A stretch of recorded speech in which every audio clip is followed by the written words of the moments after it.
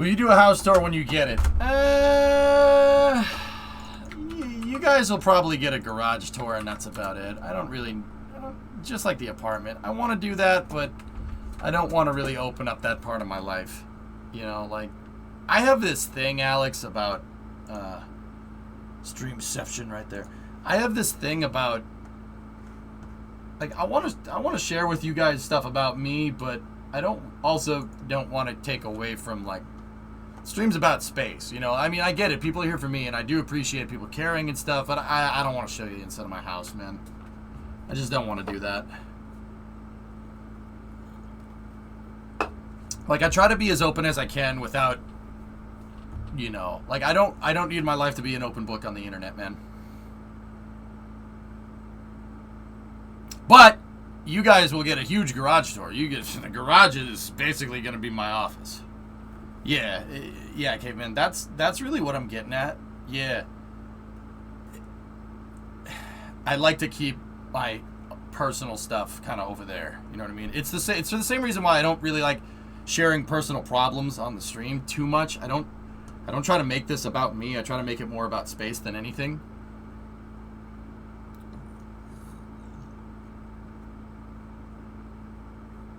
Yeah, if you meant the garage, oh yeah, I'm gonna stream in the garage, dude. The garage is going to be where my stream setup is.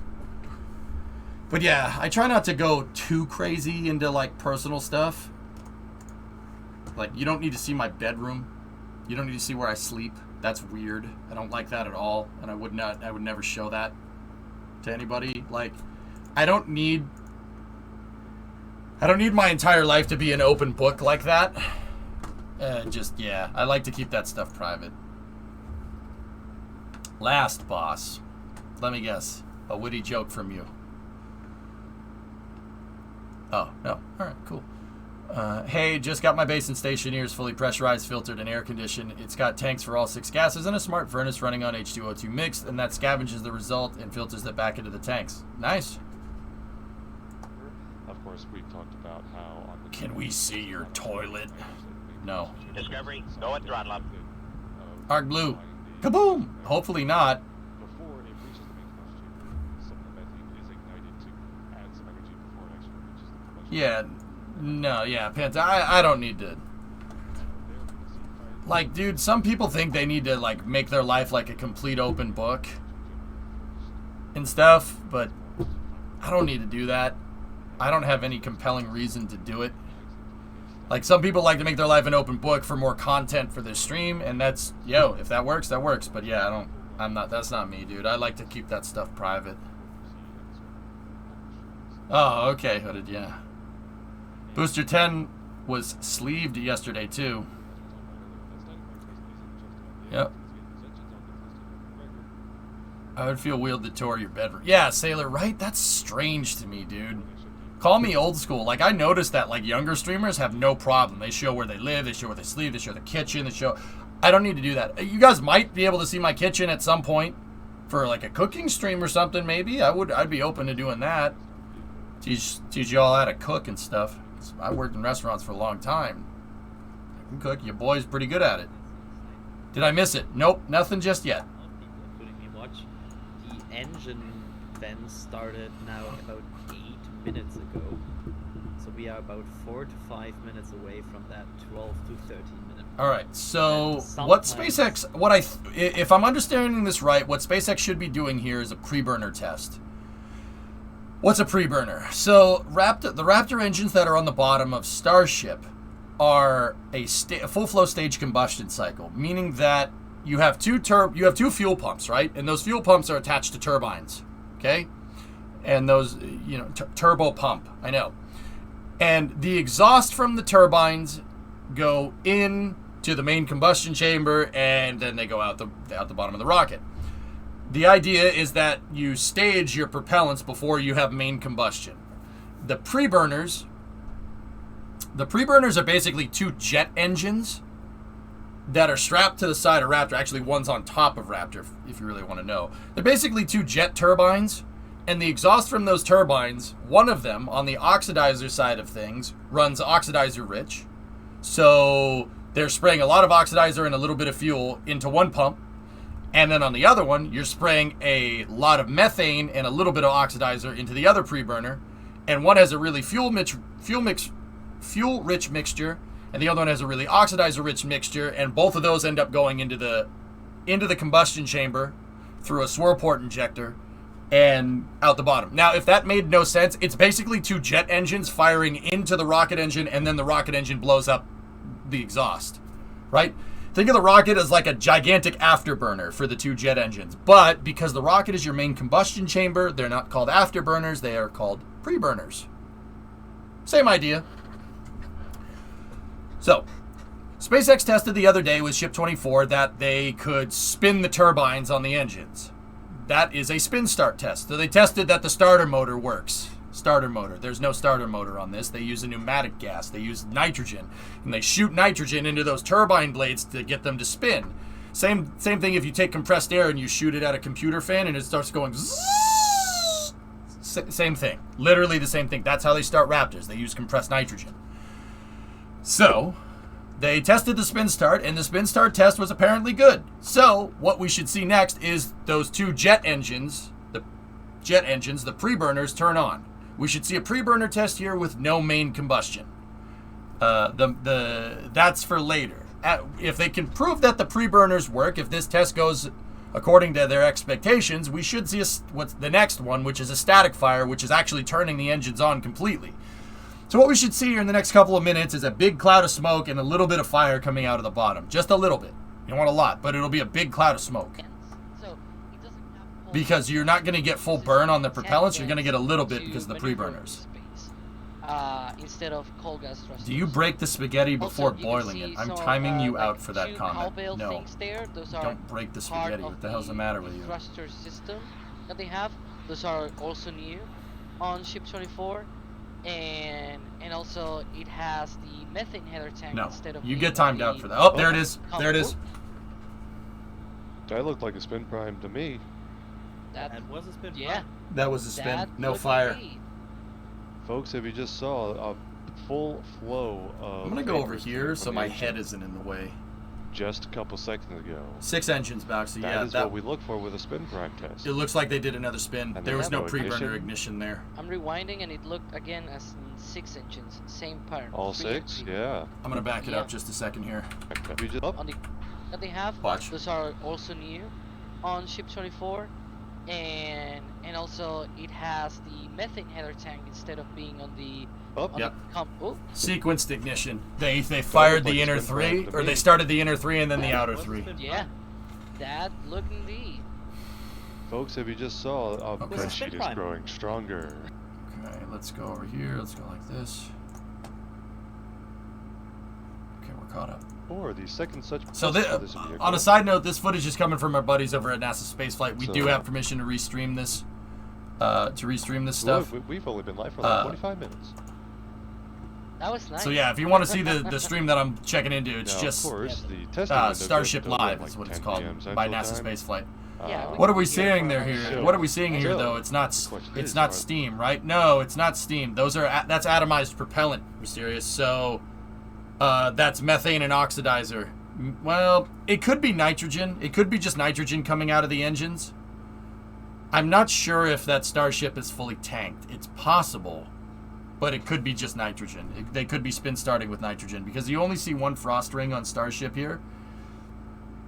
There is some discoloration at the bottom of the methane tank, so that it could, maybe, it's possible. Interesting behavior from the ship. This is definitely a different procedure what they are doing compared to yesterday. Alright, we'll have to keep an eye on that. This is live, drummer, yeah. While we continue to keep an eye on Ship 24 and any Yeah, Carstaller, I didn't see any I didn't see any pre-burner ignition.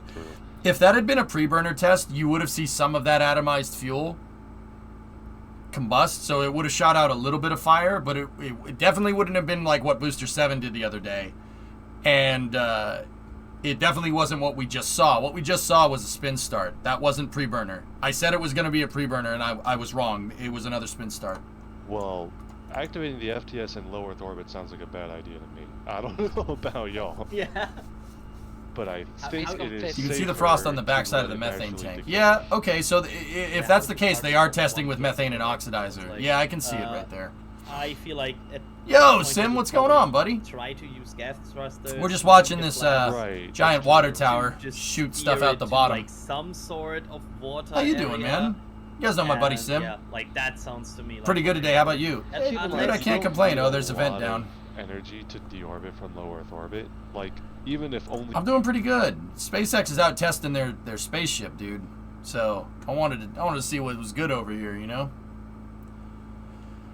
I interrupted some very satisfactory. You know. What's new with you, man?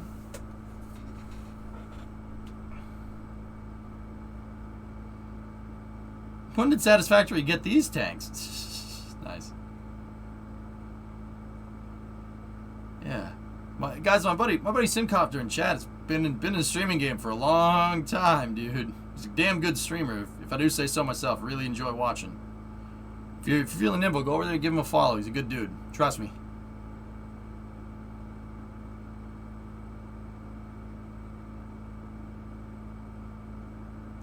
Guys, I don't sit here and tell you to go follow people unless I'm absolutely confident in their ability to keep you entertained.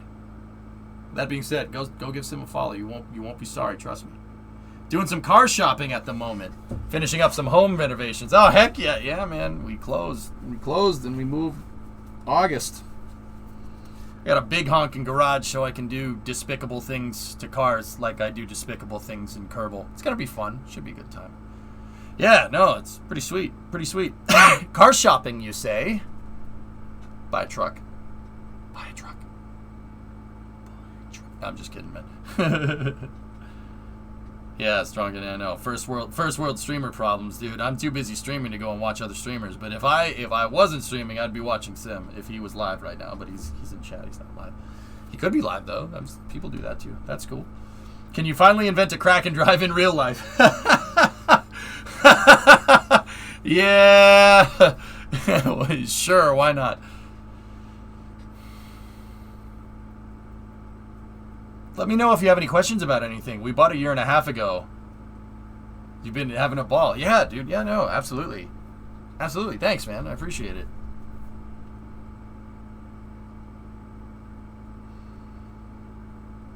So yeah, we're just watching Starship. There is propellants in it. I don't know if SpaceX is going to do another pre-burner. Let me hear what the boys over at NASA Spaceflight have to say.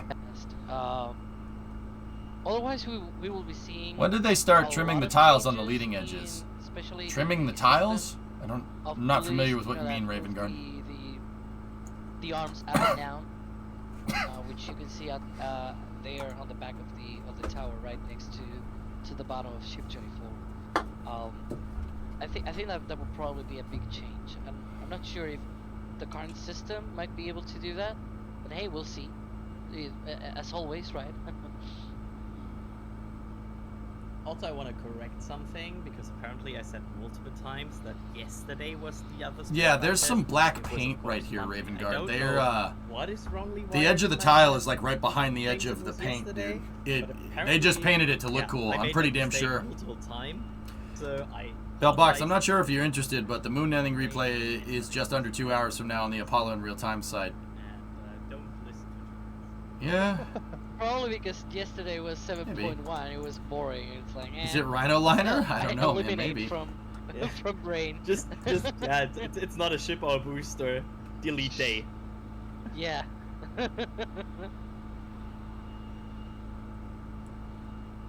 Alright, another question here. Actually, Michael is telling me that we're going to queue up a replay real quick of the Ship 24 spin prime test. So if you're just joining us, here's the test that SpaceX conducted just a couple minutes ago. See it on the left-hand side. Obviously, the live view is on the right-hand side. Yeah, fellas, watch right here. We got a spin start test, I'm pretty sure. There was no fire coming out the bottom. Basically, they turned on the pumps. They tested the pneumatic actuation to turn on the pumps, and a bunch of fuel and oxidizers shot out the You bottom. can see the And it didn't find a source of ignition this time. themselves. You can see them coming out David. from the test stand. Again, That is what we are again. describing as a spin prime test. That's a heat and shield the paint, yeah. propellant's actually flowing through the pumps of the Raptor engines. Yeah, that was real propellants coming out of the bottom there. So that was mixed methane and oxidizer. That's what it looks like. It's just a big cloud of cryogenic propellants going. That's usually what goes into the rocket, into the preburners, and then into the rocket engine. That's what goes into the combustion chamber on the rocket. But there's no igniters on. We know because we didn't see any fire. So all the propellants that they tested from spinning the pumps like that just shot out on the ground, which is fine. They're cryogenic propellants. They evaporate. You saw how quickly they evaporated. They'll sublimate into gas, or not sublimate. Yeah, sublimate into gas very, very quickly because it's an atomized fuel mixture. It'll just. Another question from Javaman. Could it have been an aborted preburner? Judging by the Reagan, judging by the vent downs. Sorry guys, I'm still getting over COVID. It's really annoying, and this cough won't go away. Yeah. So that was judging by the actually vent what I downs was here, going to say when they vented down clearly after the preburner stopped. So I don't think it was an abort after the engine stopped firing. So I don't think that. I don't think it was an aborted preburner. You'd know. It would have stopped like halfway. We had like a good 5 seconds of prop coming out. It would have shot off for like a second, and then the vents would have activated. But yeah, it looks fine, dude. Some information. At the tip of the nose cone.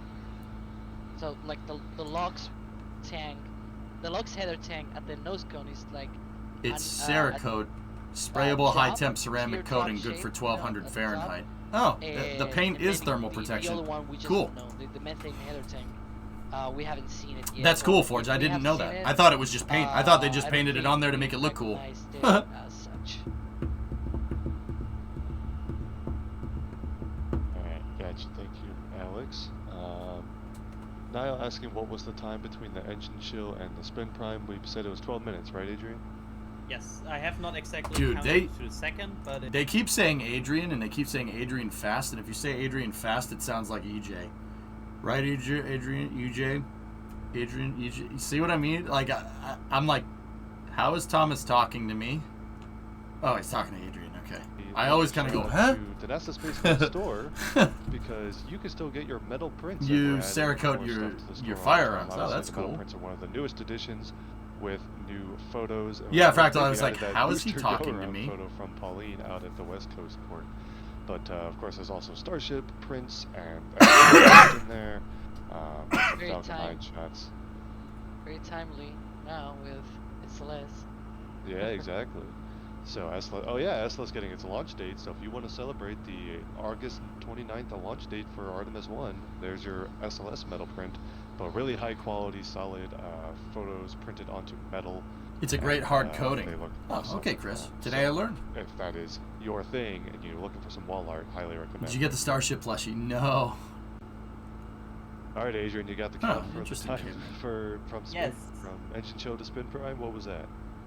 the engine chill started at 109.04, and the spin prime was at 120.38, 39ish. So it was rough math, like 11 minutes and 35 seconds.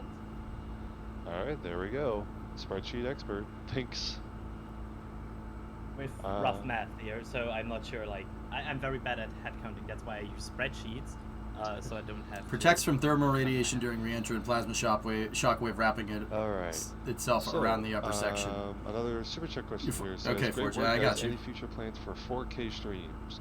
I will say that we are always considering all possible And areas of Das just future went, improvement. Don't have any specific plans to share with anyone just yet, but we're always looking to improve. I think our Cerakote is coverage kind of in like a all powder sorts of coating, different but ways. So ceramic based, yeah. I think we'll just leave it at that, and we'll obviously share more when we have new stuff to show off. Another question here. Dane asking, are we aware of any plans to use Starship bodies to build a space station in orbit? I know it's been proposed by like non-SpaceX people. Starship I don't know Depot. if SpaceX ever said they were gonna do Starship that. Depot ship. Mention it! I think it's always the problem. Like, it's not that easy to build a long, sustaining space station, right? You have to consider a lot of long-term radiation protection, long-term being able to survive in orbit and being protected against micro damage. So I'm not sure if He's the Starship producer. is He's the scenario to lead just producer use for it, or NASA is it Spaceflight more Galaxy. best Yes. case scenario to just launch a designated space station module with Starship. More fueling, more launching. Because That's the always power of Starship the design Depot. that is the best chip. It's the bit design that is the best space station. Right, gotcha. Here is a good question from Dynamo. Would they need to test the spin prep? I didn't have this queued up, I swear. That is an interesting theory as to why they might do it. Because they have just tested Jam with me, chat. To be able to test same thing that we test with the big tanks. You think that, hey, you know, we gotta test the plumbing to the engine. Feel like building something now? You should. we saw also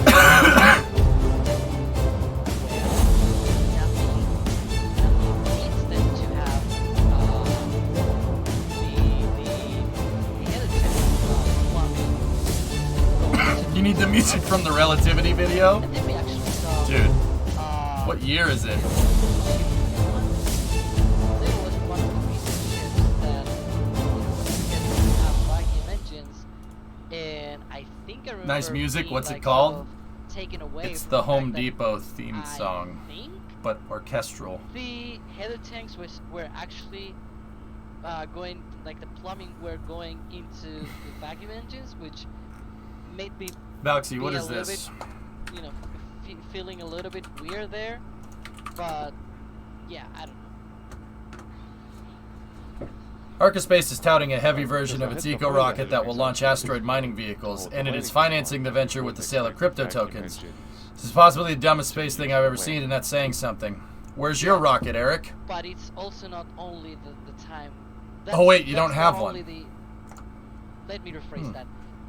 Linear Curious. burn is not the only time at which You might ship want to see will this. use the header tanks. You could use it, for example, It's Lab Padre, man. at the end of the initial burn on orbit, or something like the orbit burn. Like, I can think of many other uses for the header tanks. Yeah, the crypto Just part is for kind of landing. mad, but, I mean, As we saw, for example, who with knows? Hobbs, they used the header Crypto tanks rocket! for the end of the burn, for example, when they were going up.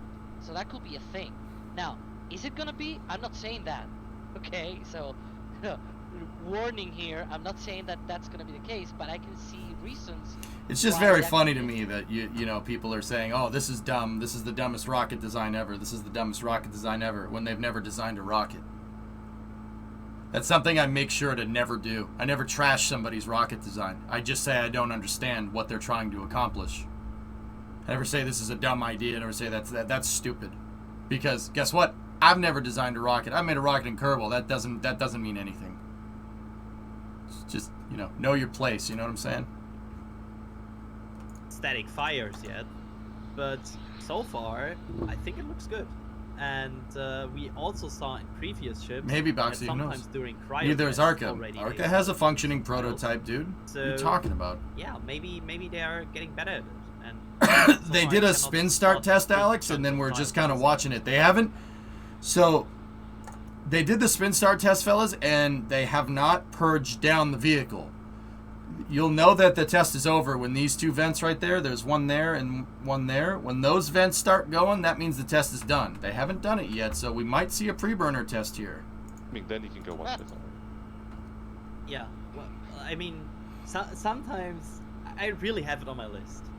I really have it. If he was talking about crypto flaws, I basically noticed agree the with him. feedback of several people at this point that apparently I should watch that movie. Also, Alex, you have not seen it as well, right? I have not, but I Your voice sounds different. What have you done with the real Oh, EJ? yeah. The You list of haven't. movies Adrian hasn't seen is problematic. Contact's like a big one. yeah.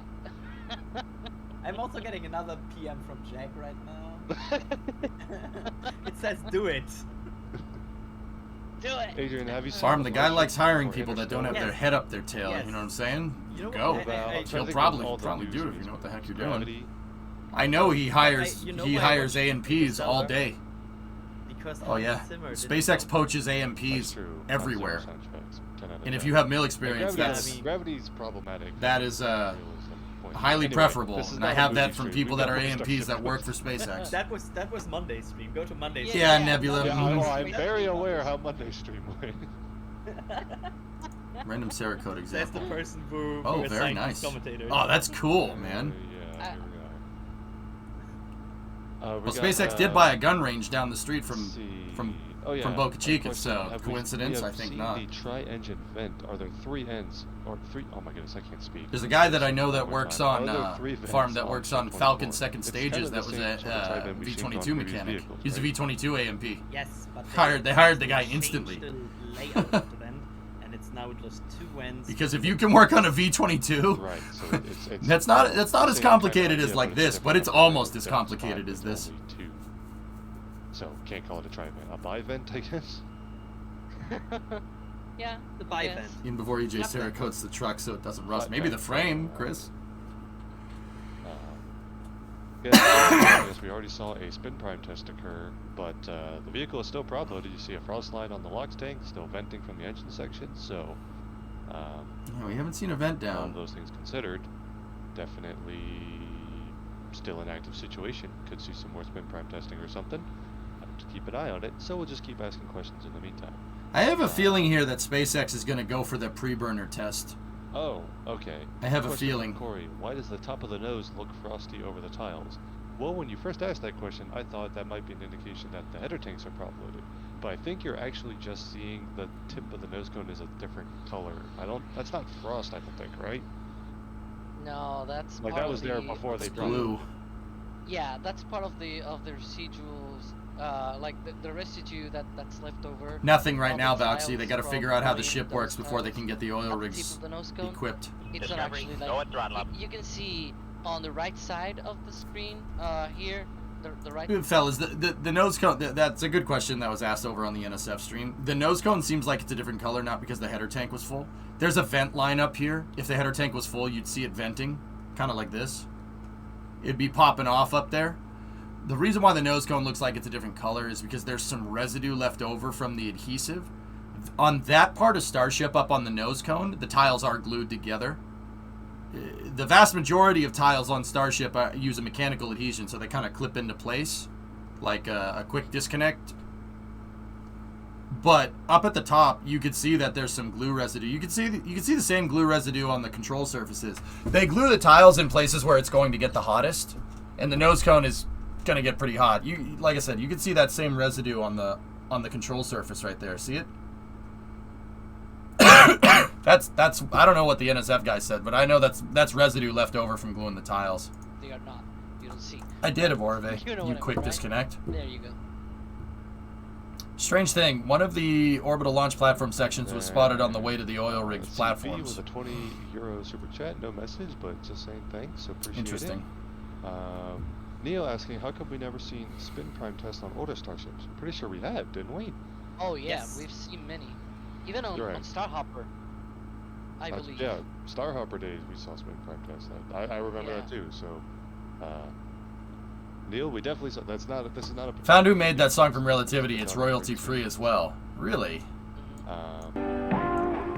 Yehuda, I believe, asking, do we think the engines will fire up today? No way. Probably not. No way. There's not been an overpressure notice, which SpaceX is still required to give, according to the latest language from the FAA report. Yes.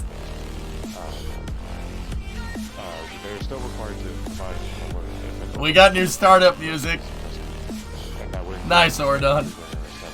So, based on how testing is going with the previous campaigns, we're still in. Here, let's see. Does it fit with the startup screen?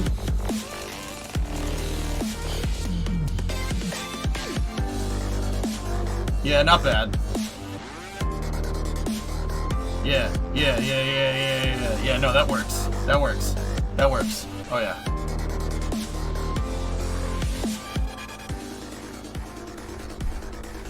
Nice. Feels like sign-off music. Can also do that, Fractal. I've never really done the whole sign-off music thing. That's really not my style. What I end up doing instead of a sign-off thing is I usually take about 2 to 3 minutes to tell everybody that I'm signing off. And then I kind of reiterate what I'm doing 3 or 4 times. Like, oh, tomorrow we're going to be live, blah, blah, blah, blah, blah. And then I'm going to play this, this, this, and this. And I'll see you guys tomorrow. Have a good... I usually take some time to sign off instead of just being like, okay, bye, sign-off music. Definitely. You can mess with the tempo. Wait, you want me to slow it down a little bit? Here.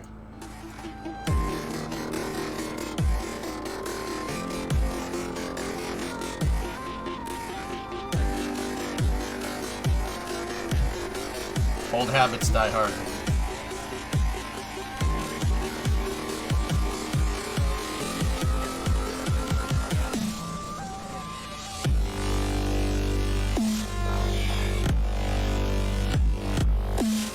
Yeah, there was the Star Spangled Banner. Dude, I actually got a lot of crap for doing that, believe it or not. I don't care. I ignored what people said, and I kept doing it. Do you think could Starship like limp to orbit if it was only firing 3 sea-level engines? Obviously, it'd be less efficient. But is that enough thrust? I have a feeling that you need more than 3 Raptors worth of thrust. You Well, hurt your neck. Yeah. I guess it depends, right? Like, if your It does, pilot is not serious. It stupid totally enough, does. When Relativity you could played probably this spend song some of here, that. when they played this song, I was like, what year is it?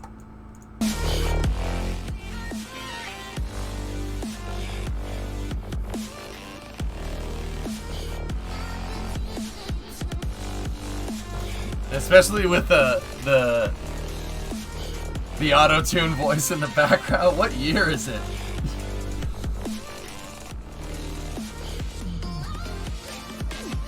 Alright.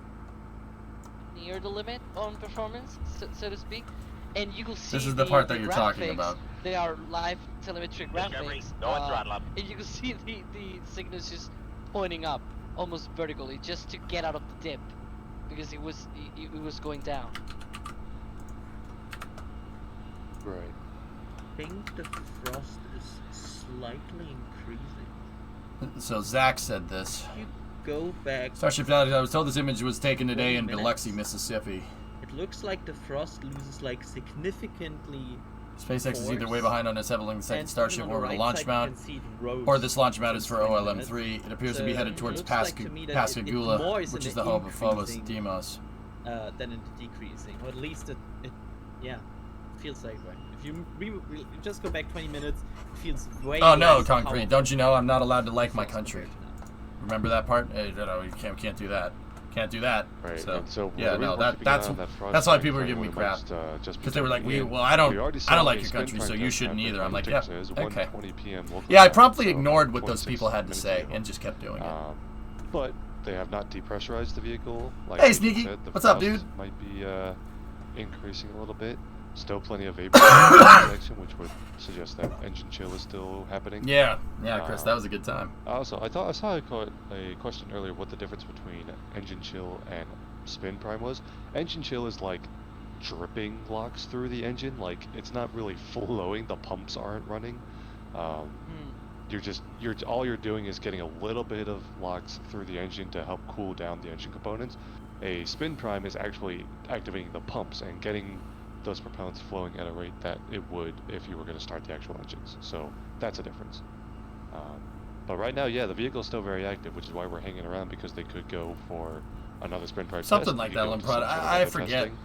Again, we think a pre-burner would be unlikely Exactly. based on no overpressure notice. Exactly, Farm. There's there's 3 engines, so 3 of them are like this, and then there's 3 more that are flipped around like that. So the outer 3 are vacuum engines, and then the inner 3 are the landing engines. Like so see that right there? See that? There's the 3 engines. In kind of the reverse of those 3 engines, there's 3 vacuum optimized engines that are fixed. They're not on a gimbal. Those are basically designed for moving Starship around in space. Can I just say never? Because I think that a fully different design vehicle that is. Yeah, that thing has 6 in there. Will at least be a space? Will SpaceX develop warp drive at some point? What are we thinking? I love these easy questions. Yeah, this was the last also, picture that we got from SpaceX at the bottom. The most interesting. Make me go into. The most interesting thing that I've seen about this picture is that we have shrouds. SpaceX has shrouds on the Raptor engines now, and the RVac, the Raptor vacuum engines, have a cover at the throat, and because they're fixed, there's a cover right there, and the turbine machinery is on the upper side of whatever of this thing. There's a on rockets, like the slang term for this kind of non-structural bulkhead right here that separates the turbine machinery from the part of the rocket that gets hot. That's called the dance floor. That's what SpaceX called it on Falcon 9, and that's what kind of everybody calls it. Like that. Once again, that's the slang term. Not every rocket has one of these things, but yeah, this non-structural bulkhead that is there for thermal, to make sure, because the turbine machinery is really cold, and what comes out of the bottom of the rocket is not cold, and you don't want the heat given off, the heat that gets radiated by the rocket engine, you don't want that changing the temperature on your turbo pumps once you have them cool. They do thermal conditioning on this when they start the engines up, right? And they don't you don't want the temperature to change, because the cold propellants going into this thing can warm up from the residual heat. You don't want that. That's a problem that they had with the F1 on the Saturn V. You had the 5 F1 engines, right? And the heat inside of the engine was cooled correctly, but the outside of the engines were melting because they were in close proximity to each other. There was 5 of them in really, really close. So you know what their solution is? You know what the solution was? It's the most 60s solution ever. They just wrapped the engines in asbestos, straight up. Straight up. They just wrapped them. They just put asbestos blankets all over them.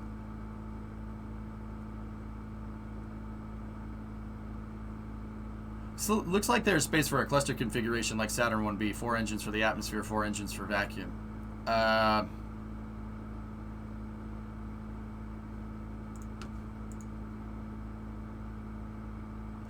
I disagree. Firework, if they're going to do anything, they're going to do 6 vacuum engines. So there's going to be a vacuum here, and then another vacuum engine up here.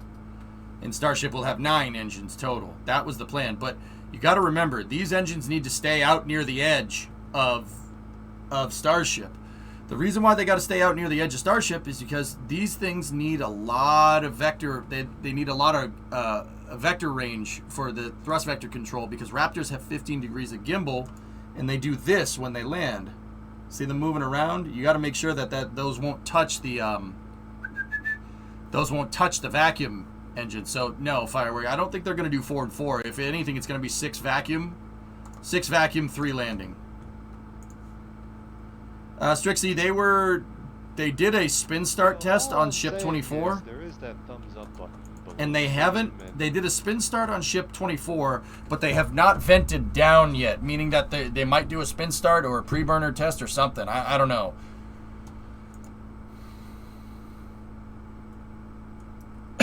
Yeah, Firework, look at Forge's image. Yeah, it'll look like that.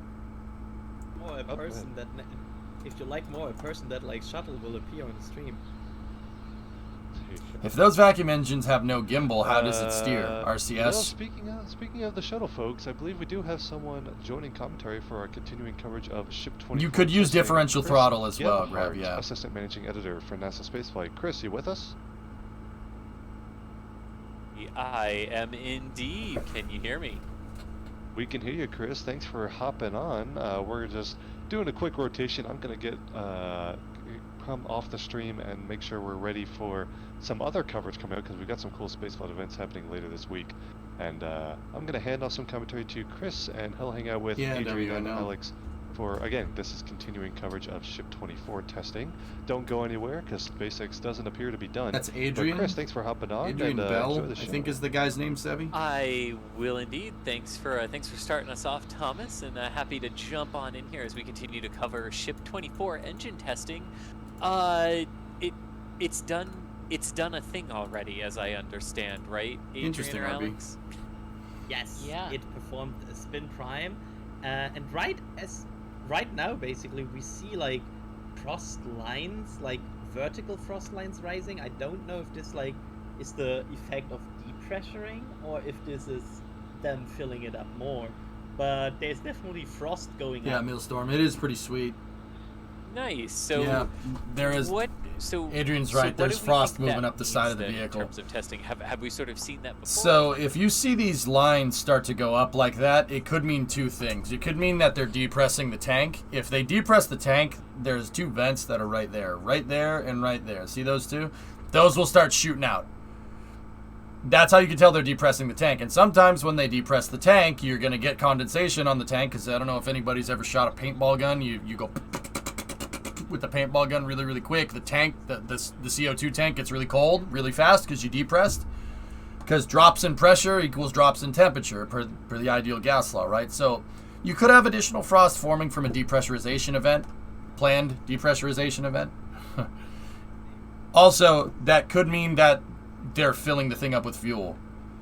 If they're filling it up with oxidizer and methane, yeah, very, very quickly, this frost ring right there, see that? That's not a white stripe on the vehicle. That's just ice that's accumulating from them filling the thing up with propellants. If you see this frost ring start to climb kind of uniformly and then rise up uniformly, yeah, that means they're tanking it, which means they're filling it up. Is that smoke toxic? It's gaseous oxygen, Noster. No, it's not toxic. No, yeah, no. Breathing that and venting it into the atmosphere, I don't think anybody's gonna make a big deal out of. You know what I'm saying? Nice, Edmana. There you go. Your guess is filling. They did a spin start test, Nikita. I thought they were gonna do a pre-burner today, but they didn't.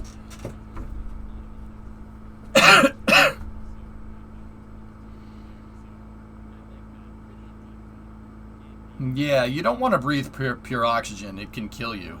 Yeah, I said that. Pure oxygen can kill you. Your lungs aren't designed for 100% O2 environment. I mean, you can, but if you're going to breathe 100% O2, it's got to be at lower pressure. So the right volume of oxygen is going in. Other than that, you should nitrogen and oxygen in an 80-20 mixture, which is what NASA uses, and scuba divers. It's called nitrox. That's fine to breathe. That's what they use in space. They use nitrox.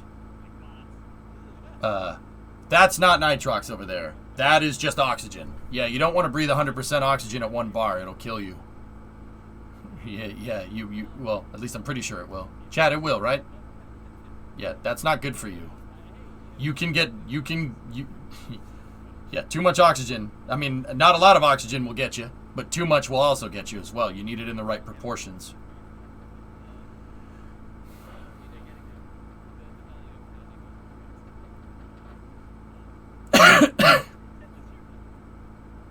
100% of 1 bar won't kill you.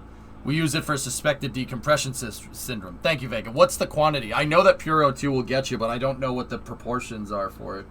Like what pressure it has to be at. Yeah, you're breathing nitrox right now, Neil Space. Exactly. You're breathing nitrogen and oxygen. That's what we breathe. Max is 40% O2 for diving. There you go. Yeah, you can get poisoning from oxygen. Yeah, so, I mean, don't get me wrong. Them spraying into the atmosphere ain't gonna do anything, and nobody's gonna cry about more oxygen in the atmosphere. I'm pretty dang sure. I mean, somebody probably will somewhere because that's just how people are, right? But yeah, no, Kras, that's no big deal. Yeah, what they're doing here is they're circulating the propellants through the engines because they want to keep the engines cool. Now, if you don't know where this is at the very, very bottom tip of Texas on the border with Mexico. That's where Starbase is. And, yeah, it gets hot down there. Like, very hot. So, what they do is they keep the liquid oxygen flowing through the engines. They keep it flowing through to make sure that the engines don't get warm. You don't want the engines getting warm right now, especially when you're testing with them, because obviously you want to mimic the flight conditions with the testing, right? But when you do move a cryogenic propellant through the engine to keep it at the same temperature, some of that oxygen will exchange heat with the motor. So the motor's trying to heat up, and you're trying to keep it cool. You pump cold liquid into it. Cold liquid's gonna turn to gas, right? Because it's gonna exchange some of the heat, and it'll turn to gas. When it does, you need vents for that. The other thing is that liquid oxygen. Yeah, the frost is definitely accumulating on that tank, by the way. Yeah, there's definitely more. The other thing is that liquid oxygen, in order to be stored as a liquid. So rockets take oxygen with them into space because there's no oxygen up there for combustion. It's not like a plane. You can't do that. So they have to bring the oxygen with them. And it's easier, believe it or not, to bring the oxygen with you as a liquid rather than a gas. Liquids can be stored in a much... First of all, liquids are more dense than gas, and they can be stored in a much smaller thing than a gigantic air tank that you'd launch with your rocket, right? So the rocket brings the oxygen with it. But in order for oxygen to exist as a liquid, it needs to be very, very, very, very, very low temperature, like minus 300 F, something like that. I think it's 193 C or something like that, if I'm remembering right. I always forget that number. I don't know why. It just doesn't stick in my head for some stupid reason. Long story short, it's extremely freaking cold. And the tanks are pressurized. So when you have high pressure and really, really, really, really, really low temperature, you're going to get... The LOX is going to basically boil when you try to turn it into a liquid. Similar to how if you have water on the stove and you're making pasta or something, you turn the heat on and it'll boil at 1 bar. The boiling point will go down when pressure goes up and temperature goes down. So that liquid oxygen is always boiling. It's always boiling, so you get what's called boil off. So they do need to constantly vent to make sure that the tanks don't overpressurize, because you don't want to change the pressure inside of the tank. That can make the tanks pop like a balloon. Yeah, yeah, you don't want that. That's why pots boil better with the lid on, correct? Discovery, go at throttle. What up, G-Core? How you doing, man? I don't boil my pasta, I just let it sit in warm water because I like it a bit better when it's hard like a churro. That was a joke. Yeah, that better have been a joke, Brian. That better have been a joke.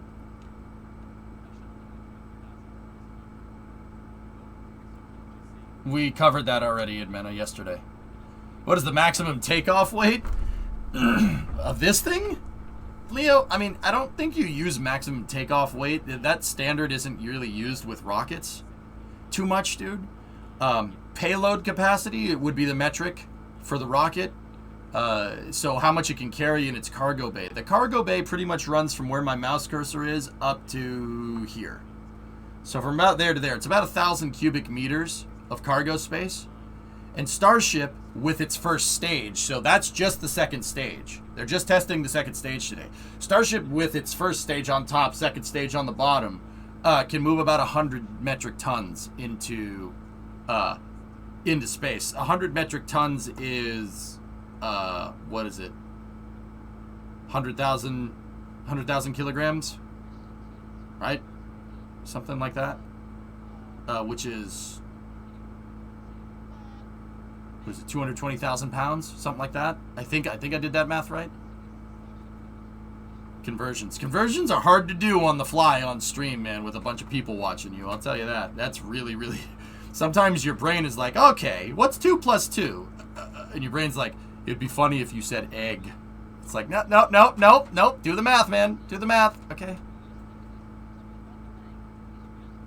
You mean first stage on top, second stage on the bottom? Yeah, if I said it wrong, W, I'd hope that you'd give me the, benefit of the doubt that you know exactly what I meant. But yeah, okay. 2 plus 2 equals chair. They're just testing engines, Flacken. They are cryo testing fireworks. Yeah, see that? See the ice? It already deems Falcon 9 and Falcon There's definitely 3 frost accumulation there, obsolete. fellas. But I'm telling you, the frost accumulation is not uniform. That could be indicative of depressurization. Unless you start seeing the frost go up in kind of a uniform manner. Like, see how that frost ring is right there? Consider like a line there and considering like a gauge being full. This kind of residual stuff is more depressed than anything.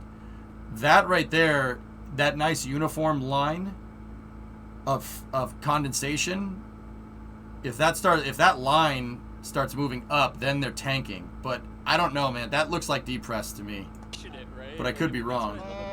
That's what I love about chat. That's what I love about our community, right? It's like, you know, like I'm so we proud love of this community. We take it so seriously that this stuff is very important to us in that regard. And yeah, definitely.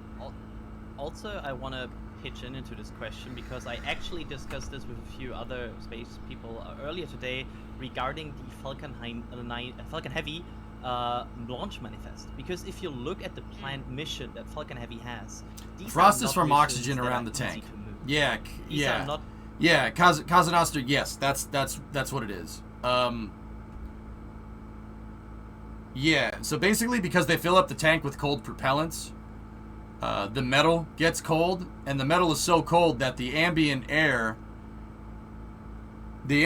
molecules in the atmosphere, the hot air molecules around Texas, hit the side of the rocket, hit the fuel tank, and when they collide with the fuel tank, when they get near it, because it's so ridiculously cold, the humidity in the air will condense and form frost on the outside of the rocket.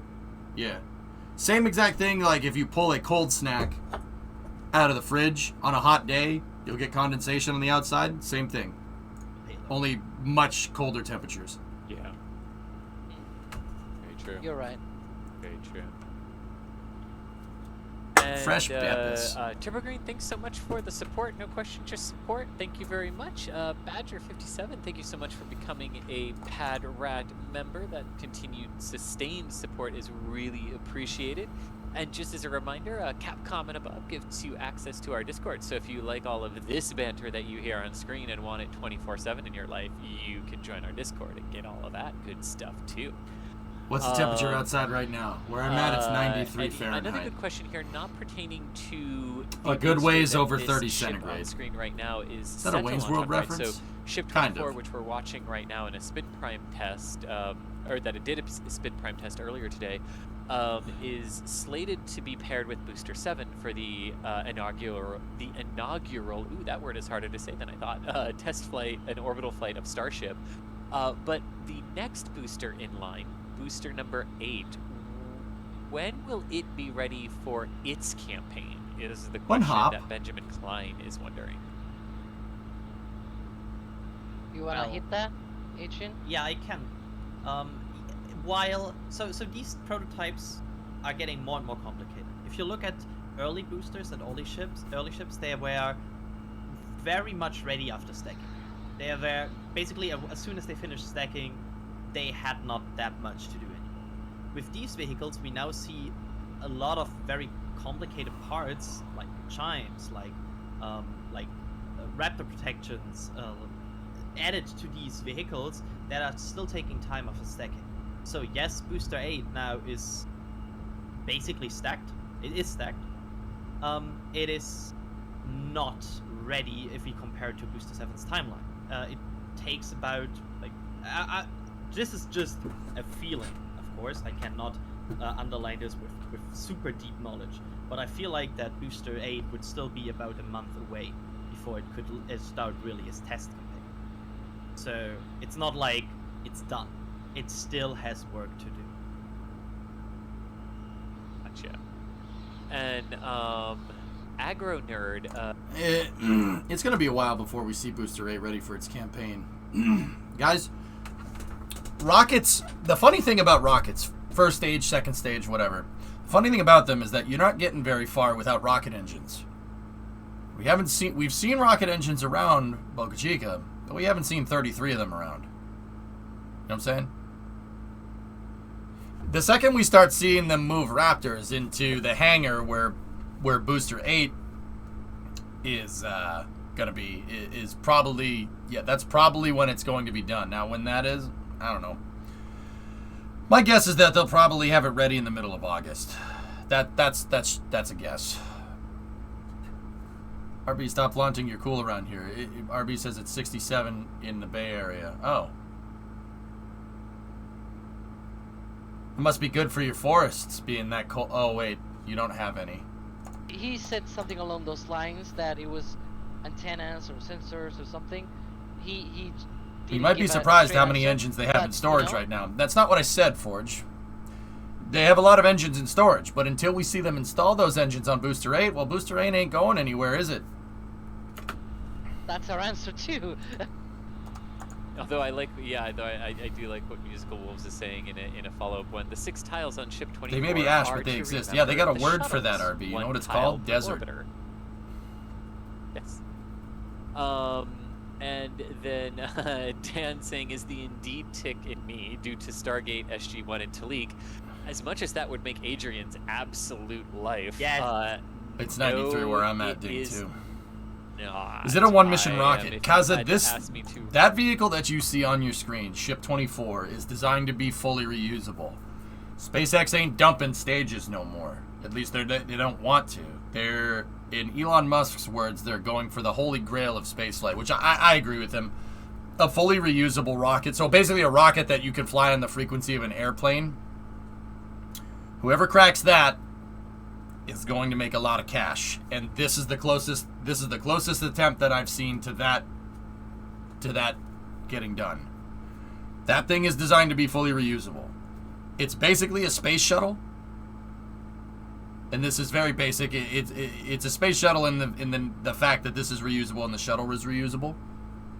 It's kind of space shuttle-esque with 4 times the payload capacity of the space shuttle, and you get your first and second stage back. And I don't mean like landing out on a drone ship or fishing the SRBs out like they did with the shuttle. The first stage is going to come back and land at the launch pad. That big truss structure behind it. See it has these kind of little hooks that are behind it. That big kind of thing that comes out the side. This thing is a gigantic elevator. The booster is going to hover next to the pad, and those 2 things right here that are behind Ship 24 are going to catch it and then place it back down onto the pad. And then when Starship comes back down, Starship will do, I don't even need to show you, it'll do this right here. It'll flip over like that, and then Starship will hover next to it, and they'll catch that too, and they'll put that right back down on the rocket. The idea is to fly the rocket as much as an airplane. So, like, you could fly multiple times with one Starship in a day. That's what SpaceX is trying to do.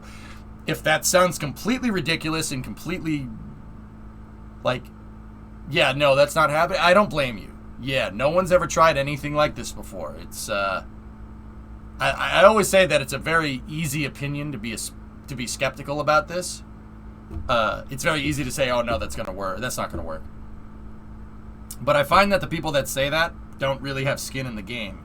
The people that are trying to make a reusable launch vehicle and have skin in the game think that this is the easiest way. So I'm inclined to believe that that's going to work. Like I said, it's a very easy opinion.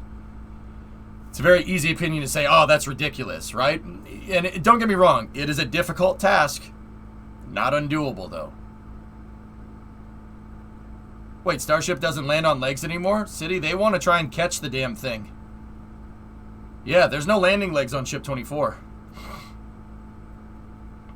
My honest opinion is it doesn't work until it actually works. I agree, Nick. I'm not going to sit here and say that that's never going to work, because there's no practical physics that say they can't do that. What's stopping them from being able to hover the booster right there and grab the thing so you don't need landing legs, for instance? What's stopping them from doing that? There's nothing in practical physics that says you can't do that. There's nothing. Like, that's doable. Very, very, very, very difficult, but doable. Sure, why wouldn't it be? That's You could do that. the nuclear thermal. Heck, it worked in Kerbal, am I right? No. What's the R? But you ain't got no legs, S24. It just seems Yeah, like know it that. is about nuclear engines. Booster 8 is still way I delayed believe since they're there's waiting for already the NASA-style thingy Nuclear to be thermal assembled. rocket, right? Oh, okay. The R is for rocket. See, that makes sense. Is it too heavy for landing with the landing legs? No, they just want to I be able to think get it there's to the already pad been and for nuclear reuse quick. engines before, Mysterious. especially I think from the Soviet Union. How are they or landing it something on the like that, or moon? Perhaps just a reactor. Nurak, Starship, the lunar variant of Starship will have landing legs because there's no catch tower on the moon. So the variant that SpaceX is going to use for the Artemis missions, that one will have landing legs, yeah. Wait, they want to catch the ship and booster? That's my understanding, Kyoki. Yeah, pretty crazy, huh? The frost line is getting bigger. Yep. But it's not uniform, T-Man, but it is getting bigger. I see it. It has to be uniform. It has to be a uniform line. That's how you know they're chilling. They're filling it with propellants. Now, keep in mind, the LOX tank is going to condense before the methane tank. I'm not sure exactly why, but I do know that methane tank won't start frosting up until it's pretty full. So there could be methane in the methane tank right now. You can see there's a little bit of frost right there on the tiles. But yeah, let's see. We'll see what it does. Gifted memberships. Tag us and let us know. Gilmore, I'm not even sure that they're going to do an engine fire today, but they did do a spin start a second ago, and they shot some propellant out the bottom of the rocket engines. But here's the thing. Usually when they do that, they depress the vehicle. So these two vents right there will start bringing the rocket tank pressures down from flight pressure back down near ambient, because with flight pressure you need the tank to be pressurized so the rocket is stronger. We haven't seen a venting event. We haven't seen a depress event. And frost is starting to accumulate, so I'm not 100% sure what they're going to do here. We'll see. No, they really do. I mean, would it be possible to construct the launch tower on the moon? Yeah, why not? I mean, difficult, but yeah, sure. I mean, I guess. Repost. Depending on how long we go on the test, could you show the landing clip real fast? It's wicked. Landing clip of what? Like in Starship? Oh, yeah, maybe. From live coverage to curated video content to the articles. They better find a really flat part of the moon to land that thing sure on. Everything's in place for a launch that still isn't even this calendar month. The basaltic regions geek could do it, where they landed Apollo. Yeah, sure. That could land that just fine. Keep doing everything that we do. So thank you, Chris. Thank you. They could be doing a surprise launch. What are the chances the FAA have approved a launch but have an announcement? I do know Nerva. I know about that one. Badger, they have to. The FAA has to file a temporary flight restriction, and that has to be public information because all the pilots that fly planes around need to know not to fly near this. So we would have a TFR and a NOTAM if they were going to fly it. If SpaceX launched this right now, yeah, you'd piss off a lot of people. That's definitely not happening.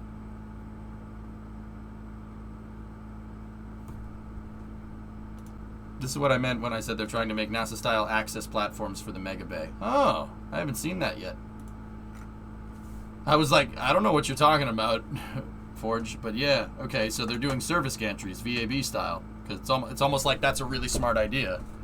You know, a lot of people criticize the VAB, Forge, and they say, oh, the way the VAB is made with that crawler transporter, it goes so slow. No, the VAB is designed to handle one launch a week. Yeah, with 3 mobile launchers, 4 high bays, and 2 pads, the entirety of Complex 39, provided you could get enough stages, could launch this. It was just basically like max capacity. You could launch once a week. Yeah. It's designed for extremely quick turnarounds. While the bottom Starship layer, is designed to the go cross even ring, faster because the stays kind of the VAB. same. The So VAB I and the launch pad am are gonna one stick with vehicle, my technically. ongoing That thing can prediction put the vehicle that together, this is or it the can receive. liquid oxygen that It can starts receive to the thing from boil space, or it can just pick it up off the inside ground and stack it. inside the Hey, Baramus, what's up? tank, and then basically the gases, still cold gases, go up the tank and start to condensate the outside of the tank. I don't know a lot about the That's, FAA. what I suspect here. I don't know a lot about the FAA, but what if they would launch? What would the consequences be? The FAA would... They don't even have a license to launch, Violent. This thing hasn't even been certified by the FAA. The Starship with Super Heavy hasn't even been certified by the FAA to be able to launch. If you launch this thing with no license, fines, and the FAA would ground SpaceX Starship development for a good while. You don't want to piss in their cornflakes, man. That's not a good idea. And also, if they went to launch and didn't tell anybody about it, a plane might be flying near it, and the rocket could hit the plane, or you're putting lives in danger there. You don't want to do that. They wouldn't launch, guys. They absolutely wouldn't. Those ads really do help us too. So thank you. And speaking of Paul Mason, gifting another 10 Red Team membership. So thank you so much, Paul. Again, I mean, 30 new members just randomly. I want to close the door of the Mega Bay for now. For people who are They watching, want to but not close the already door of the members, Mega Bay. thank For you now, so they can much, only reach the Paul. booster using man really baskets. In means the a lot. future, they're And making to platforms Aaron, and closing the door for who became a FOD. Padrat Yep. member, and also to Eugene, who became Yeah. a Padrat member. Thank you so much. They And, wouldn't ground Falcon 9. It's a different system. Really, Alex. I know that can seem like hollow words, but they really do mean a lot to us. And Yeah, so, Mutter, that's a good point. Virgin Galactic, when Richard Branson flew into space, violated the temporary flight restriction. Basically, a TFR for a rocket is an invisible corridor that goes up into space. And you could basically fly as high as you want. Your spacecraft can fly as high as you want in that corridor. When Virgin Galactic went to launch, they went outside of the corridor, and the FAA grounded them. And they haven't launched since. Take that information for what you will. scheduled That- for the when end was- of when August. was that? Dun dun dun. Yes, August 29th. In case nobody heard, August 29th is the earliest SLS. target Oh, no. date they have on the Eastern Range for SLS's Artemis 1 flight. So the question we have from Tony Blue is, with SLS scheduled for the end of August, is there a possibility of having both SLS and a Falcon 9, or Falcon Heavy rather, stacked at the Cape? What's the diameter of And those I brought corridors? this question up specifically Depends on because the rocket, depends on I'm where it's pretty going. sure a Flight lot of and it's people different every also have time. questions about the Falcon Heavy manifest. So what do we think with the news today that SLS is indeed targeting a penciled in date of August 29th? Do we have a shot of seeing a Falcon Heavy on neighboring Pad A? I don't like to be the bringer of kinda non-optimistic news, but so far the only mission that would fit this criteria is VSAT 3. That would Off be topic, net you Forge, September. please. The Falcon Heavy would be basically fly net September. What I'm a bit worried about this mission is it's net September. It's kinda not really locked in. It's a bit like Falcon Heavy has proven so far this year that it's a bit slippery. And I feel like this might be another case where if SLS really goes end of August, it might just miss Falcon Heavy. But we will see. Yeah, and I think a good thing to point out here is that to all of the available information that's out there, the delays are not Falcon Heavy related, but rather the payloads they are intended to take to orbit. Because a very interesting thing that we saw here was that a lot of the classified missions for the National Reconnaissance Office, as soon as the Russian invasion of Ukraine happened, all of a sudden a lot of those just got delayed. So that was a really interesting thing that could be coincidental, but it's the NRO, the National Reconnaissance Office. You know, there's good argument to be made there that has something to do. Mutter, So Branson's it flight is was the worth 11th noting of that July, that's largely 2021. because of the payloads, not the rocket itself on that A little over a year ago, Mutter. And with that, we actually have a bit of a comms change really quick. Alex is stepping away for a few minutes here. So we are going to bring in the one and only, and this is honestly to prove for all of you that we are Wait, not I'm the same here. person. Oh, I thought, what? Does that message not say I will be out for a few minutes? Okay. Yeah, a few minutes. That's a been few minutes a was couple done. of them. Okay, well, Yeah, the about- person speaking is not the person whose title card is on the screen right now. But I Yeah. was going to say, Go regardless of Alex's status, we have the one and only Chris Bergen on, just to prove that we're not the same person. So, Chris, how you doing? To be fair, that Oi! hard Is it works, Birmingham because when Alex was accent? talking, Wait, he what said accent does Spain. Chris have? And It's our Brummy, isn't it? weather has been so Brummy, hot innit? recently, you won't believe. It's Oh. been like Spain. Just making sure I was getting that in. Man, an Englishman has been on the stream for less than 30 seconds and already, yep, first thing. Oh, it's too hot. Looks like ship 24 has Yorkshire. gone through the spin prime Thanks, test by the mate. look of things. So that's second test of spin prime. And I did see a question asking what's next. just What's two next different angles, with Chris. pre-burner. Yeah. But do we think they'll do it in this test window without a notice? Or do we think Nice. they'll go for a notice maybe tonight and then it'll point to a spin prime? Is there Oh, a nice, window Dragon. tomorrow? There you go. I guess that's a good question. Yes. How long does Yeah, the test there's window one. go tonight? Test window goes tonight to 10 p.m. and there's Oh, another window no. tomorrow from 10 a.m. to 10 p.m. And go for pre-burner, as we kind of mentioned before in this stream, basically every regulatory thing we know. I points combined in like the 4 or 5 direction of together no. tests. It's mostly But just to also- piss you guys off. Basically every other thing we know about how they conduct these tests. But it is too what's hot. next, It's 35 in the kinda shade. points into the direction of maybe. It's So it's a situation where we are not sure what it's 100% 30. is the It's procedure at 34 this C point. here. It's And not too bad. Yeah, I we like basically this want weather. to This point weather's out great, man. stuff Yeah, is but possible, yeah, you but we boys don't have know what is no possible AC. Have fun because with that. SpaceX didn't give us an exact flowchart. As It'll much be as we've okay asked if- for it, no. Yeah. It would be great if we actually got that. Well, look, this is where we are. This is where we stand. The testing Yeah. ship 24. They were hoping to have Booster 7 tested probably before ship 24.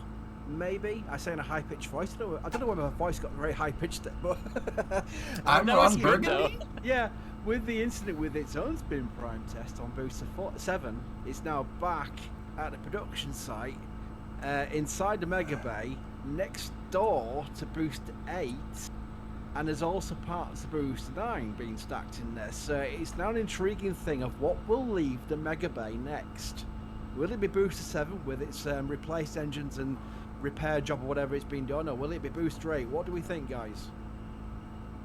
I think they're It's repairing. speculation because we don't know, but let's speculate. So what we the think options plan are will be. a repaired 7, a Yeah. rushed, not a rush, but like an advanced 8 or Yeah. 9.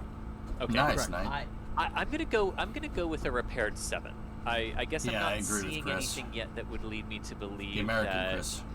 there's enough they would need to repair that they would just either scrap it or Do we have an idea when we swap see it, some but static Could be fires? wrong, but that's what I'd go with. Couple weeks. Pat was I correct will- by saying let's do a poll. Sorry, you go on. I'll do a poll while you're talking. Okay, Oh, I will yes. rule out Yes, full 9. time. I will rule out 9 because I think they would either go for 8 before they go for 9. Because I don't see a reason why they would skip 8. Okay, It's fellas. Convert. hard, like it's one of these. My 107 heart says one, F2 my C. brain says another, but my heart says What the B7 hell? because I would wish they would recover it, but something in me and like my idea how they I would gotta talk work to and Drummer the fact about that. That's not Booster working 8 is correctly. stacked, that they are now working on the fine details. Something in me tells me it might be 9, might be 8. What's I- the I- nomenclature yeah, I go for with that? it. I just do I the think conversions next in my booster head. will leave the Mega Base game. Here. You can tell I can't multitask because my Huh. poll is now active, and I managed to add an extra Q at the end. Oh, Mutter got it right. Ah. So an it's extra number, Q, space, always unit, right. space, unit. There you go. 41. 107 is 41.6C. It'd be a quick poll, so it'd be a flash Thank poll you, to see Mutter. what we I think. didn't But know. so I never far, use the converter. You guys the do? first nearly Because I do the 800 conversions up votes, here. We've got 77% going with the. Let's go over I here. think everyone's in that same mindset where we saw the transfer tube that was squashed. We all thought, I know, oh, Crash. that's end of Boost 7, they're going to go into Boost right now. Yeah. And lo and behold, Boost 7 was repaired and rolled back out. So we may be the same Crash, situation basically, now where Boost that 7's that come flight back. was about as close as you can get to a catastrophic failure without actually failing.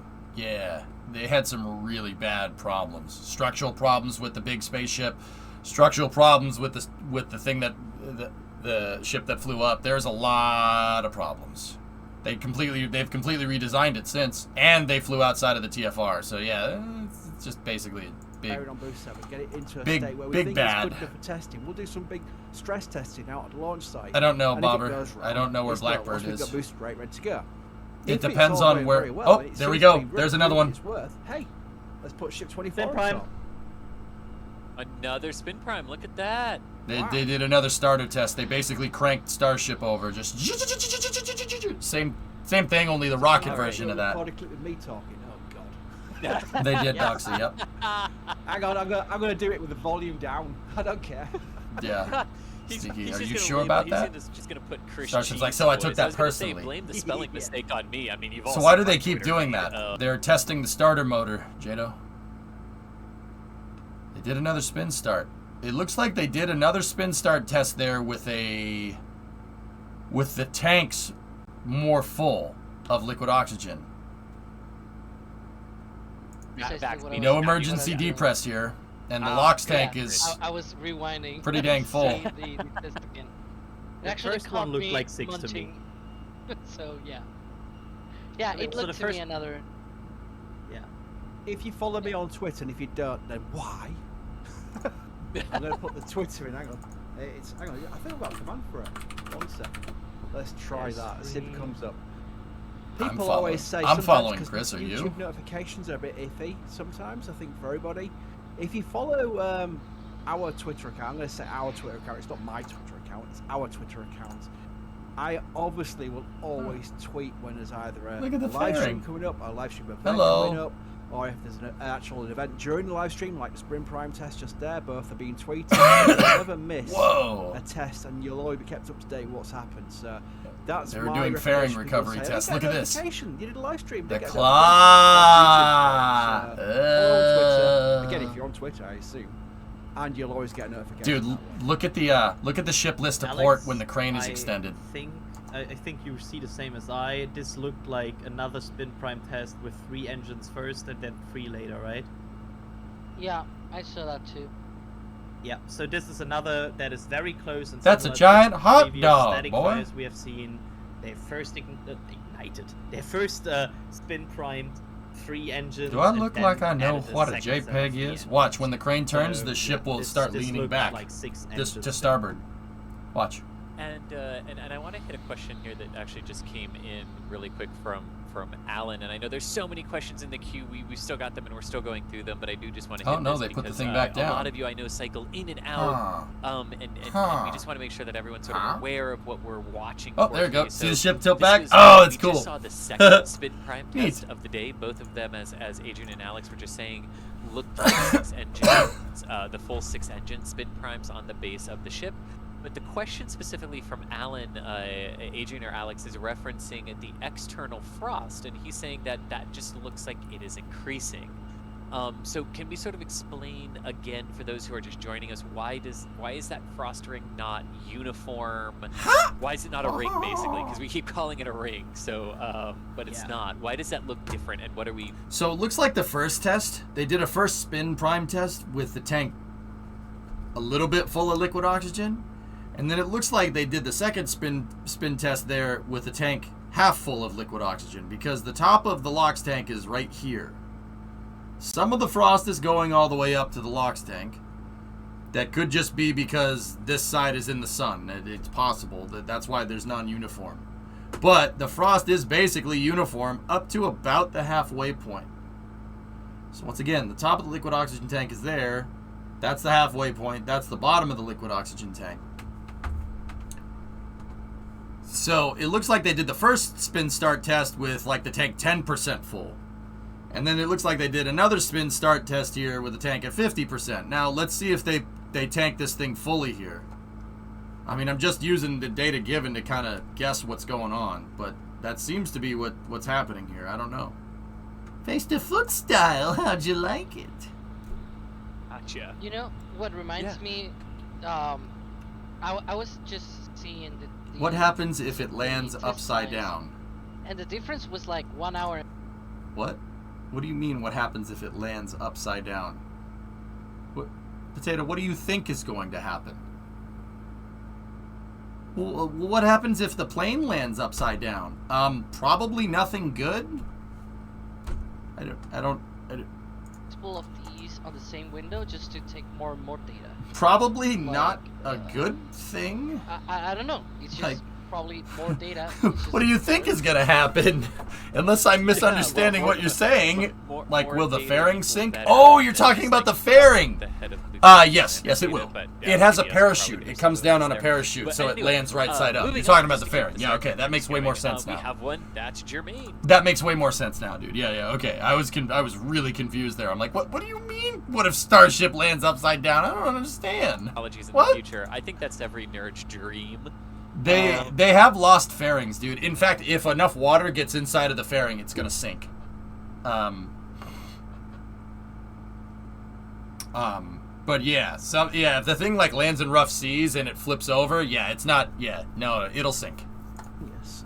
If it capsizes, they ain't getting it back. SpaceX does lose fairings from time to time. That does happen. Like, drive things on to make the advances, take the risks, and do it on his own dime, where it's not like almost like he's constrained by government funding or anything like that. Even though government funding has come involved now because of the way SpaceX deals with that But you do need a Zephyr and Cochrane, and you do need an Elon Musk. I know, and Penta. You never know. I think warp drive. I think that's obviously not in our lifetime, but advances. That's what we need. We need the baby steps towards that sort of thing. And Yeah. that's an Elon Musk thing.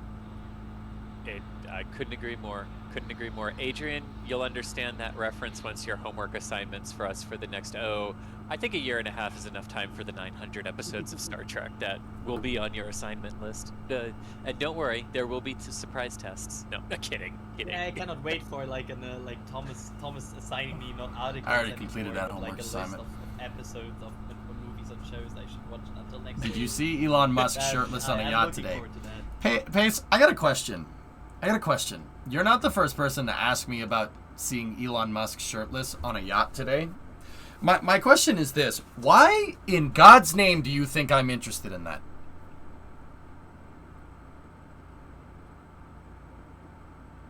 That's my question. Why do I care about that? I like a bunch of people ask, "Oh, did you see Elon? Did you see Elon?" No, I don't care. I really don't. That has nothing to do with rockets, so I really don't give a frick. Like, did you see him shirtless on the yacht yesterday? No, I don't care. I don't care. Yeah, I don't care. Jerdy, thank you so much. It was for kind of the space Hat related. Membership. Thank you very much. And oh man, Mr. Muskrat, you became a Capcom member, and that means you have access to our Discord. So get ready for the hilarity 24/7, because in Discord we never go away. We're always there with you. Neat. So yeah. Yeah, Tell you one Enjoy. thing, I'll tell you a quick story. I was very new to Discord to the point that our Discord was boss. my first Discord. Maybe Why it's wouldn't old. you? Because I don't But it's very care. addictive. I don't care. Like what makes you think that with the information presented on this stream that I would even be remotely interested in that at all? And that's gone very well for us all. Yeah, especially as a European, you sometimes have a very interesting experience waking up to this Discord. Who's because the peeing? Americans just become active when you go to sleep. So basically, you wake up and you see like chaos that engulfed the Discord over the night while you took a quick 4-hour nap. Let's watch to see if the frost ring gets any higher. If this frost ring goes up higher, it's kind of confirms what I was thinking. I think they're gonna go full pressurization spin start if I'm looking at this correctly. Well, I mean, the way people who know Discord and how this works, there's a multitude of channels. Yeah, You've Blackburn, got right? update and news channels, which are very pure, kind of like just basically information and not any Heated, chat. man. We've got That's party cool. chat, which is basically anything goes. We've got sports ball, where we can teach Americans what real football is. We've got tech chat. We've got all sorts of things in this. All the vehicles: Starship, SpaceX, McGregor, Artemis, Blue Origin, Roscosmos, ULA. I mean, I'm going down this list. It goes on forever. It's just like lots and lots of channels for what you particularly like. So yeah, I like it a lot. It really is. Where You we know have where a questions soccer ball where belongs? we have arguments Harbor. like what Chris Watt is asking in chat, going Star Trek. What's everyone's You know where favorite footballers captain? And, belong? Harbor. I'll just say this, and I will Tell go me back I'm to actual wrong. questions about the test. Picard. Oh man, had you asked me that 2 months ago, it would have been Cisco. Harbor. Asking me that question now, it's Captain Pike. Not the emissary. Oh, I was about to say you moved on to Captain Pike. Good, very good. Yeah, yeah. By the way, UK people, if you got Sky, Yeah, it's it now looks like it's Paramount filling in, Plus, and it's caveman. free with it, and that means we can now watch the New Worlds show. What's it called, Chris? Strange New Worlds. Strange Yep. New Worlds. We can now watch it finally in UK. So if you got Sky, link it. Insert to Paramount deflated Plus, it's football free. joke? Oh, so you And admit it do is called There football. wasn't a weak episode Nice. in that first season, and I will refrain from saying anything else because I don't want to give it away. So, Discovery, back go to at Ship throttle. 24. Peter, thank you It's so true, much for Tybot. becoming a red team member. But we should throw soccer ball, Dirthamer Harbor. Oh wow, Footballers, Duthamer, Harbor. Thank you so much for the Soccer Capcom goal, member. Yes, our Harbor. hilarity ensues for the rest of your life. Ha ha. Kind of, Tomas, Shill kind Slayer of. saying, paying forward my gift from Chris K. Harbor. The Harbor. T. team that Harbor. keeps access to everything space and SpaceX Lion, as close Harbor. as I can possibly get Throw it to in- throw it in across the Harbor. pond. Thank you so much, and it's truly our pleasure. We just love doing this, and we love The that Harbor all you isn't come that along big. For it I and beg to love what differ. we do, and love our Telling me, our attitude to wait, you're telling me that there's not enough bodies of water to throw British things in? I disagree. Massachusetts has plenty of coastline, okay? We don't just need to use the harbor. We can throw it in the outer harbor. The outer harbor is huge. because space should True be fun. story. Talking back to some questions about the We threw everything in the harbor, and then it became a super fun site because we threw industrial waste in the harbor. It's not a joke. That got real quick. Who outside of the U.S. plays U.S. football? Who cares? Serious? We don't. You don't understand. We don't care what you think. We're not. That's the whole point of. That's the whole object here. Flights, That's why we put the and team in they harbor because we never don't care what you think. reached that level on other static fires or anything for any test. So no, I'm not aware that was the case. Ever. Gotcha. Oh, there's a depress. Test's over. Ooh, look at that deep. Full depress. Methane tank and oxidizer. Yep. We're done for the day here. We get it, Starship. You vape. Jeez.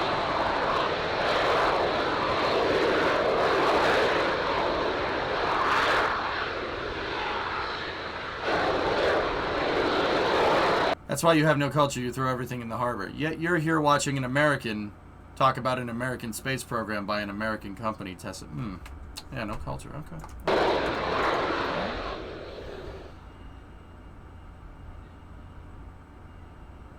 Damn. Well, folks, if you That were was dozing that off, was a which I vape. don't know why you would do, because our colorful commentary was absolutely wonderful. I hope you're all awake now, because that was, wow. Well, that was an unmissable So my guess depress event. was I think wrong. We can all agree on that, right? This isn't culture. This is science. You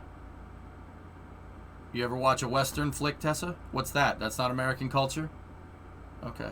Depressment. So talk to me just a little bit there, Adrian, about why you said it that way, because you said it in a very specific way, the end of that particular event. So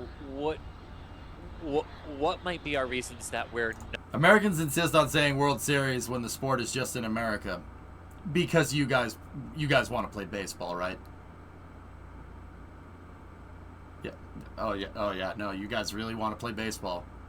If we called it the Global Series and we said everybody's open to play, you guys would be like, "No, we're not playing baseball. Don't lie. Don't lie."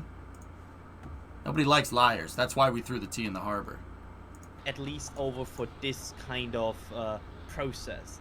If we see another test, it would most likely involve a full detank of the vehicle and then basically a restarting of everything.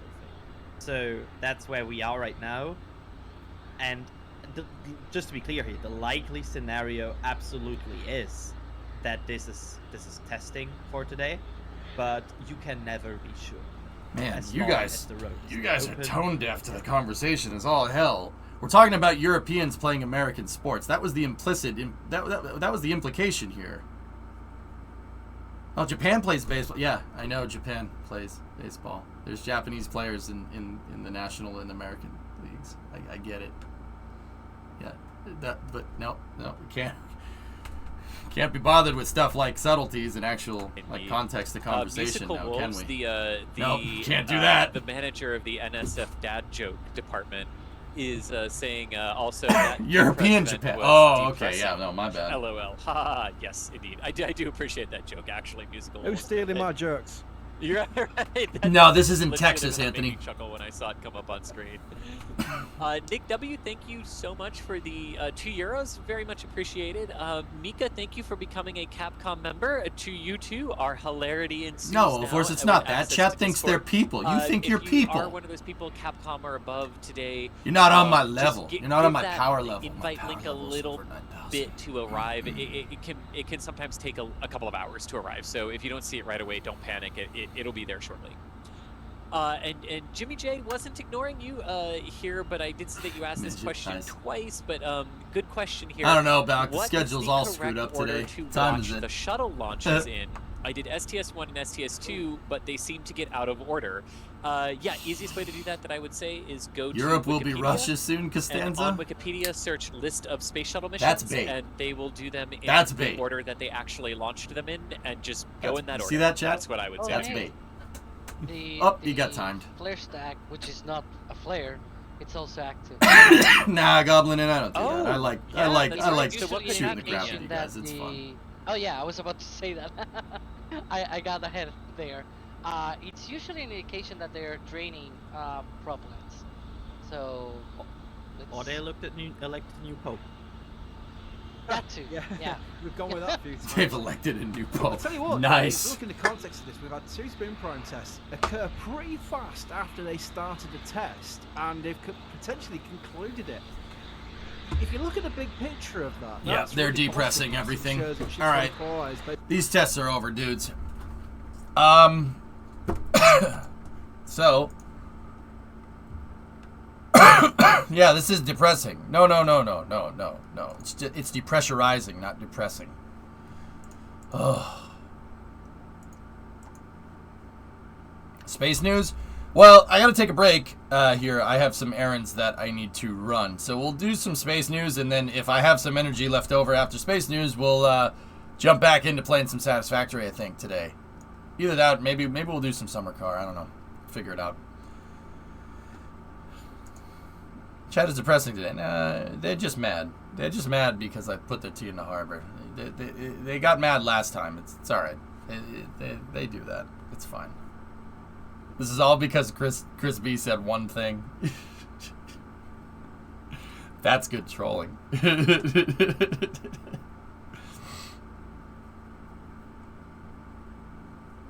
It's drummer. It's not harbor.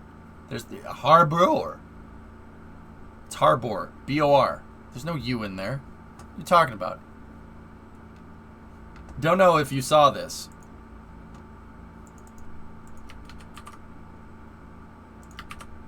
Targeting Thursday, July 21st for a Falcon 9 launch of 46 Starlink satellites to low Earth orbit from Vandenberg. Yeah, we knew about that. That's of course. Honor your arbor, color. Ugh.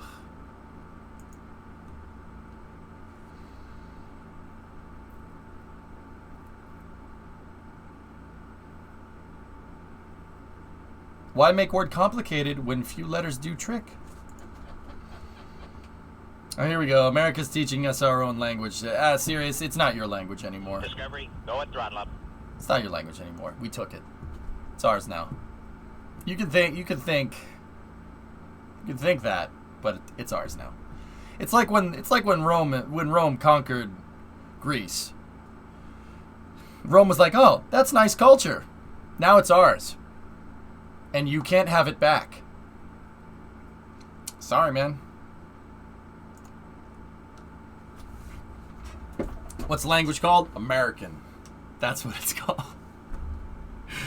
That's what it's called. We culturally appropriated your language. I'm leaving now. Let me get some. Jesus. Walked into that one. Nice. All right. You cannot ban the streamer. Why? Why are you booing me? I'm right. I gotta run to the store real quick. Let's see. What do we got here? I spaced out for a second. What happened? They did depress on Starship here. So we're going to. I'm gonna put on a thing here, and I will be back, and we'll start like actual space news. This whole day has just been space news. I've been trying to play Satisfactory, but it ain't working. So let's go over to EJ's Space and Rocket Review. Okay. It is the 53rd anniversary of Apollo 11, so I got something for you that you might like. I'll be back Contact light. momentarily. Okay, engine stop. APA at a descent. Mode control both auto. Descent engine command override off. Engine arm off. 13 is in. We copy you down, Eagle. Houston, Tranquility Base here. The Eagle has landed. Roger, Tranquility. We copy you on the ground. You got a bunch of guys about to turn blue. We're breathing again. Thanks a lot. And we're getting a picture on the TV. There's a great deal of contrast in it, and currently it's upside down on our monitor, but we can make out a fair amount of detail. Okay, Neil, we can see you coming down the ladder now. Sunday, July 20th, 1969. Around the world, nearly 1 billion people watched this moment on television as the first man from Earth prepared to set foot upon the moon. At the foot of the ladder, the LEM footbeds are only depressed in the surface about 1 or 2 inches, although the surface appears to be very, very fine-grained as you get close to it. It's almost like a powder. Ground mass is very fine. I'm going to step off the LEM now. That's one small step for man, one giant leap for mankind. I believe that this nation should commit itself to achieving the goal before this decade is out of landing a man on the moon and returning him safely to the earth. All that we have accomplished in space, all that we may accomplish in days and years to come, we stand ready to share for the benefit of all mankind. As we explore the reaches of space, let us go to the new worlds together, not as new worlds to be conquered, but as a new adventure to be shared. Since the earliest time, man has imagined this moment, the moment when his fellow man would make the first journey to the moon. Now the time had come. In the 6th decade of the 20th century, the ancient dream was to become a reality.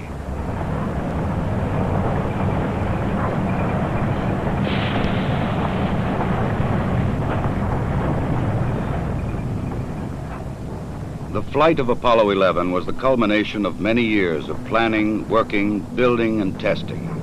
Thousands of people had contributed toward this day of accomplishment. The great Saturn V rocket and the complex Apollo spacecraft had been assembled together and moved to the launch pad.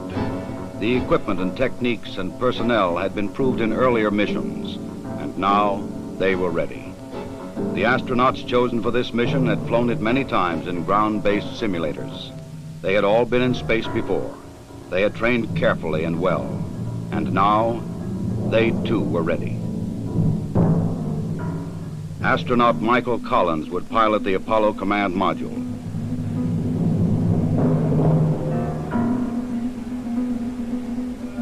Astronaut Edwin Aldrin Jr. would pilot the Lunar Module.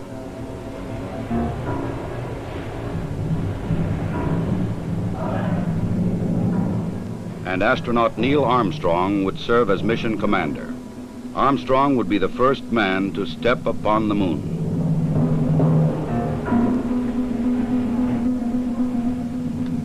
July 16th, the day had come.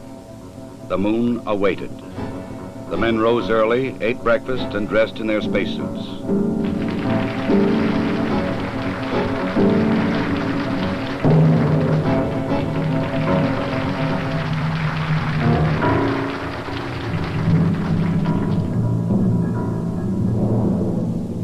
Other astronauts had made this journey to the launch pad, but never with such anticipation.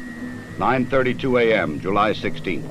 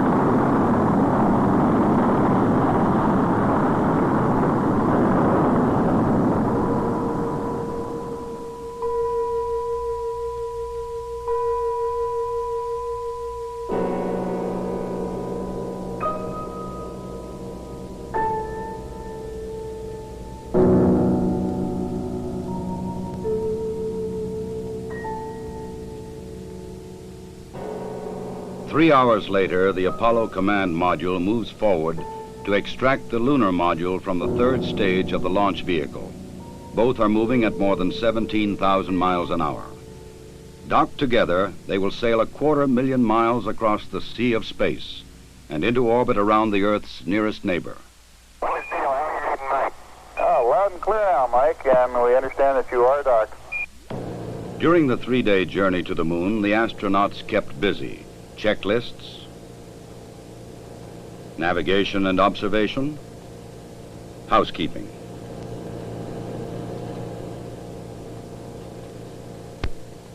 They must work in a weightless environment, keeping their spacecraft and themselves in good condition. Data must be collected and reported. Experiments must be performed, including photography both inside and outside the spacecraft. Because of the film speed, these actions appear faster than they actually were.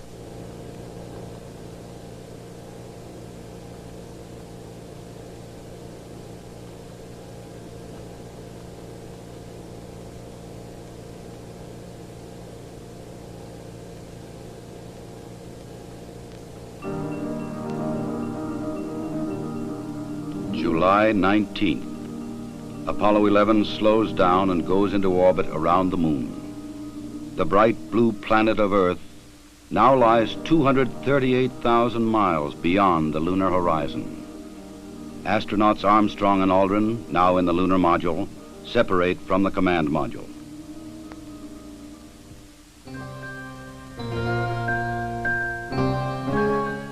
Astronaut Collins remains behind. Preparation for the lunar module descent to the moon now begins.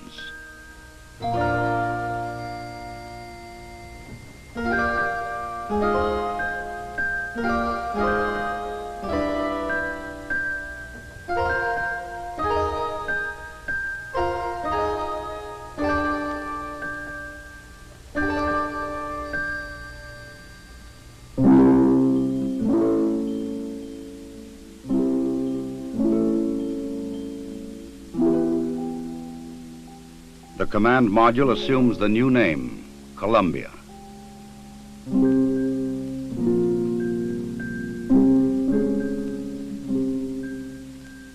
The lunar module will be called the Eagle.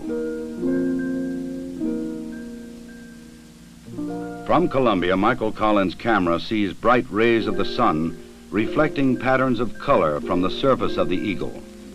In this strange metallic bird rides the ancient and endless dream of all mankind. The command pilot can see detail which his camera cannot record. The 4 landing pads of the lunar module are fully extended and locked in place. The Eagle is poised and prepared for its descent to the lunar surface.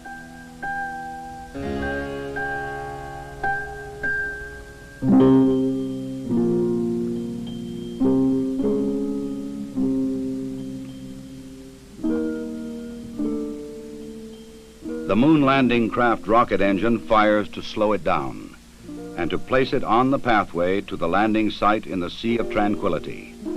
There is tension and caution as the Eagle flies lower. Warning lights blink on as the computer tries to keep up with the demand for control data, but the status remains go. Eagle, we got you now. It's looking good, over. Roger, copy. Eagle Houston, after yaw around angled S-band pitch, -9er, yaw, +18. Roger, you're a go to continue power descent. You're a go to continue power descent. Altitude now 21,000 feet, still looking very good. Velocity down now to 1,200 feet per second. You're looking great to us, Eagle.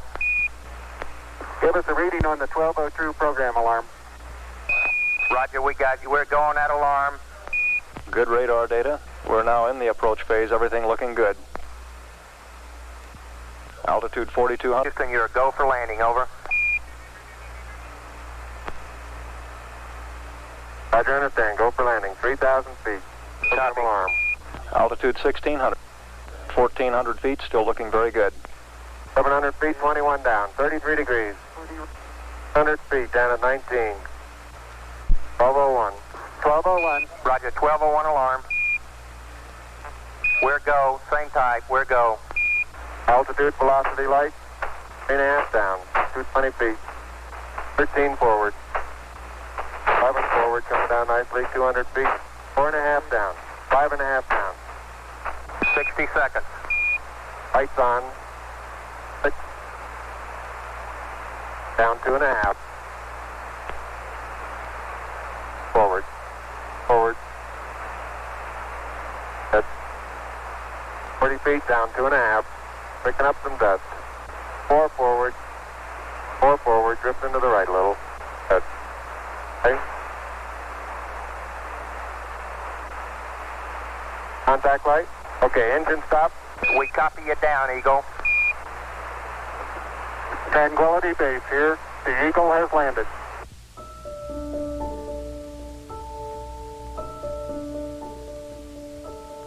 Through the window of the Eagle, Armstrong and Aldrin see what no human eyes have ever seen before.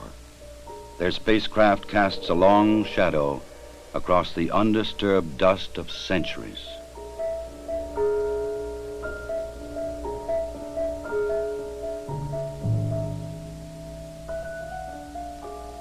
Seven hours after landing, after careful preparations for later ascent were completed, Armstrong opens the Eagle hatch and begins his climb down to the surface.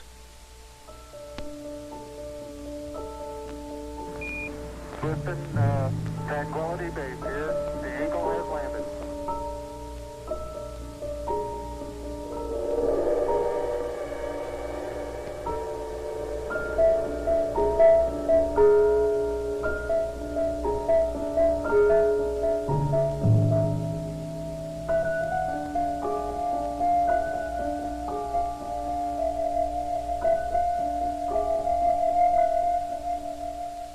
The first footsteps on this strange new world must be taken cautiously.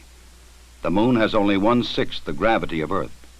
The nature of its surface was still unknown. I'm going to step off the limb now. That's one small step for man, one giant leap for mankind.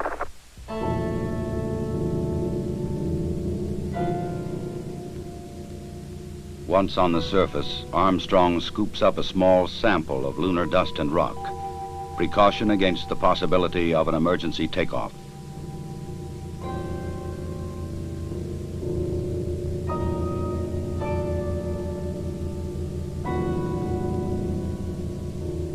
According to plan, astronaut Aldrin now descends from the Eagle. He and his equipment would weigh 383 pounds on Earth. Here, they weigh about 66 pounds.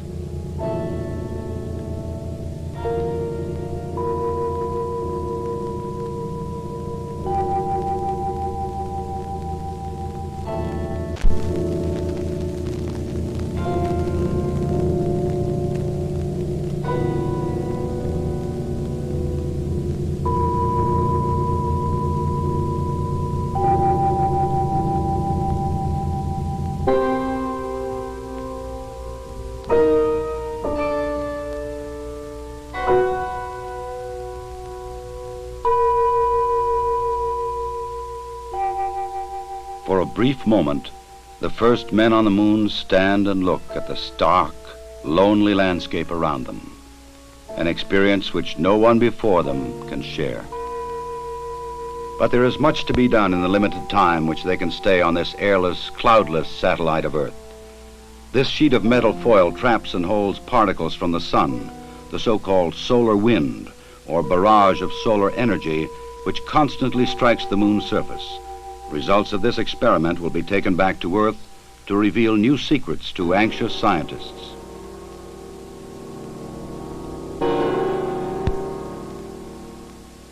An American flag is left behind on the moon, together with medals honoring American and Soviet spacemen who lost their lives in earlier space tests, and a small disc carrying messages of goodwill from 73 nations on Earth.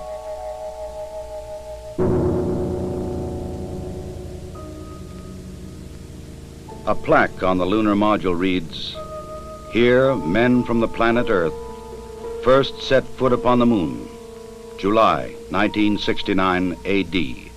We came in peace for all mankind. Through a specially made television camera, viewers in many nations on Earth were able to watch the astronauts as they walked and worked on the moon. Despite the bulky spacesuits and the backpacks containing oxygen, temperature control, and communications equipment, the Apollo 11 crew found they could move easily about the surface.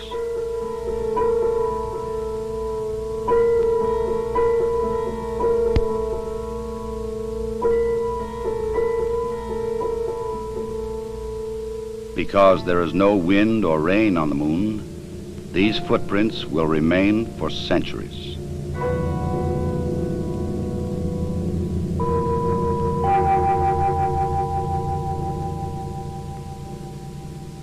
In addition to collecting rock and soil samples, the explorers leave behind a seismometer. This highly sensitive device would send back valuable information on external meteoroid impacts, as well as internal lunar movements.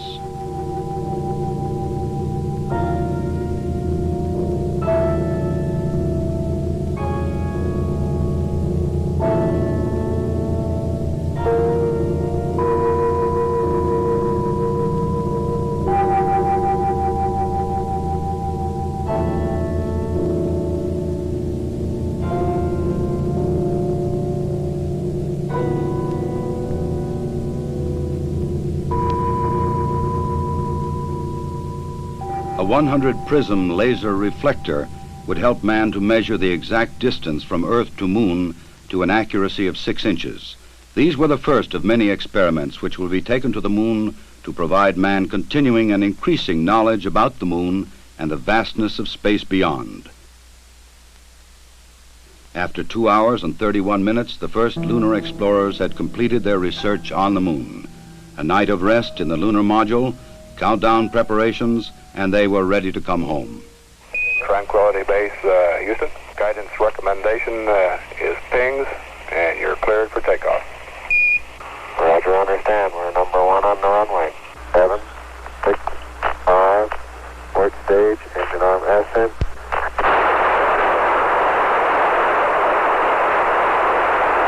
Shadow, beautiful. Very smooth. Very quiet ride. There's that one crater on there.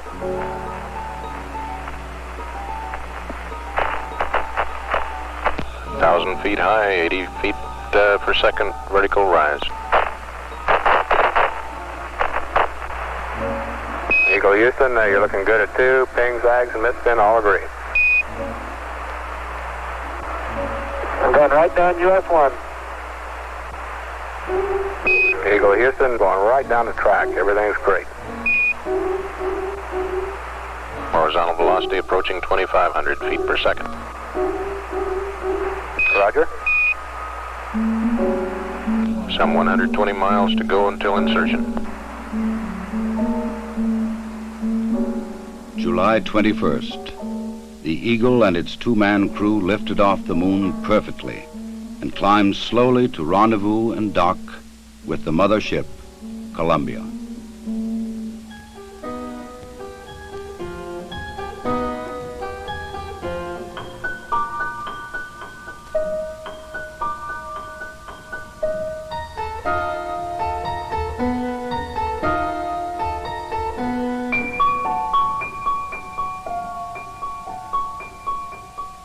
While Armstrong and Aldrin explored the Moon, astronaut Collins had kept a long and lonely vigil in the Columbia. The approaching Eagle was a welcome sight.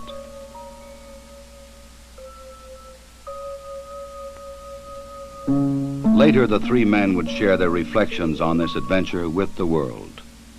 I believe that from the early space flights, we demonstrated a potential to carry out this type of a mission. And again, it was a question of time until this would be accomplished. I think it's a technical triumph for this country to have said what it was going to do a number of years ago, and then, by golly, do it. The relative ease with which we were able to carry out our mission, which, of course, came after a very efficient and a logical sequence of flights, I think that this demonstrated that we were certainly on the right track when we took this commitment to go to the moon. I just see it as a beginning of a new age.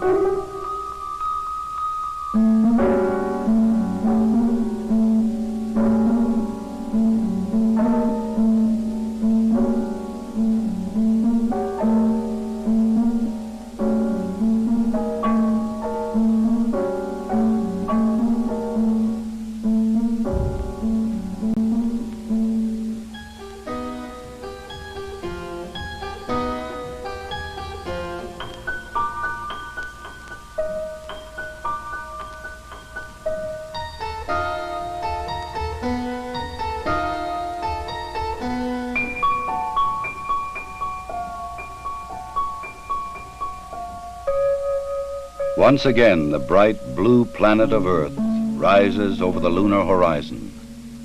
For those who had witnessed man's landing in the Sea of Tranquility, the moon would never again appear quite the same.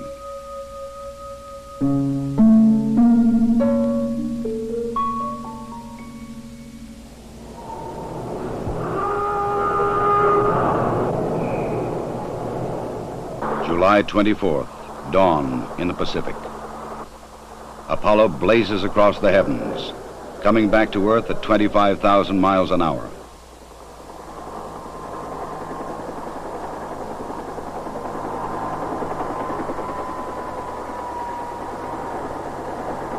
President Richard Nixon, who had talked with the astronauts by telephone while they were on the moon, was waiting aboard the recovery carrier to welcome the returning voyagers.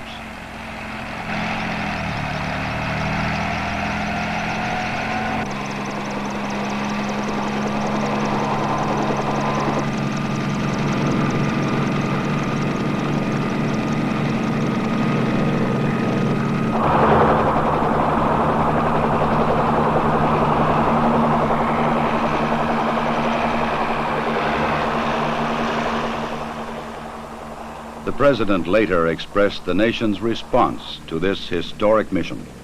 Some way, when those two Americans stepped on the moon, the people of this world were brought closer together.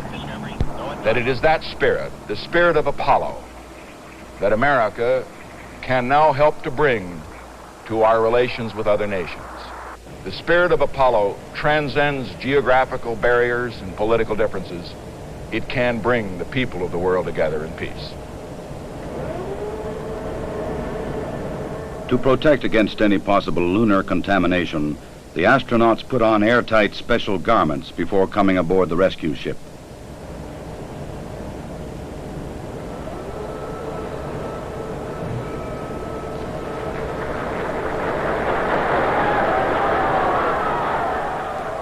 They transferred directly from the helicopter to a mobile quarantine van, in which they would be flown back to the Manned Spacecraft Center in Houston, Texas.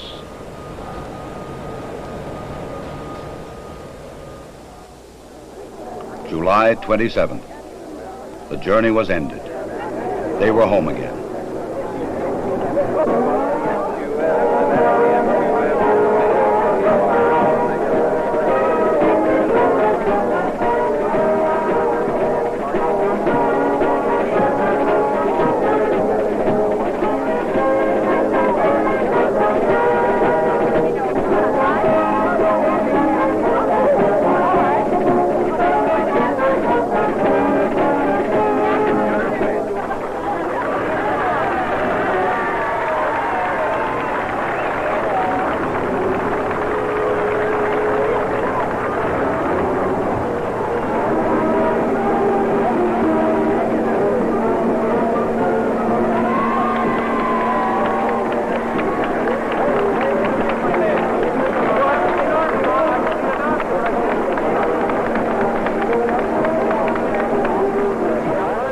Ahead lay 3 weeks of isolation, medical tests, and mission debriefings. Then visits to major cities of America and abroad.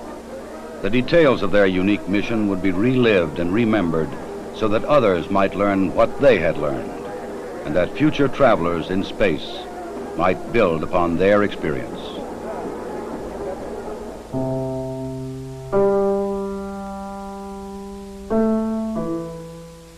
The rock and soil samples brought back would be examined and analyzed by scientists in many lands. They would reveal new insights into the origin and the age and the composition of the moon, and perhaps new knowledge of the Earth as well. Already experiments left on the moon were sending back revealing new information.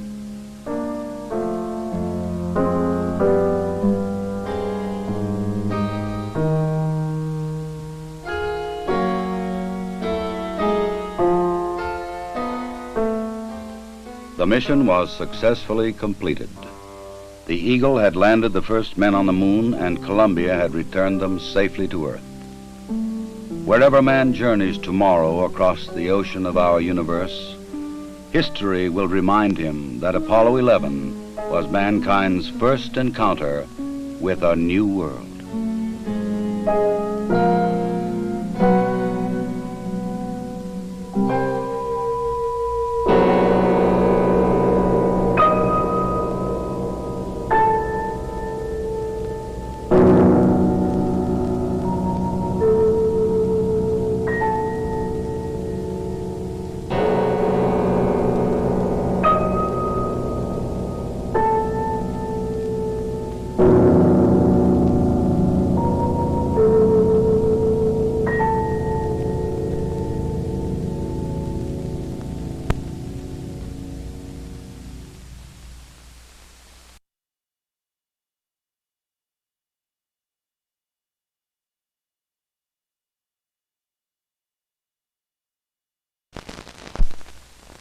Contact light. Okay, engine stop. APA at a descent. Mode control both auto. Descent engine command override off. Engine arm off. 13 is in. We copy you down, Eagle. Houston, Tranquility Base here. The Eagle has landed. Roger, Tranquility. We copy you on the ground. You got a bunch of guys about to turn blue. We're breathing again. Thanks a lot. And we're getting a picture on the TV. There's a great deal of contrast in it, and currently it's upside down on our monitor, but we can make out a fair amount of detail. Okay, Neil, we can see you coming down the ladder now. Sunday, July 20th, 1969. Around the world, nearly 1 billion people watched this moment on television as the first man from Earth prepared to set foot upon the moon. At the foot of the ladder, the LEM footbeds are only depressed in the surface about 1 or 2 inches, although the surface appears to be very, very fine-grained as you get close to it. It's almost like a powder. Ground mass is very fine. I'm going to step off the LEM now. That's one small step for man, one giant leap for mankind. I believe that this nation should commit itself to achieving the goal, before this decade is out, of landing a man on the moon and returning him safely to the Earth. All that we have accomplished in space, all that we may accomplish in days and years to come, we stand ready to share for the benefit of all mankind. As we explore the reaches of space, let us go to the new worlds together, not as new worlds to be conquered, but as a new adventure to be shared. Since the earliest time, man has imagined this moment, the moment when his fellow man would make the first journey to the moon. Now the time had come. In the 6th decade of the 20th century, the ancient dream was to become a reality.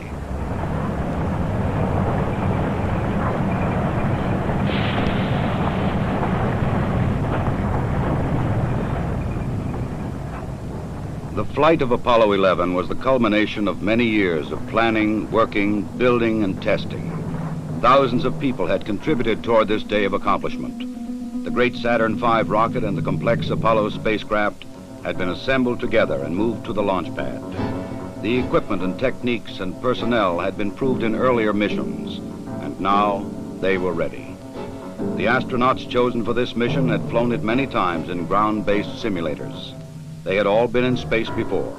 They had trained carefully and well, and now they too were ready.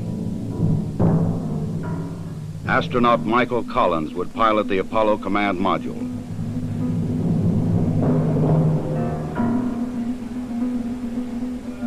Astronaut Edwin Aldrin Jr. would pilot the lunar module.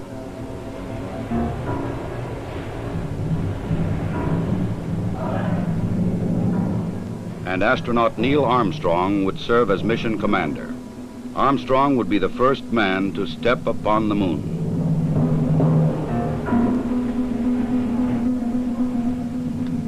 July 16th, the day had come. The moon awaited.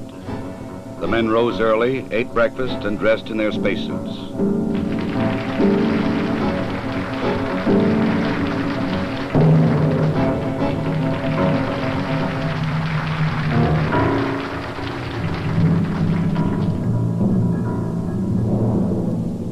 Other astronauts had made this journey to the launch pad, but never with such anticipation. 9:32 a.m., July 16th.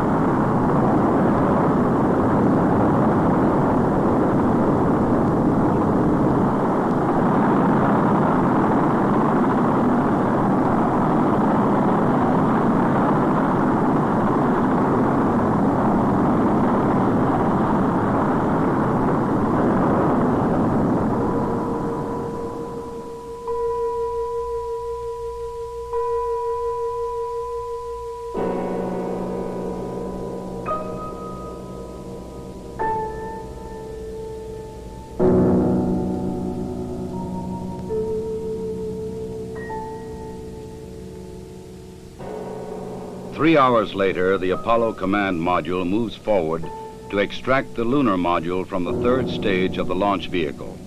Both are moving at more than 17,000 miles an hour. Docked together, they will sail 250,000 miles across the sea of space and into orbit around the Earth's nearest neighbor. Oh, loud and clear now, Mike, and we understand that you are docked. During the three-day journey to the moon, the astronauts kept busy. Checklists, navigation and observation, housekeeping.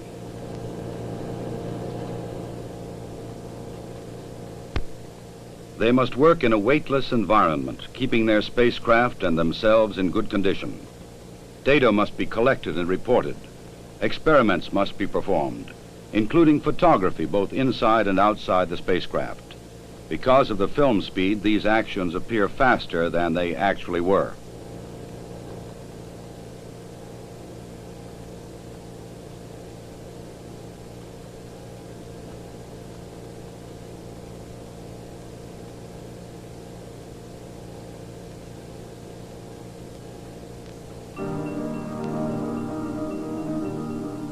July 19th. Apollo 11 slows down and goes into orbit around the moon. The bright blue planet of Earth now lies 238,000 miles beyond the lunar horizon. Astronauts Armstrong and Aldrin, now in the lunar module, separate from the command module.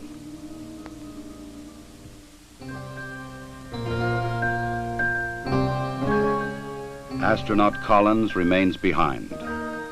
Preparation for the lunar module descent to the moon now begins.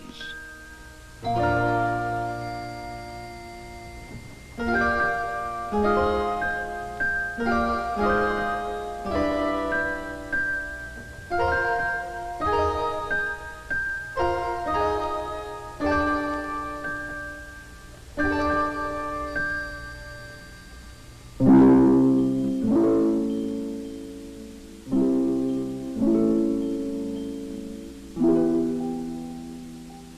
command module assumes the new name, Columbia.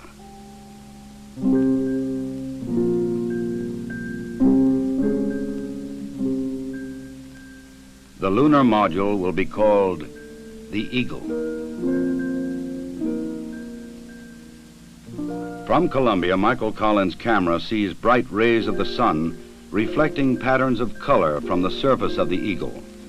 In this strange metallic bird rides the ancient and endless dream of all mankind.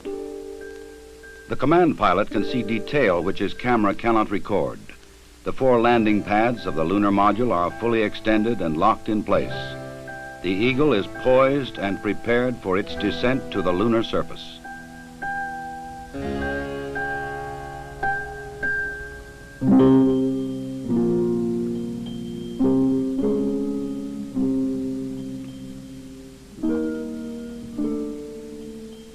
The moon landing craft rocket engine fires to slow it down and to place it on the pathway to the landing site in the Sea of Tranquility. There is tension and caution as the Eagle flies lower. Warning lights blink on as the computer tries to keep up with the demand for control data, but the status remains go. Eagle, we got you now. It's looking good, over. Roger, copy. Eagle Houston, after yaw around angles, S-band pitch, -9er, yaw, +18. Roger, you're a go to continue power descent. You're a go to continue power descent. Altitude now 21,000 feet, still looking very good. Velocity down now to 1,200 feet per second. You're looking great to us, Eagle. Give us a reading on the 1202 program alarm. Roger, we got you. We're going at alarm. Good radar data. We're now in the approach phase, everything looking good. Altitude 4,200. Houston, you're a go for landing, over.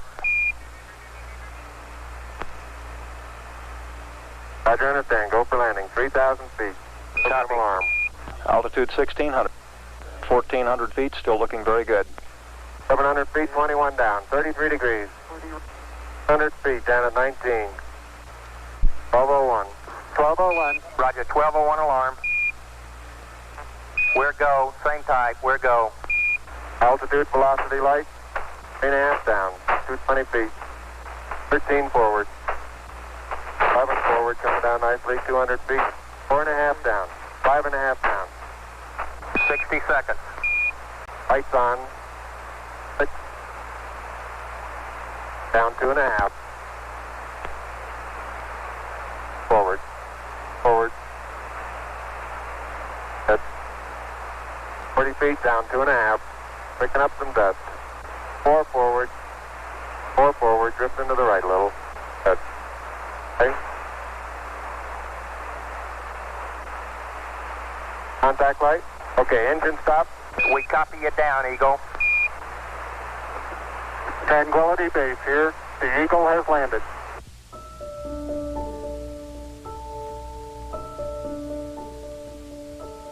Through the window of the Eagle, Armstrong and Aldrin see what no human eyes have ever seen before.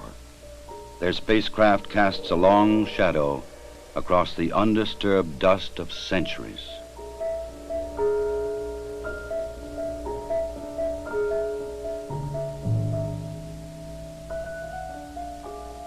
Seven hours after landing, after careful preparations for later ascent were completed, Armstrong opens the Eagle hatch and begins his climb down to the surface.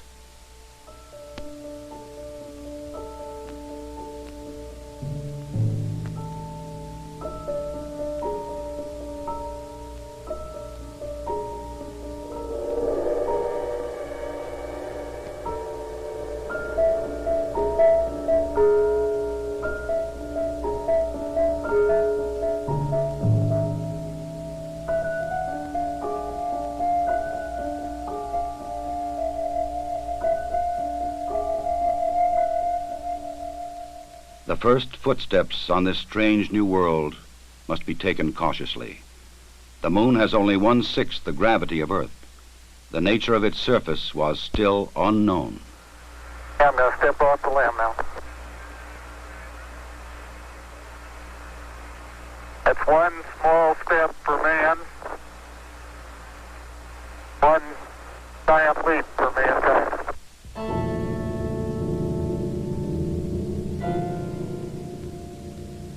Once on the surface, Armstrong scoops up a small sample of lunar dust and rock, precaution against the possibility of an emergency takeoff.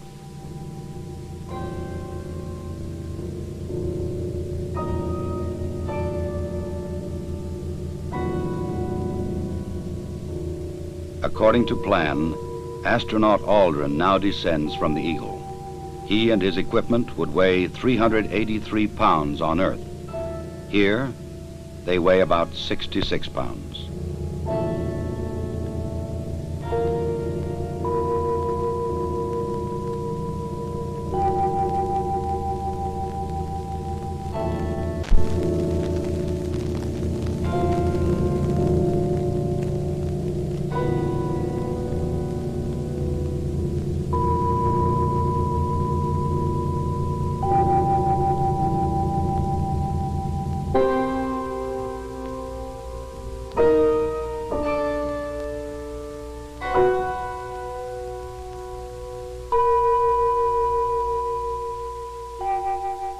For a brief moment, the first men on the moon stand and look at the stark, lonely landscape around them, an experience which no one before them can share.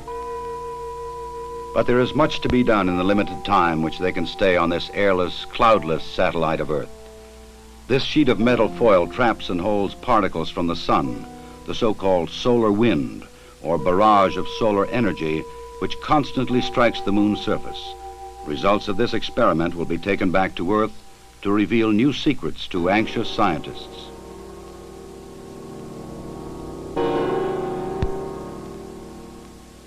An American flag is left behind on the moon, together with medals honoring American and Soviet spacemen who lost their lives in earlier space tests, and a small disc carrying messages of goodwill from 73 nations on Earth.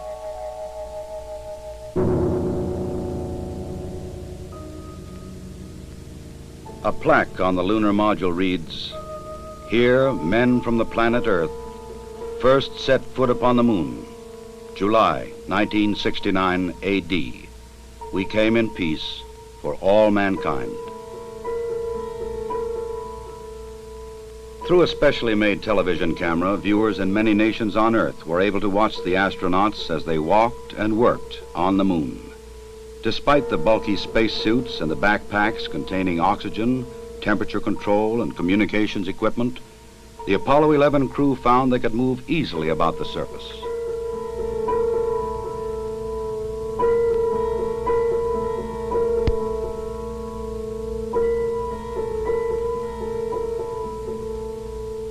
Because there is no wind or rain on the moon, these footprints will remain for centuries.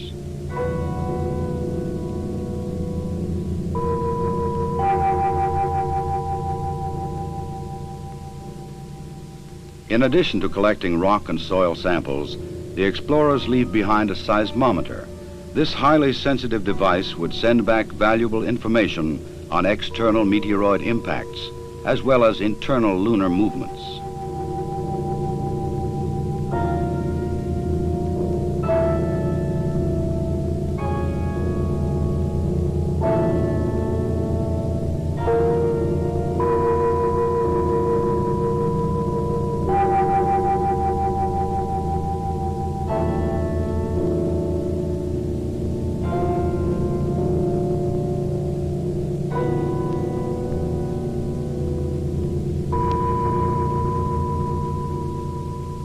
A 100 prism laser reflector would help man to measure the exact distance from Earth to Moon to an accuracy of 6 inches.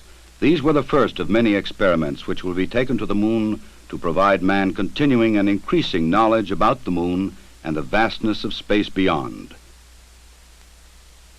After 2 hours and 31 minutes, the first lunar explorers had completed their research on the moon. A night of rest in the lunar module, countdown preparations, and they were ready to come home. Tranquility Base, Houston. Guidance recommendation is pings, and you're cleared for takeoff. Roger, understand. We're number 1 on the runway. 7, 6, 5, port stage, engine arm ascent.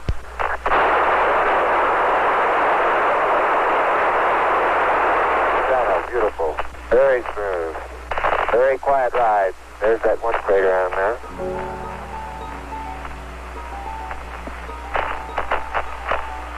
Thousand feet high, 80 feet per second vertical rise. Eagle Houston, you're looking good at 2. Ping, zags, and misspin all agree. I'm going right down US 1. Eagle Houston, going right down the track. Everything's great. Horizontal velocity approaching 2,500 feet per second. Roger. Some 120 miles to go until insertion.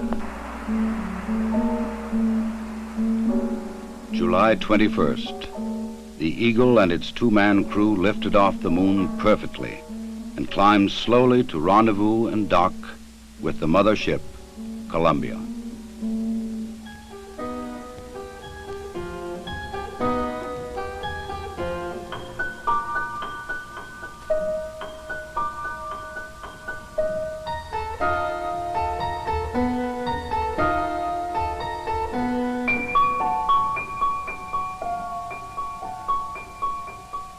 While Armstrong and Aldrin explored the moon, astronaut Collins had kept a long and lonely vigil in the Columbia. The approaching Eagle was a welcome sight.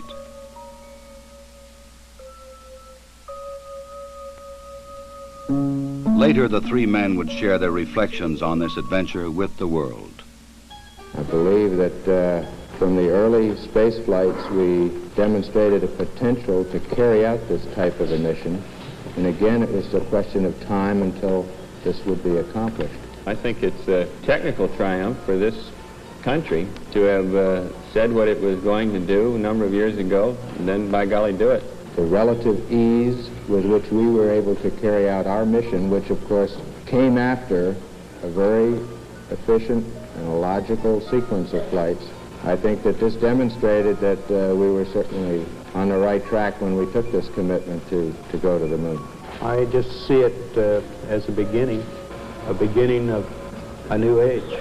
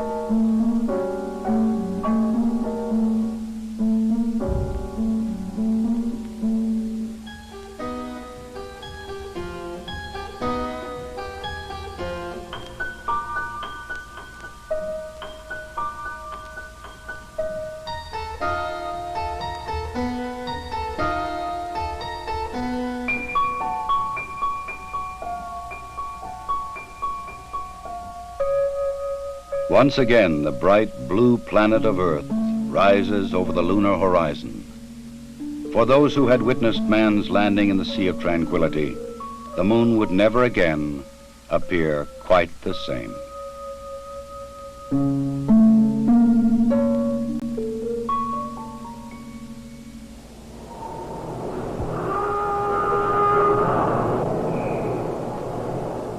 July 24th, dawn in the Pacific. Apollo blazes across the heavens, coming back to Earth at 25,000 miles an hour.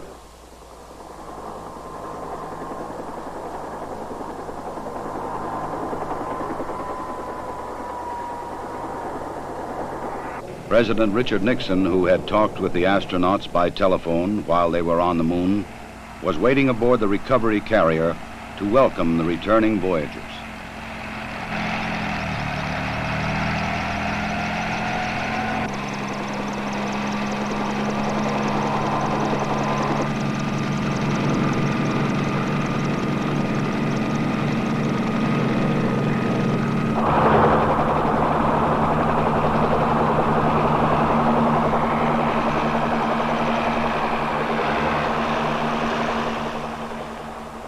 The president later expressed the nation's response to this historic mission. Some way, when those two Americans stepped on the moon, the people of this world were brought closer together. That it is that spirit, the spirit of Apollo, that America can now help to bring to our relations with other nations. And now I'm going to cancel. The spirit of Apollo transcends geographical barriers and political differences. It can bring the people of the world together in peace. To protect against any possible lunar contamination, the astronauts put on airtight special garments before coming aboard the rescue ship.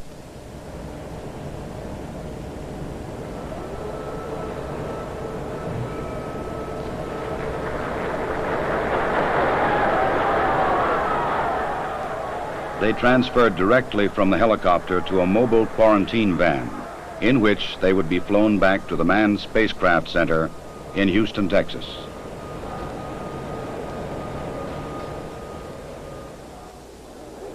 July 27th. The journey was ended. They were home again.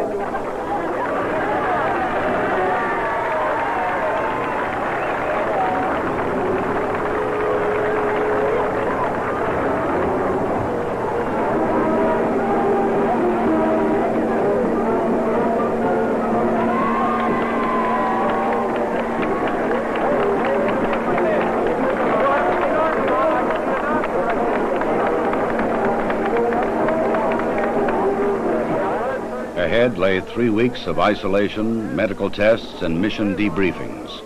Then visits to major cities of America and abroad. The details of their unique mission would be relived and remembered so that others might learn what they had learned, and that future travelers in space might build upon their experience.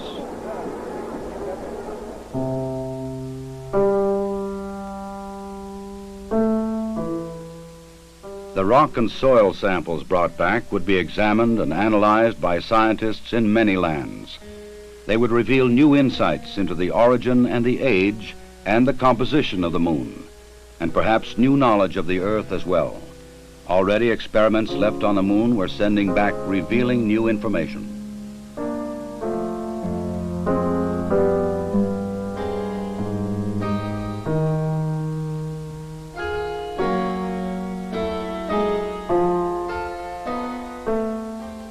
The mission was successfully completed.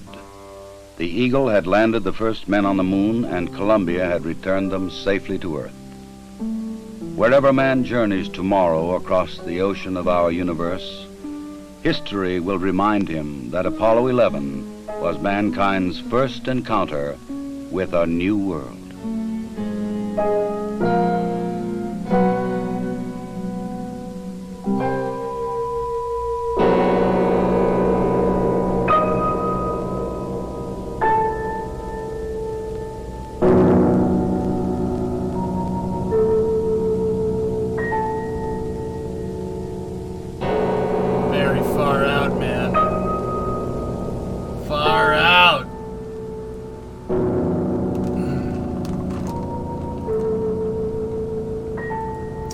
right. So, sorry about that. That did play 2 times. Yeah, I got a little hung up. But, no, it's not disaster music. It's existential 60s music. It's far out, man. If you know, you know. I wasn't there for that, but I get it. It's far out, man.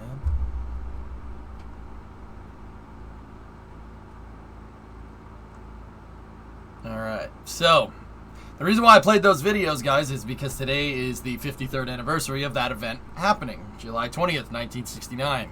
Apollo 11 lands on the surface of the moon.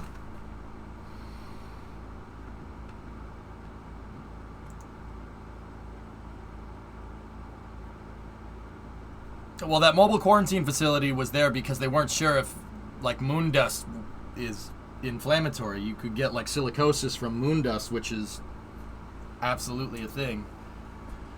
So, yeah, they weren't sure. There's a carrier off Mallorca. She's out there. The moon is pretty far out, man. Yep. So, it's pretty cool. We'll be back soon. Sooner rather than later. At least at this point. Okay.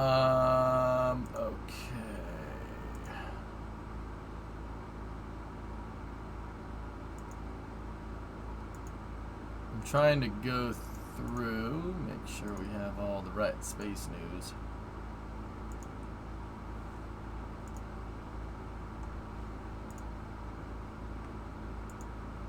Uh, 2024 for people to get back around the moon. I'm gonna say 2026 for a landing.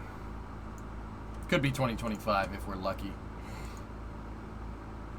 Did you get your juice? The guy in front of me wanted juice, not me.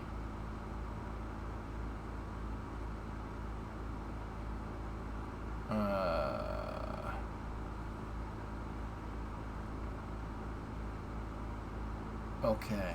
So, before we jump into space news, I did get a delivery today, and it's not anything coming from viewers or anything, but on a side note, I got some... Oh, let's roaming that out.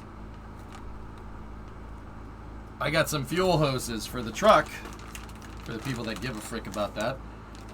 I got fuel hoses and fittings for the truck to finally connect and restore capability to the rear fuel tank. Did you get the chocolate? Yep. Of course. Yeah, these are AN fittings. Very nice. Jag stickers too? Yeah, probably a little bit. Yeah, we got all the fuel parts. So now, once I get these things filled up, or attached up, we should, there should be enough, I was about to say, should be enough capability to have 2 fuel tanks. No, I'll get the second fuel tank hooked up and we'll be able to, we just doubled the truck's fuel capacity, which is good. I would care if it wasn't a Ford. I would care if you liked good automobiles. Anyway, what are you doing for a fuel filter? It has the stock fuel filter in it, Blackbird. I replaced the fuel filter during Route 154. It's brand new. Should have gone McMaster. These are AN fittings, man. What do you mean should have gone McMaster? It doesn't get better than AN. It don't get no better than this, dude. So I have 2 fittings for the return line and 2 fittings for the fuel line, because it's a pressurized system. So there's a return line. So we have the 2. We have a -6 and a -8 line. So yeah, now the truck can hold 36 gallons of fuel, which is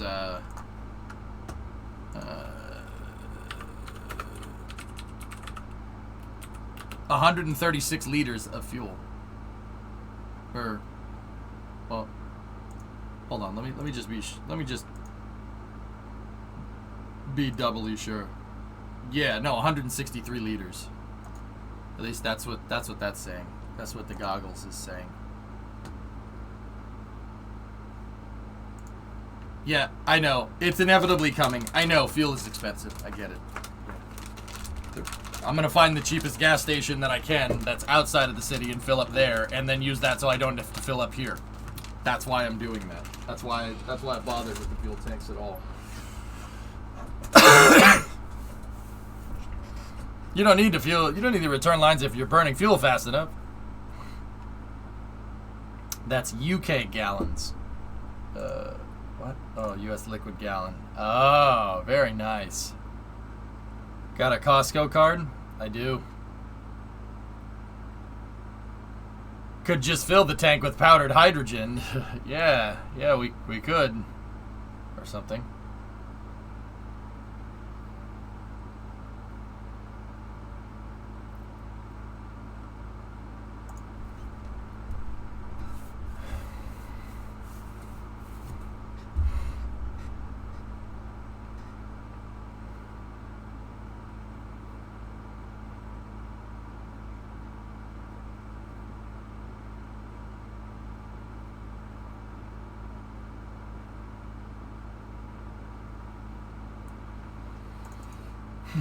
All right. Sorry, late.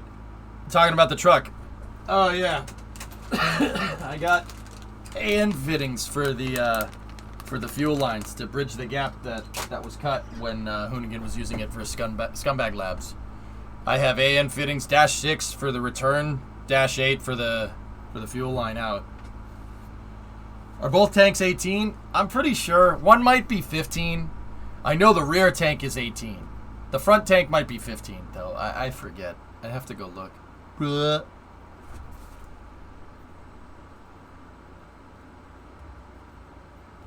Please don't tell me my air conditioner just took a dump. Please don't tell me that.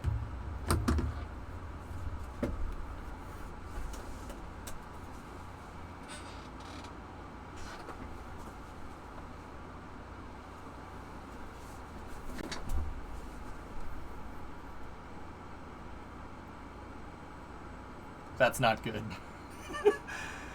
That's not good. Oh no. Oh. Out of all the days.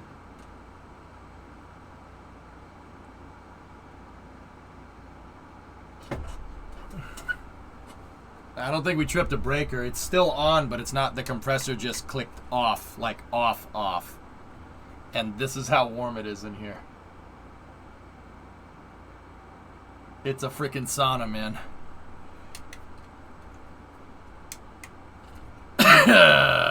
It's a window unit. Yeah. Let's see. Let's see what's going on here. Let's see if we can fix it.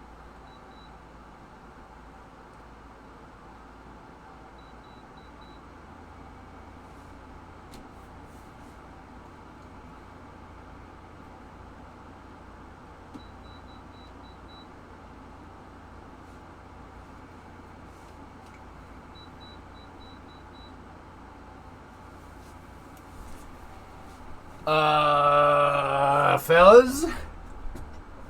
Yeah, it's just stuck on the fan. Yeah, the compressor did a... Well, not a... It kind of clicked off. Maybe it froze. Who knows? Hey, G-Core.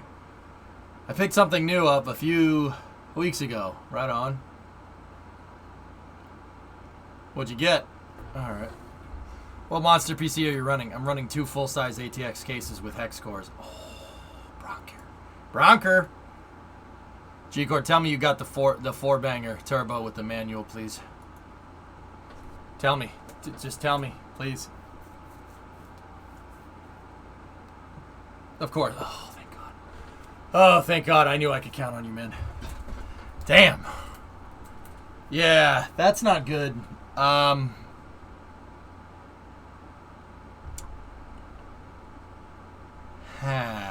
I don't know what to do here.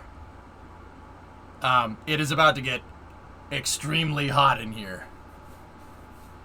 They have the Bronco in Germany now. I want it. Yeah, a little bit cheaper than a G-Wagon, huh? Yeah, no, this is from sweating, dudes. This is sweat. I am toasty in here. I know, Genesis, I can't risk the damn PCs. I have a box fan blowing on me from over here. It's trying to move the air around the green screen. That's the idea, because the AC is behind the green screen, and it's going to blow cold air behind the green screen, and the green screen's open over there. So, all right, look. I have my gigantic cutout shuttle. It's turned this way, so it'll deflect the air this way. And then the fan is right there, and it blows the air around the green screen and keeps me cool. That's how I do it. Because the green screen, I figured out that the green screen was separating the room. And that side of the room was staying cold, and this side of the room gets extremely hot because I have all the lights. And the green screen goes from wall to wall. So I blow the air in a circle to get it to kind of convect. Yeah, stationeers in real life. Hey, Nutbuster, what's going on? Fellas, this is not going to end well. Okay, here's the thing. I'll just kind of let that do its thing. It's kind of whatever, but if this goes up over 90, I'm stopping. I don't want to risk frying the computers. You look warm. It's toasty in here, and it's really toasty outside. We are, it's 95 in Boston today. 95 Fahrenheit, so 95 F2C, just so everybody, it's 35 C outside. That's pretty damn hot. Heat wave, I get it. Yeah, heat, I understand. We talked about that yesterday. That's not that hot.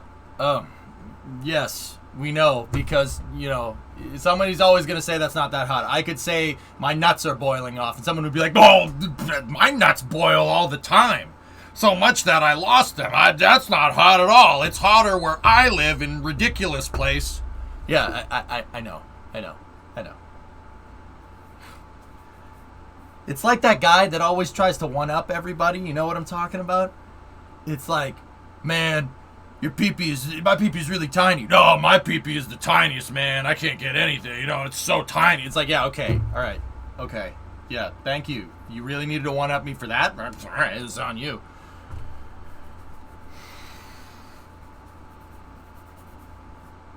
Anyway, moving on. All right. Oh, no, man, it's so small. I can't even see it. I need to use a microscope. It's like, all right.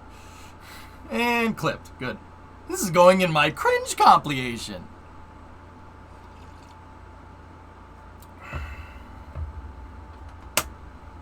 No, there was a kid that I went to high school with. Thex, thanks for the sub, buddy. Thanks for the sub, buddy. There's a kid I went to high school with, and this is proto super smart EJ, right? Like, not that I'm super smart, I'm still a moron. And I was like, okay, I'm going to conduct an experiment. So one day, I had a conversation with my buddies about, you know, money and stuff. I'm like, man, I can't even afford this new video game. And the kid came over and he's like, man, I'm the poorest around. I don't even get allowance. I'm the poorest man in the world. I don't have nothing, blah, blah, blah, blah, blah, blah. And I'm like, yeah, that sucks, man. Yeah, that sucks. And then the next day, just to see what would happen, just to see, I started doing what the kids would call nowadays flexing. I started flexing just to see. I was like, yeah, I have all these video games, man. I play Halo every day. I don't do homework, man. And now it's like, man, I have all the video games. I have all of them. I have all the video games. I have the entire N64. Oh, man, I got a Sega. I got everything. It's like, yep, yeah, okay. Which one is it? I didn't call the guy out. I was just, all right, just for my own personal benefits. You got more hair on your head? Oh, man, I have no hair on my head. I'm just the baldest guy around. Look at this. Look what I have to deal with. It's borderline comb over. Noted. It's already gone up 2 degrees in here since this conversation has started. Well, all right. Before I literally, my nuts boil off like liquid oxygen. Oh, it turned back on. Oh, thank you. Air conditioner. I knew I could count on you. Yay. Saved. Saved, man! Okay, let me transfer the links over for Space News. Seriously, it is gross in here. It's like a freaking sauna. What's the comp temps running at right now? Okay, comp temps aren't too bad. Not too bad. Not too bad. Now it's bad. Okay, no, go down. That's probably not a good thing. that's probably not a good thing. I made sure that the computers are kind of by the air conditioner, you know what I'm saying? You know what I'm saying? Alright, so let me get everything moved over here, and we will start Space News. Hopefully that thing doesn't click off again.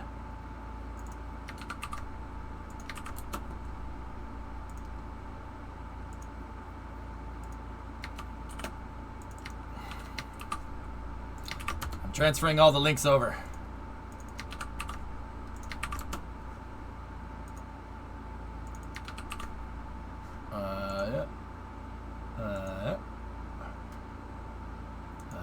Okay. That's why you need frozen bags of corn or peas. What kind of Midwestern sorcery is that, goalie?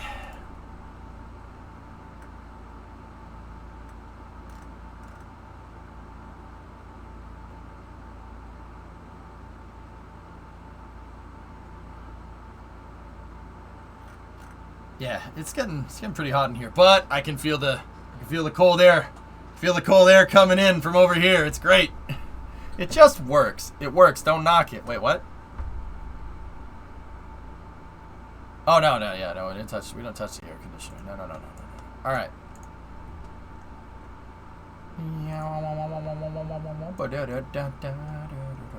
Tonight, we land on the moon 53 years ago. We watch some YouTube videos and then discuss some tweets. Bow, down, down, down, down, down, down, down, down. All right, anyway. This is coming from Boeing here. Check this out. So it is the anniversary. Everybody's talking at it. I don't hear a word to say it. I thought this was a pretty cool shot of SLS and Saturn V kind of right next to each other. That's pretty neat.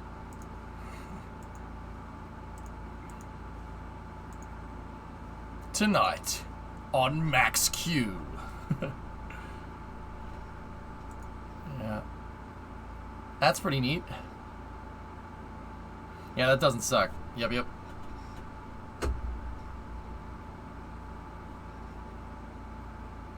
If it goes out again, open the door to increase the cool air volume. Yeah, Ford, I'll see what I can do. Tonight, we're screwed. So it is the anniversary. Everybody's talking about it. Oh, yep, nope, that's strange, Forge. Yep, okay. Here, NASA talked about it too. I thought this was Buzz. Old Buzz talked about it. Look at that.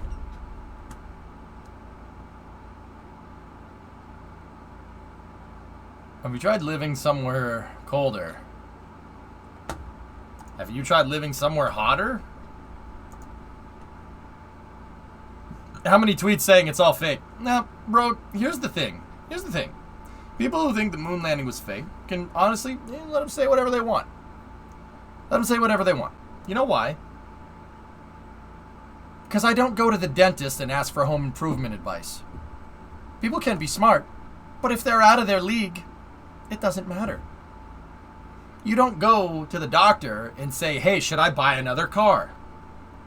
Right? You don't go to your accountant and say, hey, I need a cavity filled.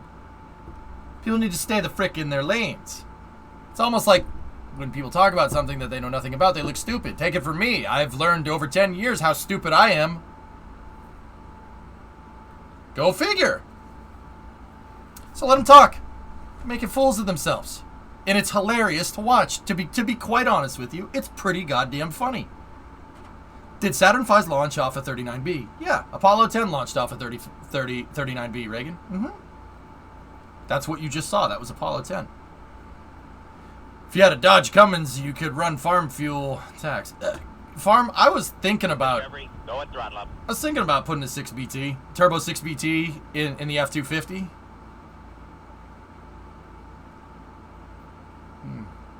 When moon flying was 53 years ago, Ilya.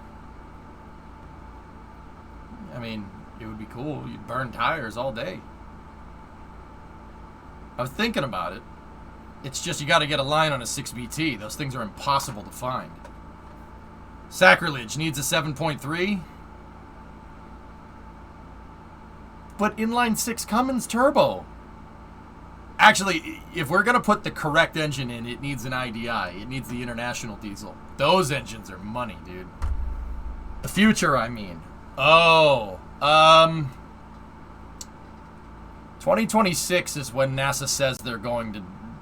2024 is when people are going to go in orbit around the moon. 2026 is supposedly when we're going to land. COVID kind of screwed that all up, from what I understand, but also... It's almost like this stuff is difficult, you know what I'm saying? A Detroit diesel when? I don't think the front suspension could hold up one of those things, goalie. 12 valve good, 24 better. The 5.9 Cummins. Dude, you would... Like, that thing could rip freaking... Never mind tree stumps. We could pull concrete beams out of the ground with a freaking 5.9 in there. My brother is now working for Cummins Engines, so I'm biased towards it. Cummins is awesome. They've always made good engines. Guys, I'm a Mopar guy too. I just don't talk about it as much. I got a 69 Coronet. It's got a 318 LA engine in it with a 2-barrel Carter carburetor and a 904 torque flight. For the Mopar people. Mopar people will know what that means. It's got a 7 3/4 open rear end though, so we're gonna need to fix that sooner rather than later. You know? How much are 6BTs over there? Expensive. Find a Navstar DT466 because unique. Yeah, of course I do, Farm. I like Mopars. You know why I like Mopars? Or at least Mopars from the 60s? Here, I will sum it up in one picture. Because you know how, like, Tesla nowadays is where all, like, the engineers go. It's like the engineers company. It's about making a better car. I know, you know, sometimes they have quality issues. I get it. I understand. But Tesla's, like, about making a better car. Like, you know, all this stuff that they have in the car. Full self-driving and stuff. It's a real nerds company, right? Real nerds company. Chrysler was like that with the Apollo program. Case in point. This is an advertisement from 1969.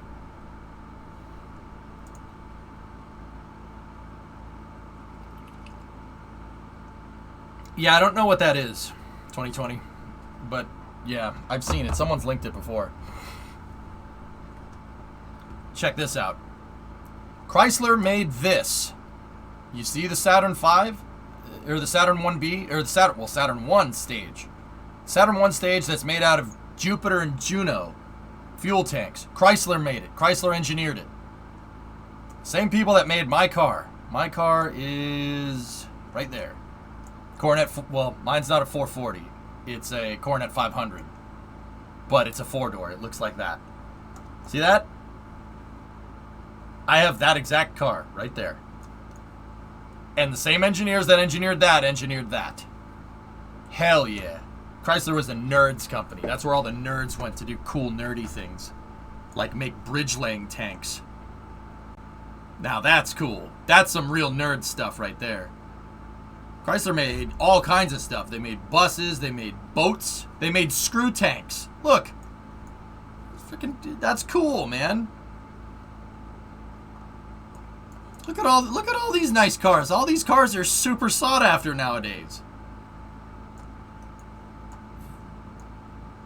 Oh, satellite sport wagon, baby.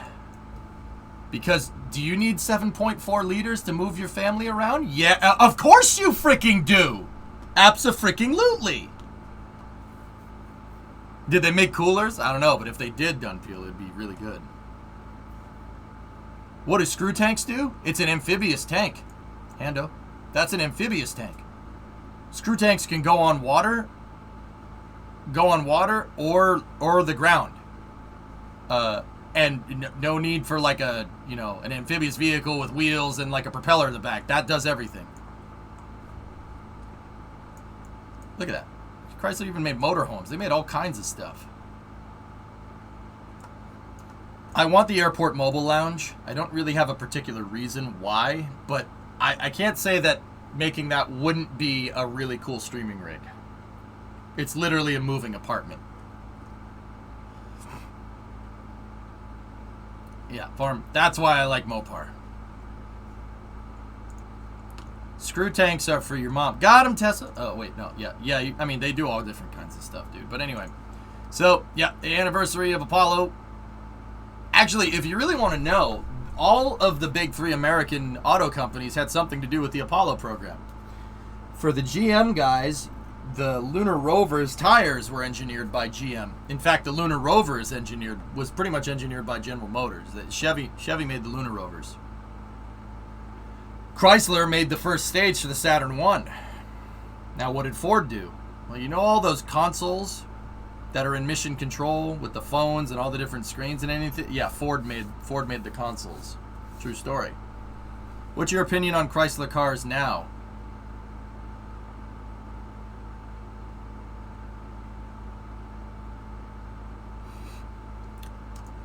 Next video. Anyway. Ford made computer screen consoles. They did, Rogue. Yeah, all the consoles in mission control. All the computers and everything. Yeah, Ford and IBM, dude. True story. Alright, so we got a video coming from our European friends here about the VV21 Vega C launch. It's a highlight video, so. I'm a computer. Stop all the downloading.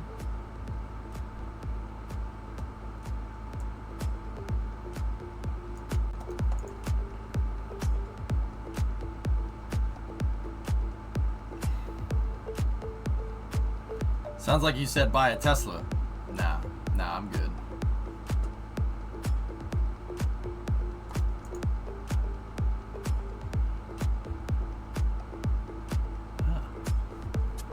It's gonna get bright real quick.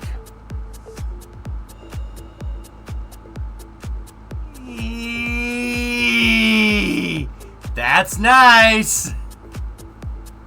Yo, rocket. See, I left coffee. Fairing separation. Oh, not fairing separation. A shot of the fairing at launch. Sorry, my French. Oh, yep, that's gone. That was in real time, by the way. Umbilical. Umbilical. Shelter west. Burbs.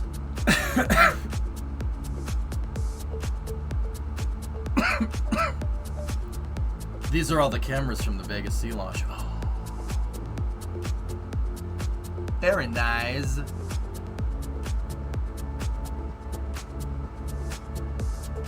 Speaking of very nice, Whitney raided while I was AFK. I saw it. I saw the alert on my phone. If Whitney's still here, she's probably asleep now. But thank you for the raid. I do appreciate it. North shelter, altitude 0 to 100 meters.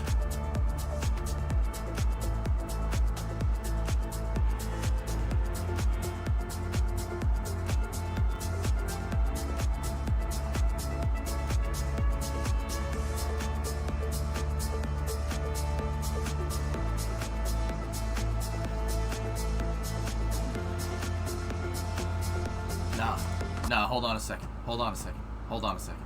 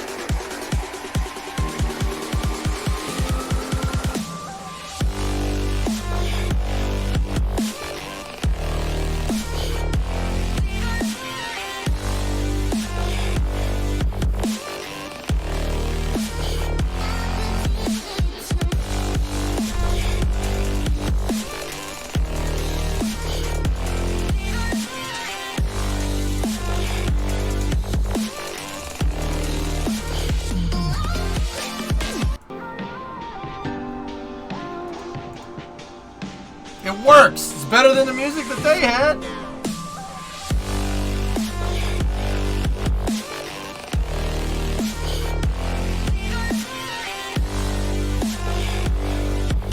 I'll link the song in chat, fellas. Oh, laters! Oh, that's cool. That thing really goes.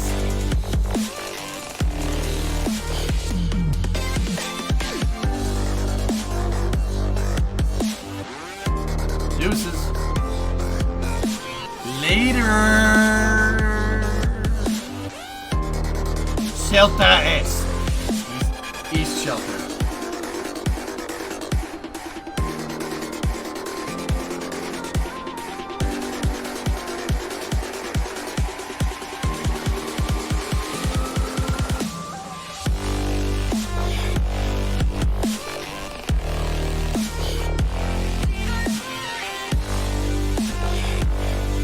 Song's so dirty. This dubstep's so dirty it clogged my sink.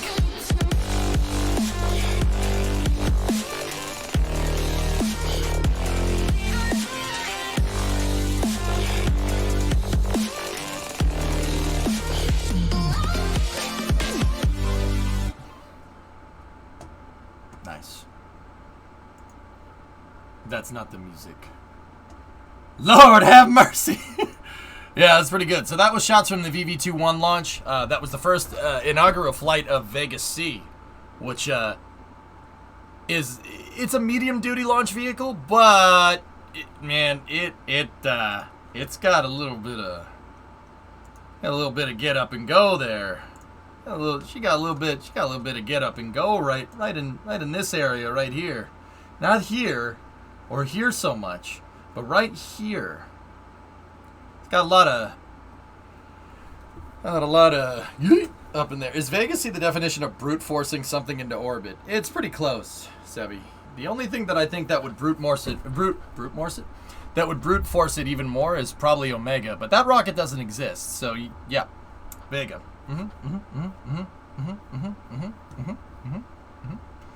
It's got 4 stages total, 3 SRBs, and a liquid fuel hypergolic upper stage Ordon. Yeah, she's a beast. Also, thank you very much for finding this music. I really do appreciate it.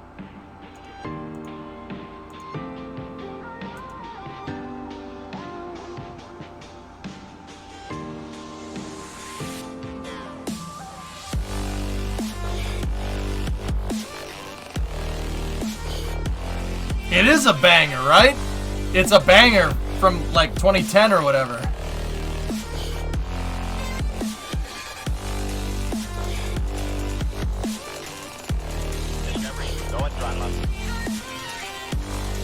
Banger is a banger. That's right. Security 4-month resub. Thank you.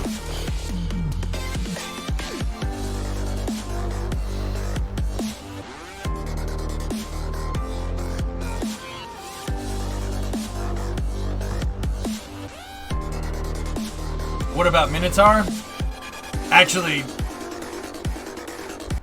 that's a good point, Cyborg. That thing goes, but Minotaur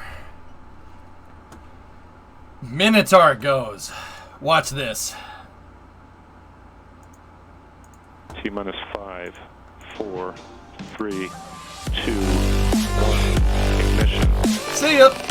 Liftoff of the Northrop Grumman Minotaur rocket carrying 4 Bye-bye. L-129 spacecraft to orbit for the National Reconnaissance Office, marking 20 years of Minotaur launches and 14 years of partnership with National Wallops Flight Facility and the Mid-Atlantic Regional Spaceport. Vehicle has been flight path nominal. Pitch over. What was the TWR on that thing? Yes. Power is nominal. Passing Mach 2, motor pressure nominal. T plus 36 seconds. Entering max Q, attitude nominal. Passing Mach 3 at maximum stage 1 thrust of over 5,000 pounds.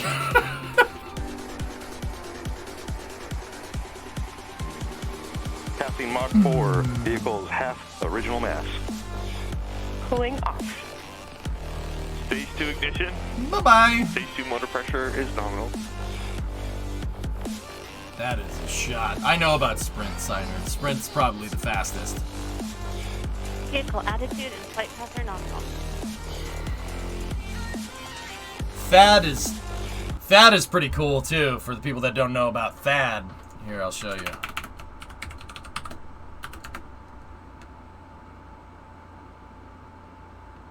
Thad's actually ridiculous.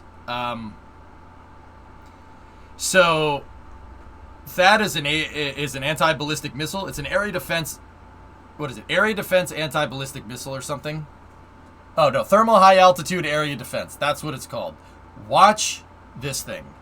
Thad's an absolute unit of a rocket. I mean, it's not really like kind of a rocket, but it here.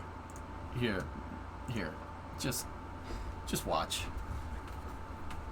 Yeah. Thad is a unit. Bye. And it's gone.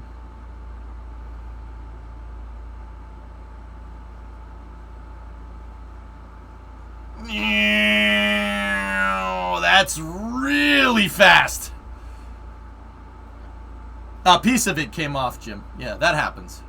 It's just a cover for the casing. Look at that. Look at that. Boom! See ya. That's what it's designed to do. Any incoming missiles, it'll find it and it'll kill it, which is just all right. And then there's the ultimate. There's the sprint.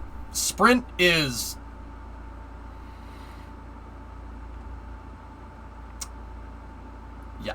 here. Let me show you sprint.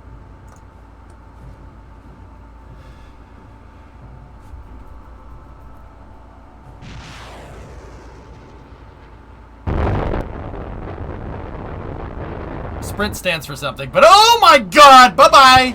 That was not sped up. That was not sped up. That slowed down. The re-entry heating! Isn't that cool? Yo, she's gone! Later. Sprint, how fast was sprint? Yes. This shot is in real time. That's real time. Bye-bye! See you later! Holy shnikes! Yeah, I know. Yeah, look. It experiences entry heating on the ride uphill. Bye-bye! Look, you can see it heat up. Oh, that's so cool! That's hot. That's hot. And we're not talking about some small missile either. That thing's, look at it on a trailer. That is a big piece of equipment.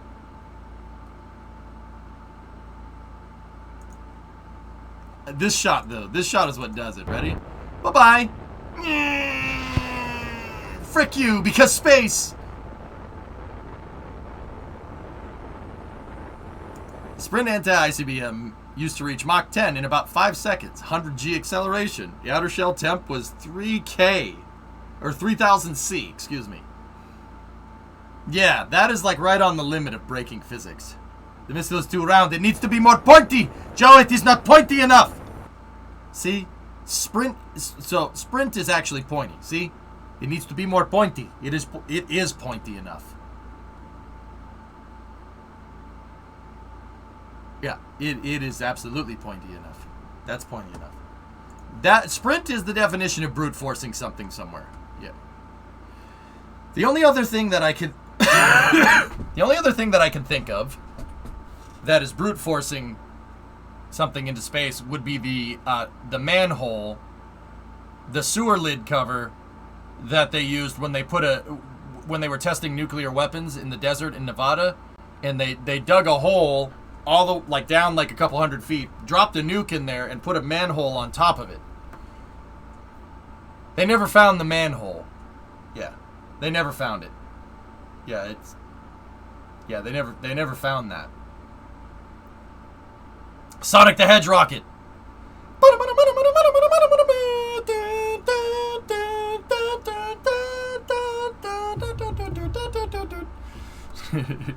Yeah. It either disintegrated on the way up, or it's in orbit around the sun. Yep.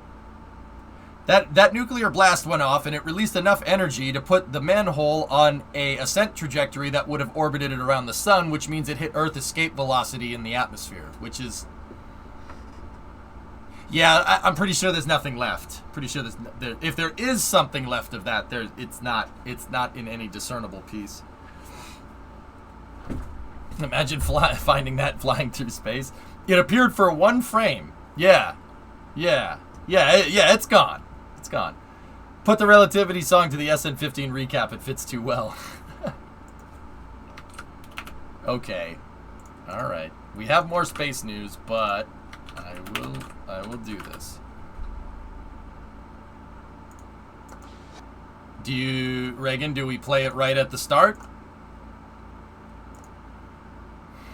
Random question. What's the realistic day for Artemis these days? 2024 to get people out near the moon, Daryl. 2026 probably for a landing. If I had to guess. That is a guess by me.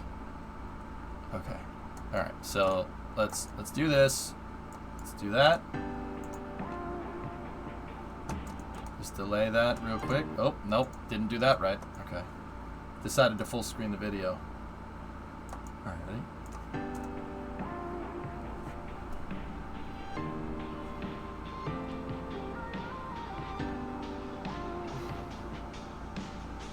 I like it so far.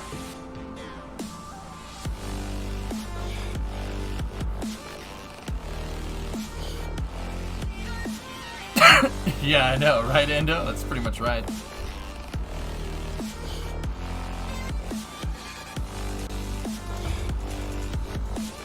It's pretty good music.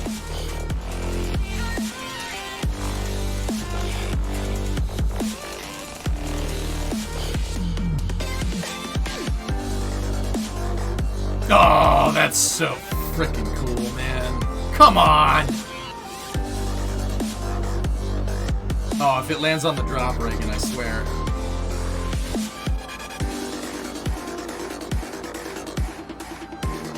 Almost.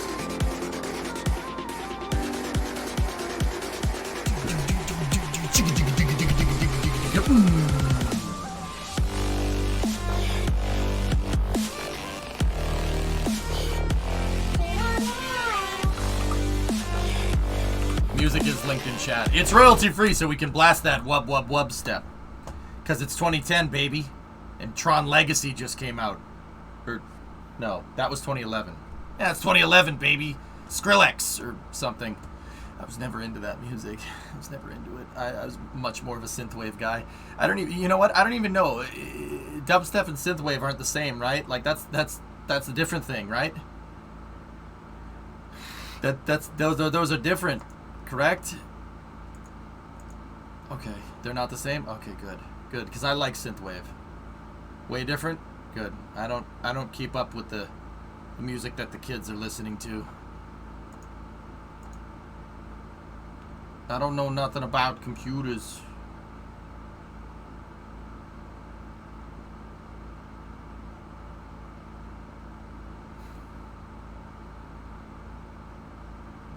The salami lid. Yeah. Ain't gonna fit. I'm trying to find a sample of music.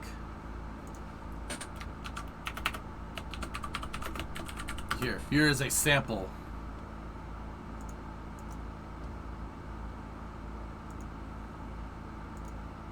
Here, hang on.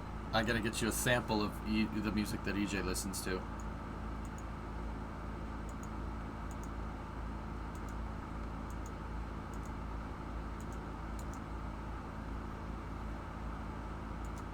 Here you go. We can only listen to it for a second. Ready?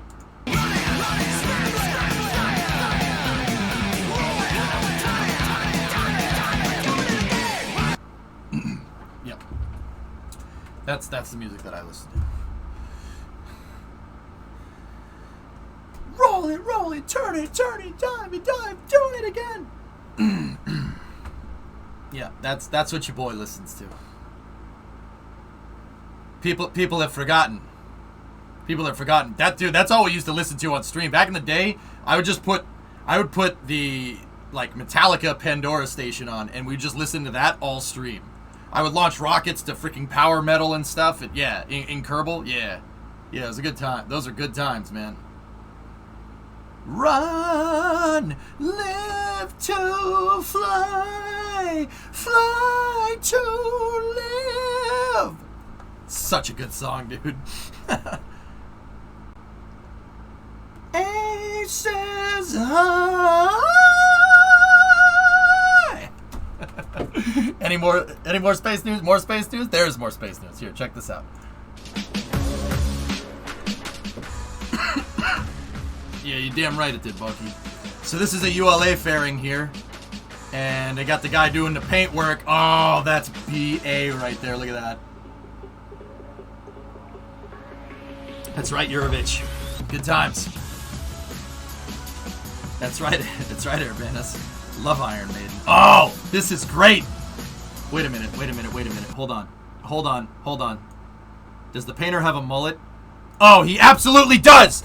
Yes! I like this. I like this even more. The guy hand-painted that. Oh, that's badass, dude. And he has a freaking mullet. Hell yeah, brother! Paint that damn eagle on there, boy! Hell yeah! I'm not even being ironic. That's freaking sweet.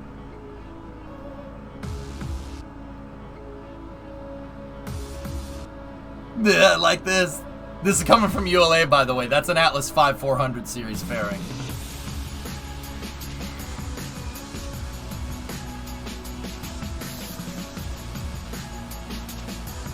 Yeah, Bill, the fact that it's hand-painted is just awesome. Guy hand-painted that, man. This guy, Bill, this guy's got to do pinstriping in his spare time. Oh my god, that's cool. Dude, what in the absolute frick balls? That is freaking talent right there. Oh my goodness. So that's the fairing for Sibber's Geo 6, space-based infrared system. It's a missile detection. It's an infrared missile detection system. Geo 6 is the 6th satellite in the constellation. So much freedom. This guy paints. This guy paints. This guy's the one that's doing all the painting, and the guy has a mullet. It's pretty sweet. He's a local artist and surfer in his spare time. What? Oh, that's your friend. So South Padre saying that's your friend Dennis. He's a local artist surfer. I think this is his retirement fairing.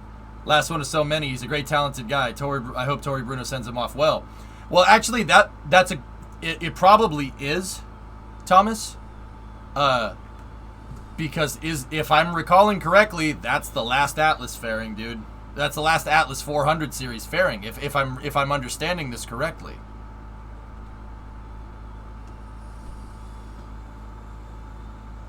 Guess who's back?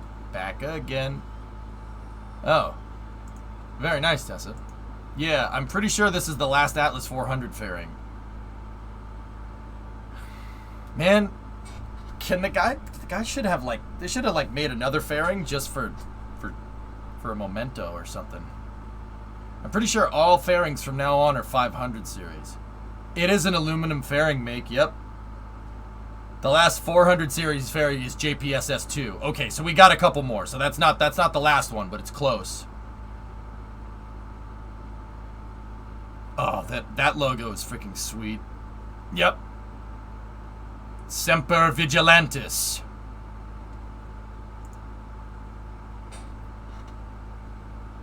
Space Force. That's the Space Force's mantra. Always vigilant. It's Latin. No, if you knew that. He's so cool. Let me see. They have an interview with that dude? I can eye it. Oh my gosh, they have an interview with that dude. Okay, hold on. Hold on. Yep, we're watching that. Yep, we're watching that. Semper Fidelis. Semper Fidelis is something else.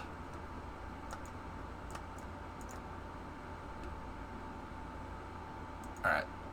How much the cork weighs and how much, the paint adds to that weight. That paint booth, though. The 4-meter fairing is the only fairing that ULA has that is a rib fairing. So it's almost impossible to put vinyl on it. With me, I can eye it to make sure that it's straight. because we He's a have to distort pinstriper. it Oh, over the he's using pinstriping techniques. I have been through many assistants. We call them rocket turners because the rocket is on a rotisserie. My hardest, most challenging logo was the MMS logo. So I have to blend everything by brush. So I had to make it look like airbrush over different objects, and then I had a stipple effect, so that was very challenging. Put me in tears. I was told, you have a whole gallery at the bottom of the ocean. So if I ever become a millionaire or rich enough, I will hire a boat and I want to go down and take photos of a Dubose gallery at the bottom of the ocean. This guy. I have lost count of all the logos I've painted. Be like Dennis. Be like Dennis. I haven't found anybody else that does specifically what I do. But from what I've seen, I am the only sign painter actually painting logos on any rocket. Everybody wants to take a picture in front of the logo because that's hand painted. Hand frigging painted, man. He's using pinstriping techniques. That technique that he's using, sign painting like that, that's old school, dude. That is really old school. Pinky out, SpongeBob. Pinky out. That's old school from like before scrim vinyl was a thing. So when you draw something, I know about this. We learned about this in school. So you use your pinky up against the surface, right? And you use that to make sure that you draw straight lines. You can draw perfectly straight lines. If you have like a ruler or something and you put it up against it and you put your pinky up against it, you draw a perfectly straight line. That is for him to do it freehand with just pinky, no ruler or no guide is unreal. That's a lot of skill right there. You have to get in touch with him to have him paint a graphic on Tough Enough. That's really not a bad idea, dude. Yeah, it's to stabilize it. See, that's old school. To contribute to that. That's old school sign painting, dude. This guy's a legend. That ULA has that is a rib fairing, so it's almost impossible. So watch. So he's just filling in right there, but watch the next shot. See, this is old school sign painting, man. They don't teach this no more. Oh. And yeah, on the surface, Shirkan, he's painting aluminum too, and aluminum's a pain in the butt to paint in general. Yeah, aluminum sucks to paint. Paint doesn't adhere to it as well as steel. And stainless is the hardest one to paint, by the way. I can eye it to make sure. Bro, see, he has the paintbrush in one hand and he's using his knuckle to eye it. But look at, he drew a freaking perfect circle. It is straight because we have to distort it over the ribs. I have been through many assistants. We call them rocket turners because the rocket is on a rotisserie. I saw one of the shot where he's using his pinky. My hardest, most challenging logo was the MMS logo. So I have He friggin' painted that. Blend everything by brush. So I had to make it look like airbrush over different objects, and then I had a stipple effect, so that was very challenging. That's hardcore.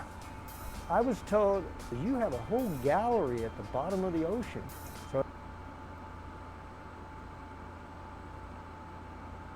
that one's not too bad, but that's still cool. If I ever become a millionaire or rich enough, I will hire a boat and I want to go down and take photos of a Dubose gallery.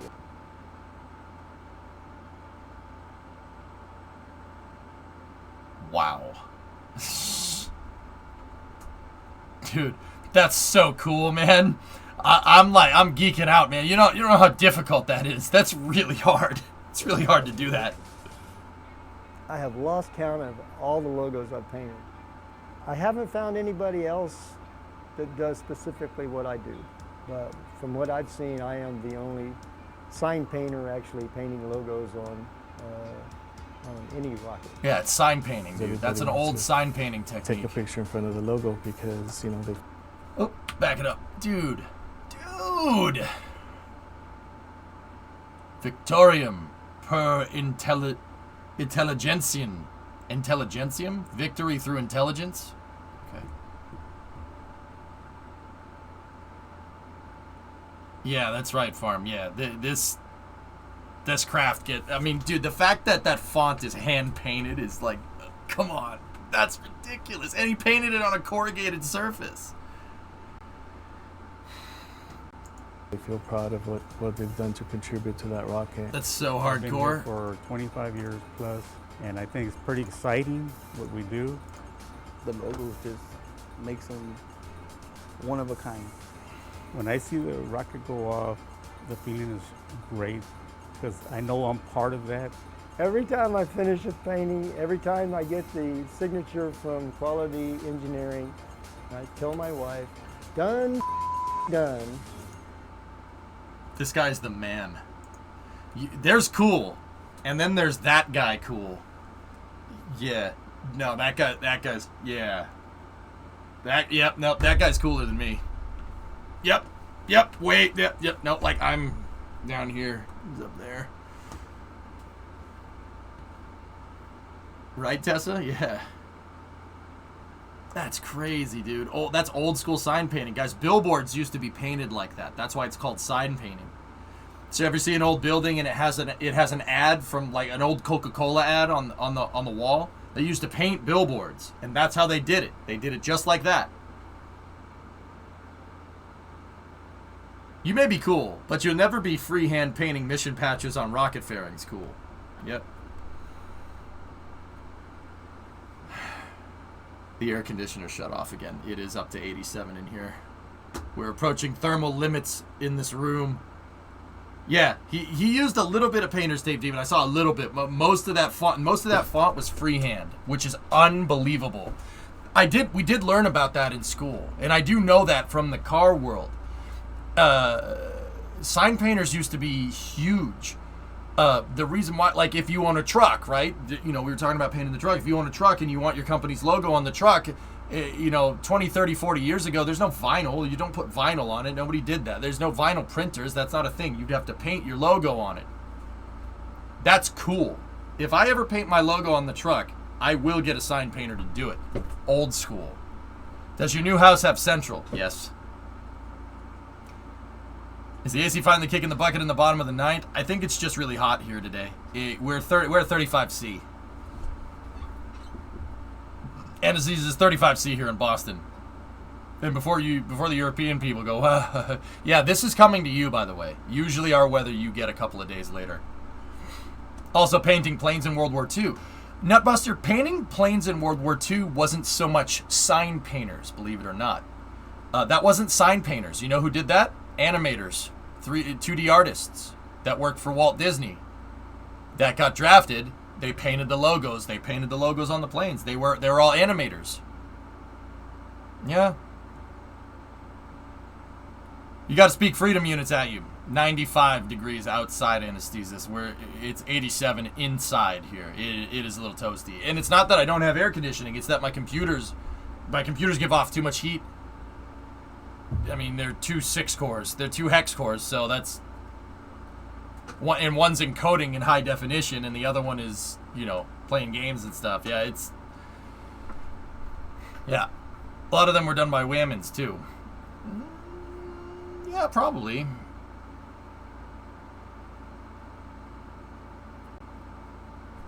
My AC unit is old. Actually, RJ, I like older AC units. I've had that AC unit for about...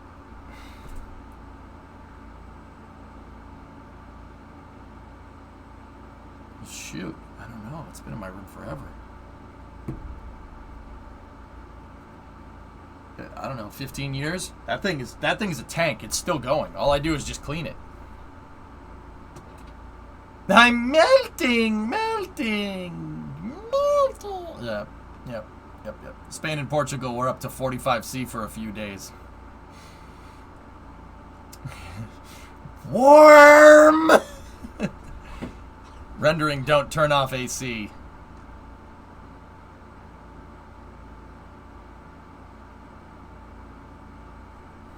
How do you remember that? How do you remember that, Bill? Jeez. That was like over a decade ago, man. Damn. I was like, wait, how does he... Oh, yeah. Yeah, cheers. Bill, I took the wheel bearings. I changed the wheel bearings over the weekend, dude. And it turns out that the wheel bearings were just leaking grease because they were sitting. It has Timkins in it, and they're mint. The Timkin, no heat scoring, no nothing. Not even... The race was a little scratched up. Or the spindle was a little scored, just a little bit. But it looked like it was scored from where somebody hit like a bearing off of it or something. Like it had like char marks in it, right? But the Timken bearings were money, dude. So I was like, man, just gonna repack them, put those in there. Just put those back. Last for Dennis's website. Oh. Dubois signs. Oh, that's cool. It's in Harlingen, Texas. That's cool, man. That's where, yeah, ULA. That's where ULA makes those fairings. They make them in Texas. Dude, I'm like, if I need a sign painted on my truck, I'm straight up driving the truck to Texas. I will have him paint it. You have my word. It's a good design. Better to have slight plate. They don't have to be over torqued at all. I always, with the wheel nut, Bill, when I was taught to tighten it just enough to make sure that the bearings, the roller bearings, are seated correctly, and then back it off a quarter turn, put the cap on, cotter pin, and then I know that some people don't do this. I take just a little bit of grease and I put it in the wheel cap, and then I put the wheel cap on. That's what I did. We just repacked the Timkins. The Timkins were money, dude. They weren't even scored. No temperature, nothing. So I just repacked it. It's good to go. The hubs still get a little bit hot, but I think that's more from the brakes at this point, because those Timkins were not bad. They had a little bit, like, you turned it was just, and then if you spun the wheel, it just turns a little bit and you're good to go. Yeah, I back it out a quarter every time, Sawyer. You don't want to pinch the bearings. That's yeah, that's not a good thing. I just get it a little bit tight. I get it snug to seat the bearings, and then I back out and then cotter pin it. And then I take the cotter pin and I twist them up over the axle. The two cotter pin ends that come down at the bottom, I take two sides and I twist it up and over. Or you could cut it. There's a bunch of different ways to do it.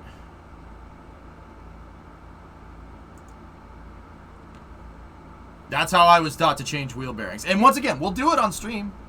I'll show people how to pack bearings. It gets pretty gross. It gets pretty gross. I still have grease from like... I still have grease, and dude, like that on my finger, like that's not coming off.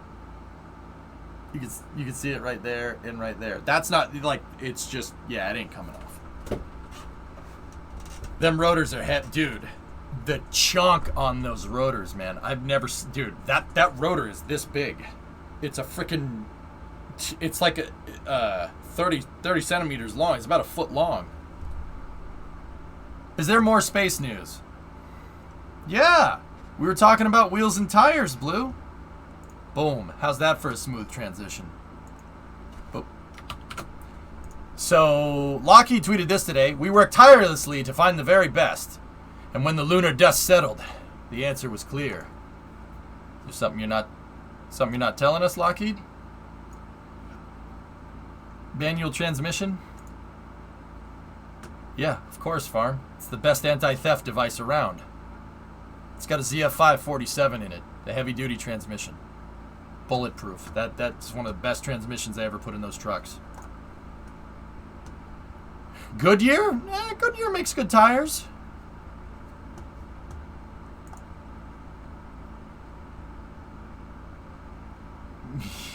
We have something like that, Tessa. Yeah, it's called Fast Orange.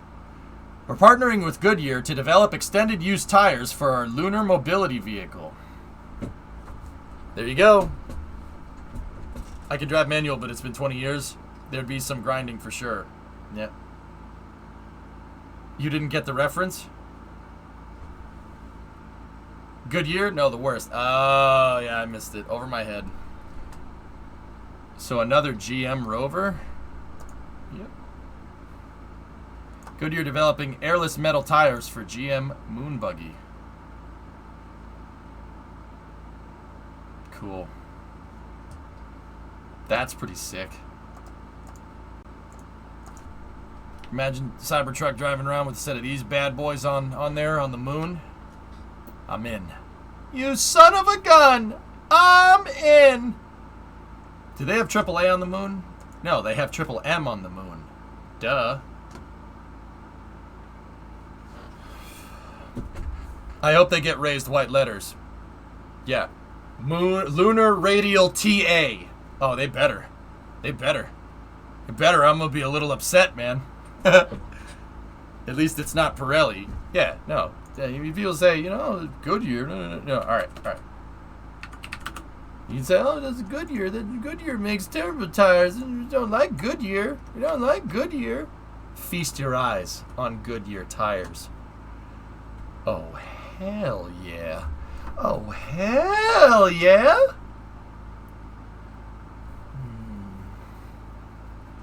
How much horsepower do you want, Ayrton?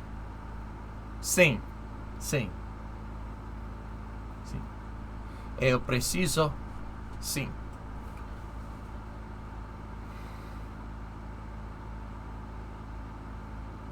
Yeah, Tesla. Goodyear makes good tires, man. They really do. Then we got to have Bridgestone. Pirelli.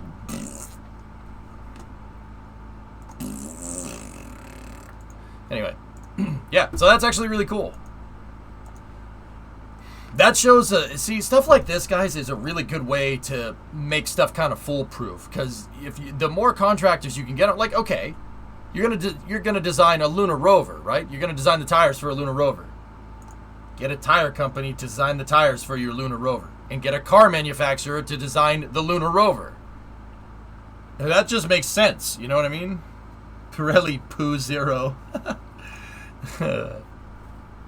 That's cool, man. That's everyday stuff finding its way into the space program. I love stuff like this. That's really cool. Bridgestone made the shuttle tires. Michelin. They're Michelin tires. The shuttle used Michelin tires for the exact reason that I'm talking about.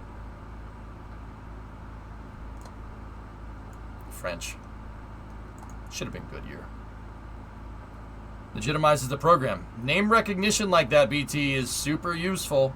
The reason why this stuff is good, dudes, is because that's a super easy way for people to see everyday stuff finding its way into the space program. It makes the space program way more identifiable. Like, oh, Chrysler is making the first stage on the Saturn I. Ford makes the console. Chevy made the lunar rover. Astronauts drive Corvettes around. It's that brand recognition that you know, if you associate an everyday brand with a space program, it seems it's a little more down to earth. You know what I mean? So that's good stuff. In fact, NASA has a small business initiative. They have a small business initiative kind of thing to promote stuff like this. Well, not small business, but they're promoted to diversify the contracts, to really spread them around and get a bunch of different name brands on board. They do that a lot.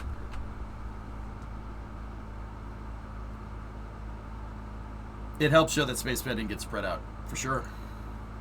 For sure. Alright, so... Alright, last bit of spec. Let's see what we got. So, at the Commercial Lunar Payload Services panel at the Glenn Symposium 2022, coughing.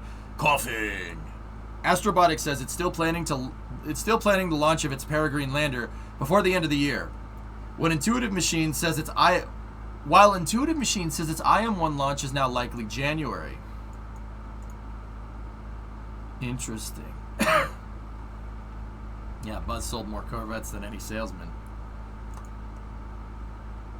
Yeah, so, okay, it looks like Peregrine with Vulcan is still targeting the end of the year, which is good. That's good. That's Commercial Lunar Payload Services. We had a little bit of a thing about CLPS from Jeff Faust yesterday about missions that are falling behind schedule because of poor planning. Viper. But, hey, it is what it is. Buzz sold more Corvettes than any salesman. Farm, I am not one to sources say, okay? But I think I would be lying to you if I didn't say that some of the Apollo astronauts were kind of speed freaks. If you catch my drift, they were kind of speed freaks. You can choose to believe this, or you can't choose. You won't choose to believe this. But I have it from somebody that I've talked to in the Apollo program that, you know, the Apollo astronauts, certain Apollo astronauts, may or may not have raced their Corvettes down the crawlerway. I mean, when you have a 67 Corvette with a 427 in it and a Muncie 4-speed with a 12-bolt posi rear end, are you not going to race down the crawlerway? It is a perfectly straight 2-mile long road. I've heard that. I've heard it from people. From which people? Don't know. I've heard it from people. And if you do like old Corvettes, Chevy, to promote the Corvette in the 60s, had special astronaut trim levels for the Corvette, and they sold them, or they leased the Corvettes to the astronauts as a brand promotion because they were making the lunar rover and stuff. And, well, you know, racing Corvettes down the crawlerway is the most American thing I've heard in a long time. Bill, I have it on pretty good authority from people that were there at the time that Gus Grissom really, really liked hot rodding things. Yeah. I have it on pretty damn good authority, actually. Yeah. I've talked to people. Yeah. Also, those cars are worth insane amounts of money, by the way. These astronaut trim Corvettes, they only made as many astronauts flying at the time. They only I don't know, made like 20 of them. They're insanely renowned. You reckon Gus tweaked the hell out of it? Tessa, I will say this once, I will say this again. There is an extremely big overlap between the car community, the hot rodding community, and the spaceflight community. And I don't know what the hell that's about, but there absolutely is. And I myself am guilty of it. I love wrenching on cars. It's my favorite thing. It's one of my favorite things to do, aside from talking about space. Yeah, these astronaut Corvettes are very, very sought after. They tried to paint it to look like the Lem. It's gold with kind of black trim, which is, I mean, those things go for $1 million. They're super, super, super sought after.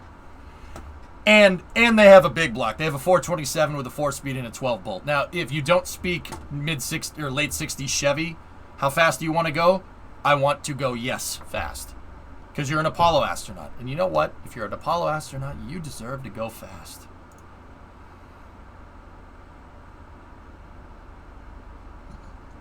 Yep.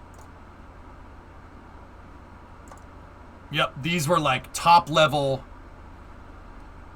trim cars, and some of them didn't have the gold and black paint job. Some of them were painted like that. I really like that. I really like that a lot. Oh, that's so damn cool. Hey, look, it's got Goodyear tires, baby. Holy crap, a big block in a 2,500 pound car. Corvettes are made out of fiberglass, dude. Fiberglass with a metal cage. So this part right here, from about here, the T-top, the A-pillar, and then the firewall. So right here to right here was metal.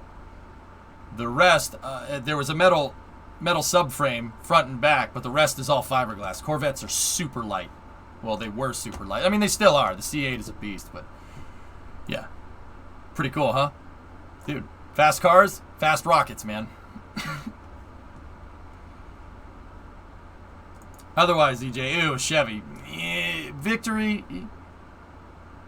I don't mind Chevys, okay? I don't mind Chevys from the 60s. Those are fine. I'm cool with these. I don't like Chevy now. I have my reasons.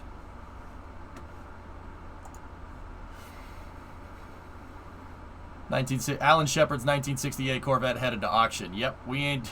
Bandit, we can't afford that. But yep, there you go. Pretty cool, huh? Which one do you guys like? The red with the white, red, blue stripe? The white with the blue, white, red stripe? Or the blue with the white, blue, red stripe?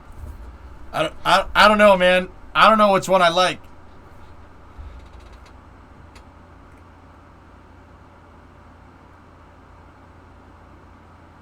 Hell, Hydra, you got something?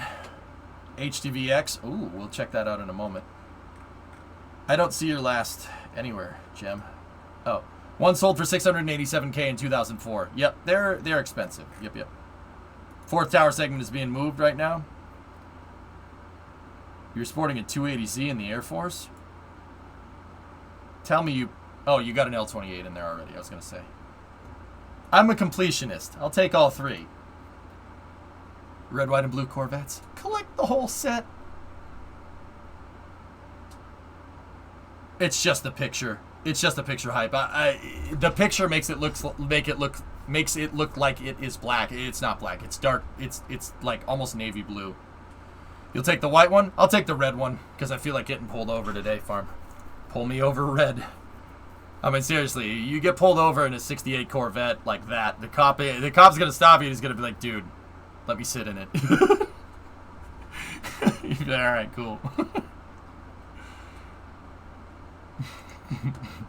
I've seen that happen before in my travels. Anyway, so we got some pictures from Japan's the Japanese HTVX transfer vehicle. Oh, let's see. I went on a business trip to Nagoya where I was testing the HTVX under current development, so I would share the photo as promised. When making preparations in cooperation with so many people, please continue to support it. Hey, CBM. It belongs in a museum. Most of them are in museums, or some of them are in private collections. I just wanted to hear the turbo whistle. Yeah, pretty much.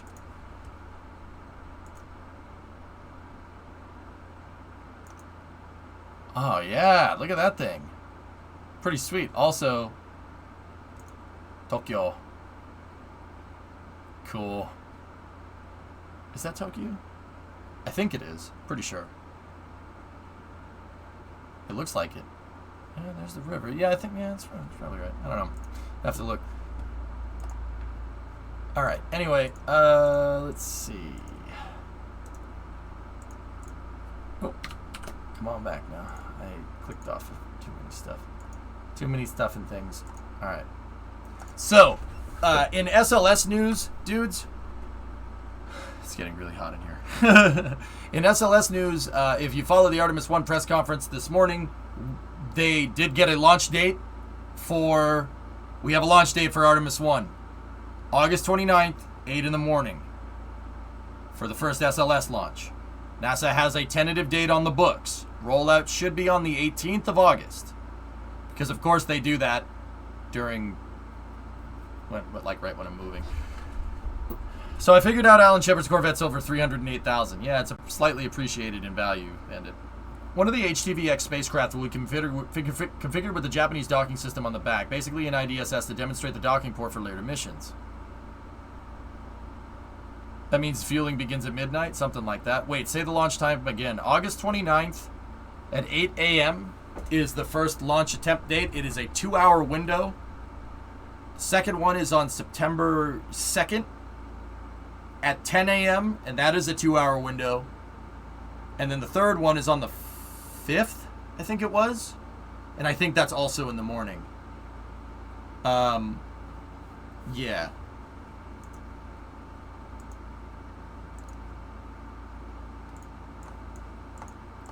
So, we have a date. That was discussed in a press conference this morning. The second HTVX will do it. Cool. Cool. Hey, Red Munchkin Raid, what's going on? I'm not freaking out, but I'm going to America on the 28th to Florida. There you go, Alleviate. Alleviate, how does a spin starter work? You ever take compressed air and shoot it into a computer fan? That. So you could be there for SLS. If you are, you're gonna be there for a treat.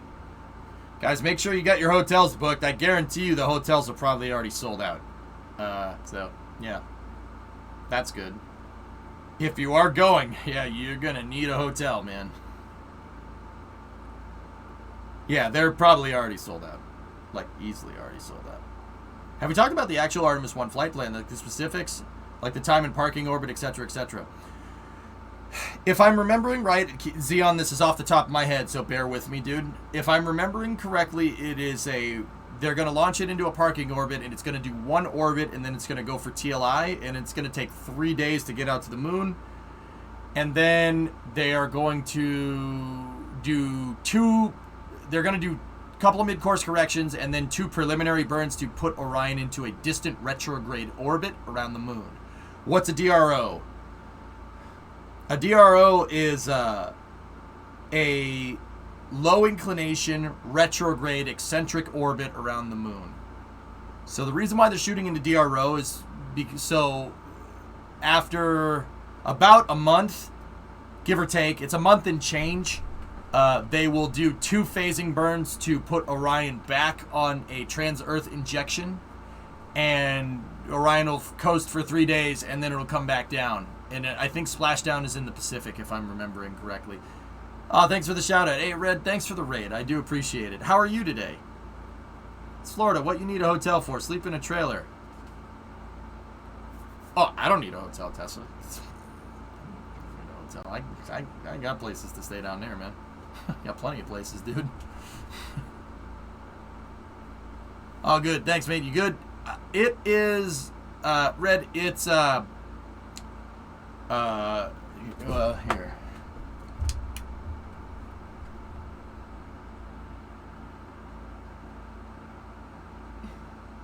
It's a little hot in here. I am overheating, if you haven't noticed. Yeah, a little toasty, little toasty. That for everybody else that speaks the language that I do, it's 86 in here. It's pretty warm. That's just a tad warm. My air conditioner can't keep up. It's too combined with ambient temperature. The AC cannot keep up. My computers are roasting right now. It's core temps around 50 C on the graphics card, and that's at idle. That's not good. I'm gonna fry something if I'm not careful. Maybe it'll cool off, but yeah. Outside it's outside I believe it's 35. 35 C in Boston, so it's 94, 95 degrees. Now, I know if you live in bum-frick desert nowhere, yeah, it's probably hotter. I get it. Yes, it tends to be hotter in the desert. Thank you. Yeah, but, yeah, this is pretty toasty for us up here.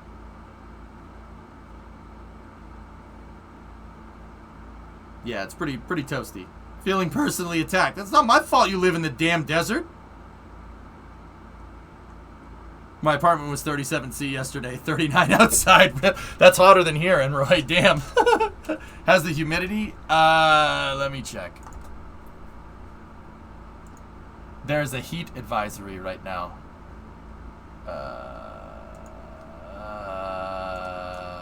Yep, we are under heat advisory here. Z full forecast, let me see. 38% humidity. That's not bad. That ain't bad at all. Yeah, it's not bad. It's just toasty in here. It's hard to sit here and talk all day. And I'll be honest, like breathing in the hot air kind of sucks, especially when you're talking as much as I do. Yeah, that combined with the COVID cough is just like, you know. Yeah, no, 38 isn't bad. It's actually pretty good. That ain't bad at all. If it was Florida, it'd be this hot with like 100% humidity, and going outside would be like walking into a hot shower with the water on and your clothes on. It gets pretty oppressively hot down there. And then if you're in the desert, oh, don't worry, it's a dry heat, am I right? Yeah, it's a dry heat.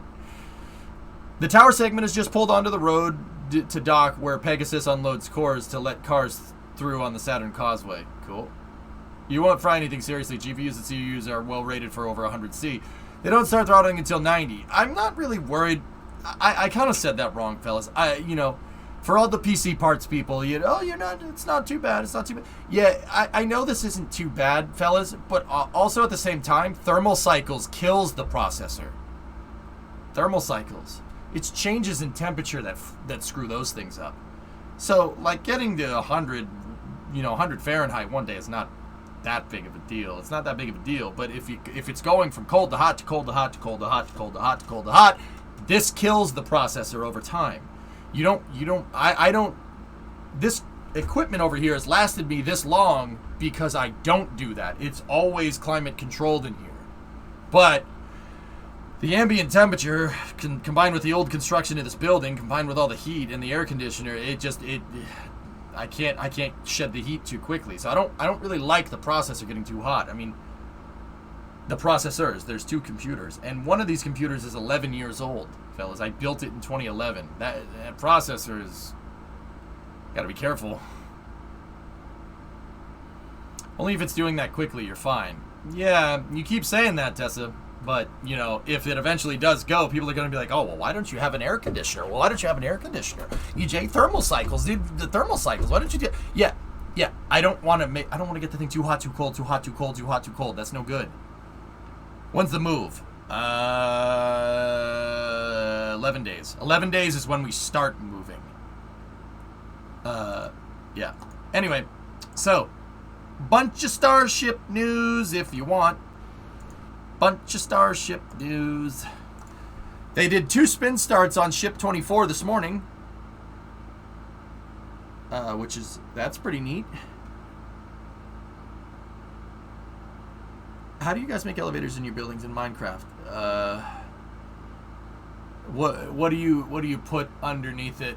What do you put in the water in Minecraft, guys, to get you to go up and down? The bubbles. I forget what it's called. And it did not explode. No, it didn't explode. Mattel to launch SpaceX vehicles as Matchbox toys. Oh, that's pretty cool. Soul Sand. Soul Sand and Magma. Soul Sand up, Magma down. There you go. Thank you, Minecraft gamers. I do appreciate it. So let's take a look live here at Starbase. They did do spin starts with 24. It did not pop, thankfully. And do we have... I wonder if there's a live stream. Nope. That's the port cam. McGregor's got... Oh, the purge flame's on. That's pretty neat. What is your favorite rocket engine? Oh. Shuttle engines. Shuttle main engines. Yeah. What's the latest on the booster? They've been taking rocket engines off Alleviate, which tells me that they're inspecting the things, just like I said. When you get a detonation like that happening that close to rocket engines, you really have to worry about something called foreign object debris, or foreign object damage. It's called FOD for short. And the only way to be absolutely sure that that rocket engine is going to work correctly is if you take the whole damn thing apart and slap it back together, just to be absolutely 100% sure. They were taken, and they took some engines off of 7. My guess is that the engines that they took off of 7 are the ones that are going to be taken apart and put back together, just to be absolutely sure. Now, I don't know if those engines are going to go right back on to Starship. I have no idea. Maybe they'll put engines that were slated for 8 on there. Who knows? But you got to recertify them. You got to be sure. Got to be sure, man. Because as far as I'm concerned, that pop that Booster 7 did was deviant engineering. And we don't want... If it's one thing that you don't do when you're testing rockets, you don't go, huh. I wasn't supposed to do that. It's fine. Whatever. The last time they did that, it didn't end well. Don't do that. Actually, every time they've done that, it doesn't end well. Every time in recent memory that they've done that, it doesn't end well. When my dad was working at the airport, FOD clearing is very important. Of course. The only way you can be absolutely sure that that engine is going to work as advertised is if you make it operate in the environment that it was designed to work in as advertised. Pretty straightforward stuff. Engineering's like jazz, baby. Just improvise.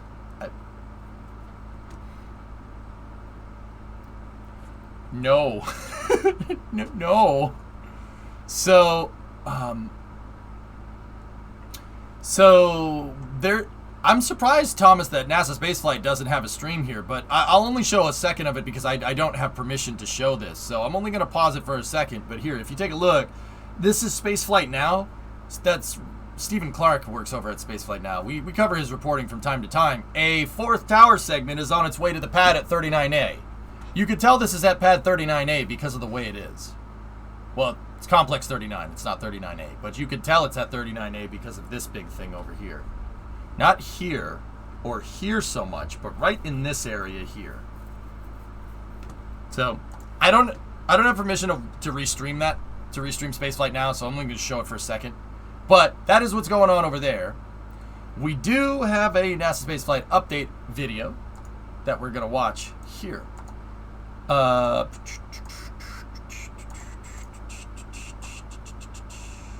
right, let's take a look.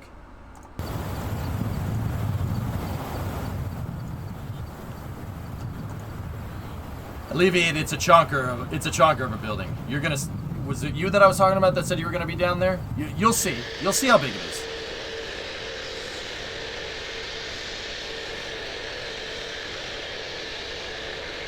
Tell it's Florida because of the way it is. That's pretty neat.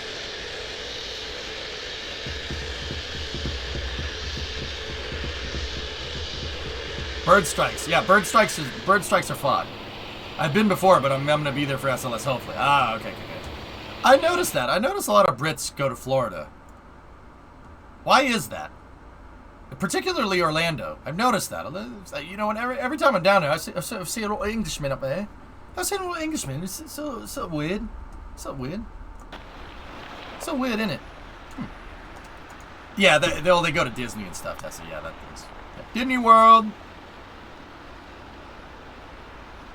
Thanks for putting my build so close to storage. It would have been a pain otherwise. Wait, what? Oh, okay, RJ. Yeah, no problem. I was wanting to go as a kid. Parents never took me. I now have 2 kids, so Disney. Good man.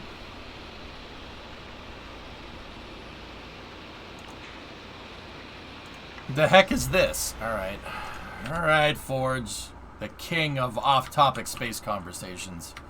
Was ist das? Was ist?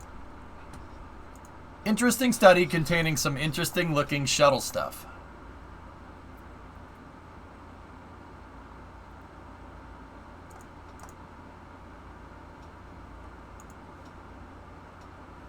Shuttle-derived manned transportation systems. Space Transportation Propulsion Technology Symposium, PSU. Ew. Smells funny. No, PSU is fine. Penn State is fine. June 1990. Alright. This is good. A lot of text. Somebody doesn't know how to center a Xerox machine on the picture. What the hell?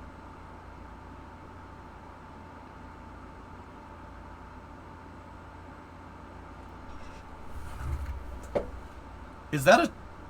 Yep, that's what that is. That's a shuttle... That's a shuttle aft section with 2 ohms pods just bolted to the back of an external tank. Okay. But my daughter, who loves watching rocket launch... Ah, there you go, Alleviate. Hey, what's the...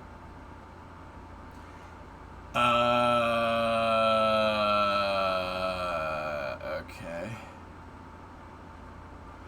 Tessa, this is better than SLS. You know why? You know why it's better than SLS? Because you could have kept using the shuttle with this.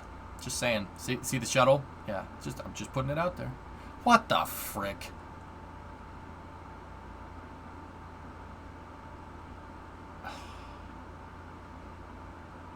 Nope. That's terrible. That's a terrible idea. I hate it.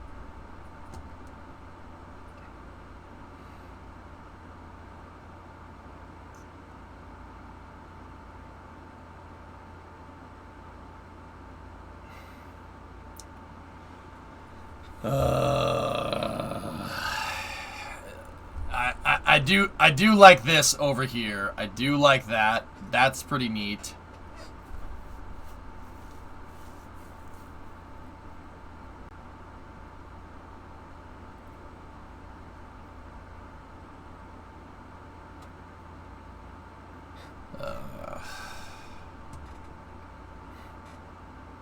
That's some Shuttle 2 nonsense, Panta. It's gross. Disgusting.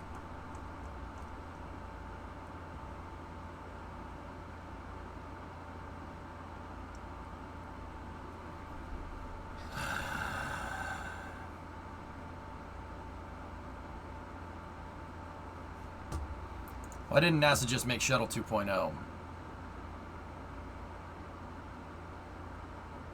No political will, B-Money. That's the honest truth. I don't like the brand out shuttle. I'm not a fan of that. That's not a good idea. The whole point of the shuttle was to get your engines back. This takes all the good stuff about the shuttle and just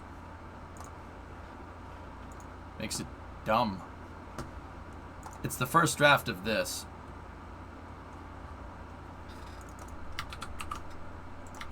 I like the shuttle derived launch vehicles.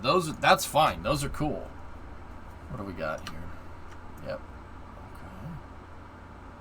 This is fine. I don't mind that. That's pretty good. That's a good idea. Should have done that. Last pulls. Last pulls. Pulls. Pulls. I see you're looking at one of my favorite documents. How about this? What's that say?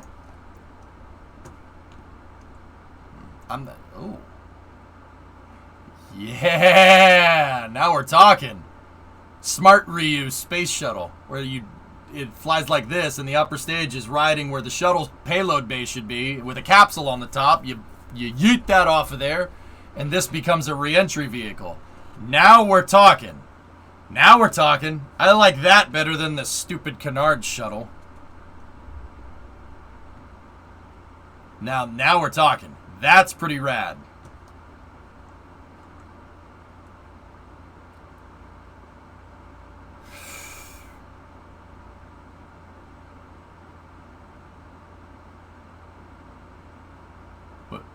What the frick is this?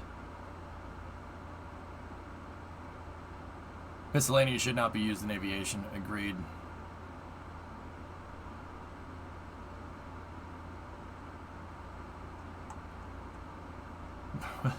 What the frick is this? What the hell is this? Oh, it's a reusable ET. Yo, these designs are nuts, man. How the hell is that gonna fly? And then again, this was done by somebody who knows way more about rockets than I do, so okay.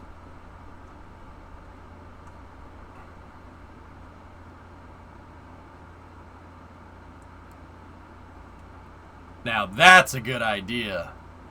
That's a good idea. Take the external tank, and where the pointed LOX tank should be, make it just a regular. Take the top of the hydrogen bulkhead, put it on top of the LOX tank, and put a payload fairing up in the nose instead. Now we're talking. That's a good idea.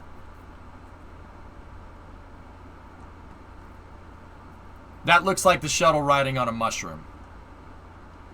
Yeah, see? That's a cool idea.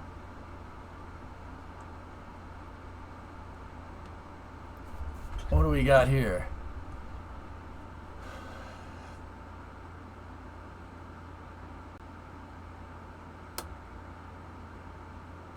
What in the absolute balls is the... Oh, hydrogen tank wet workshop. Now we're talking.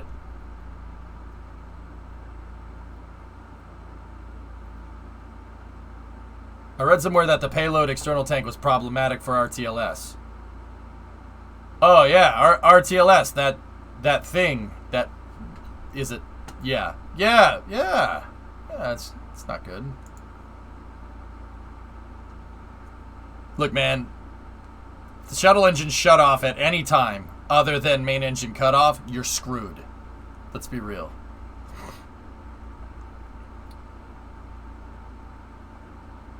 Okay. Oh, mirror for a large space telescope. Okay. What?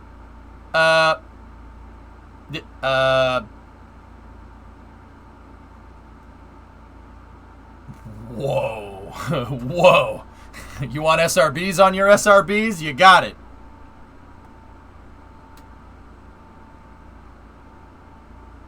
You've heard of Longcat, all right? You've heard of Longcat, chat. Let me introduce you to Long Shuttle.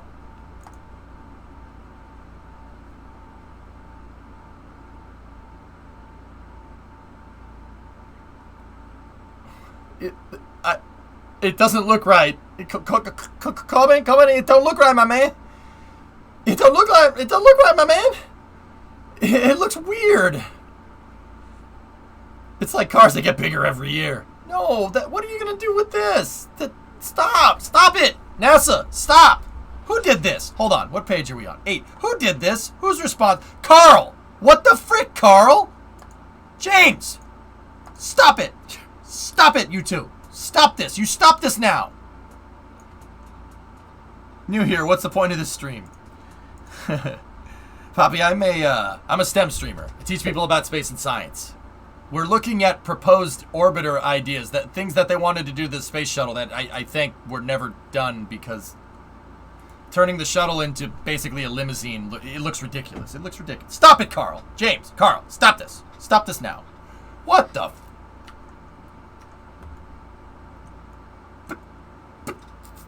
James! Carl! Stop this! What?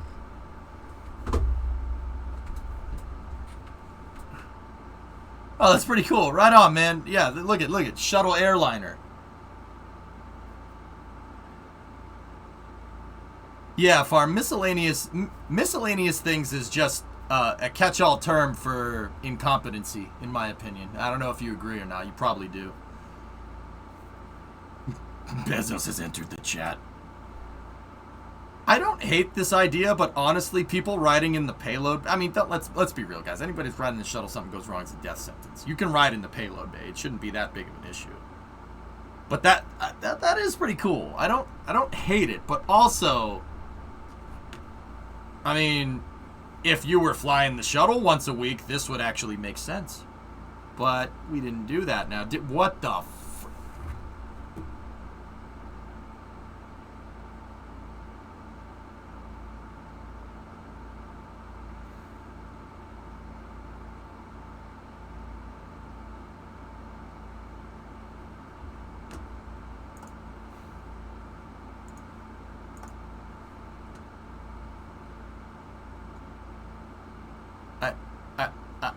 I hate it. I hate it a lot. I hate it, chat. I don't like... No, sir. I don't like it.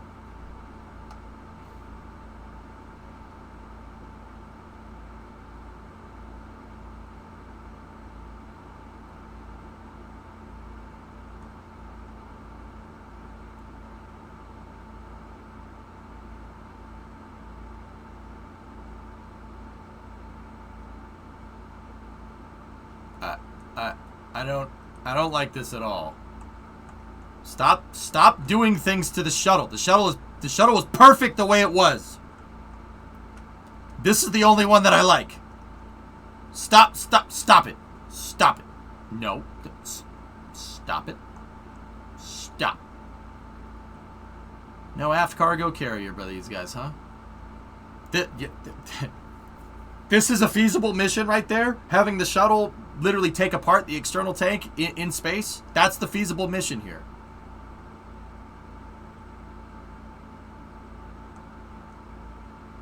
This is the one. I like this one. That's a good idea. They should have done that. There was actually a solution for the shuttle called the aft cargo carrier, which was basically putting a payload bay right here on the back of the external tank instead of the front. I know it sounds ridiculous, but there actually is a huge open space right here where you could put stuff and it really wouldn't screw with the dynamics of the orbiter too much. Because that's a huge dead zone. A lot of fire during the shuttle missions, a lot of heat from the rocket engines got actually sucked, a lot of fire from the engines got sucked back up and just stayed in this area between the SRBs and the orbiter. So putting an aft cargo carrier on would take this idea and make it 1,000 times simpler. Because you put the nose cone on the back instead of the front. And then you just run with a regular external tank. That's just complicated, man. Can I get the link for this document? Sure. Sure, man. Anyway, let's go back and look at the Starship footage. Let's see what we got. This footage is coming from our buddies over at NASA Spaceflight. Let's see what's good here. What about the heating? No problem, Signer. There's low pressure there anyway. I mean, the back of it's going to get scorched either way, but the back of the external tank got scorched. No problem. Yeah, pad do be looking a little charred, though. A lot of coking left over from the burp that Booster 7 had. They did conduct the same tests on Starship today, and they did work. Ship 24 over there. For you after you're done with space news. Yaman.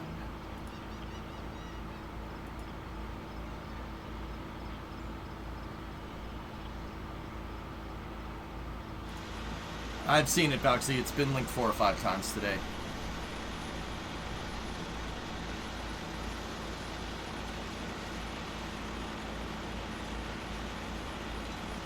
Earth to the moon, Earth to Mars farm is what he wants to do. Going from moon to Mars makes no sense unless you can refuel on the moon. Refuel and manufacture on the moon, I should say. Ooh! The box! You can't look in the box! Where's that going? This is a... We come to figure out that this is a Starlink payload changeout room.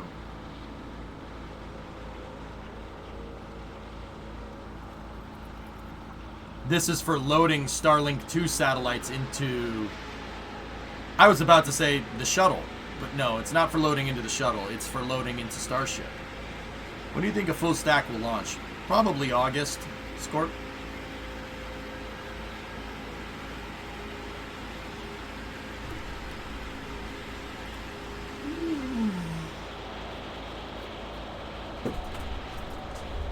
Alright, you guys have all linked this all in simultaneously at the same time. Caught several of these loads of Starlinks getting loaded. Oh, there's prototype Starlink V2s right there. They're a little bit bigger than the V1s. Holy crap, dude.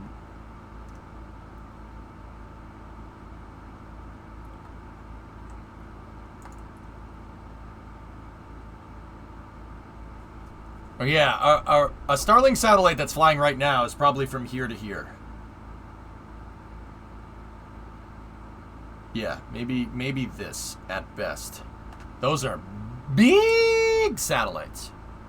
Anyway, let's go back over here. And Starship has its little Pez dispenser on the side. Nice lifted Tahoe, by the way. That's going to shoot them off.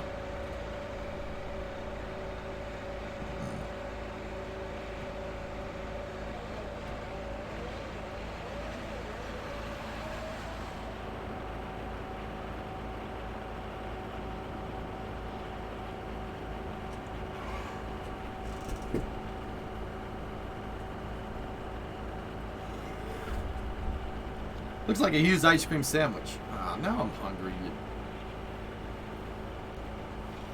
Oy vey, man. Why? Why, man?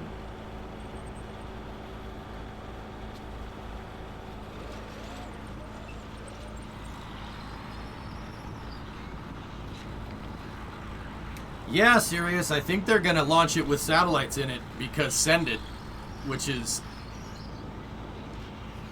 Alright, nothing else can launch these things. Just, you know, if by off chance the thing gets into space, you might send it. It's great, you get some satellite launches for nothing. What is the point when there's so many satellites? When is the point where there's so many satellites where you can't avoid the Kessler effect even with minimal maneuvers? We're not near it, Firework, but we're moving towards it. I don't know what that point is. You'll know it when it happens, though. Tahoe. This ship won't make orbit, though. ...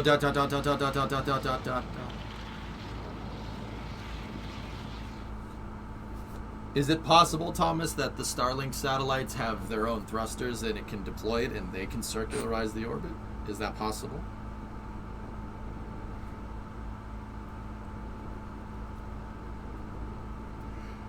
Oh, it's 87 degrees in here. It's getting hot. Getting hot!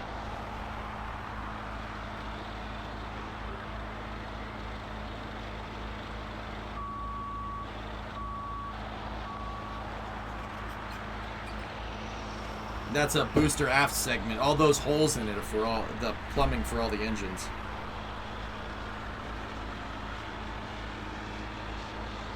Yeah, Poppy, yeah, the next 15 years are going to be fun, man, especially if this thing goes. Wait, the Starlink satellites have that much Delta V?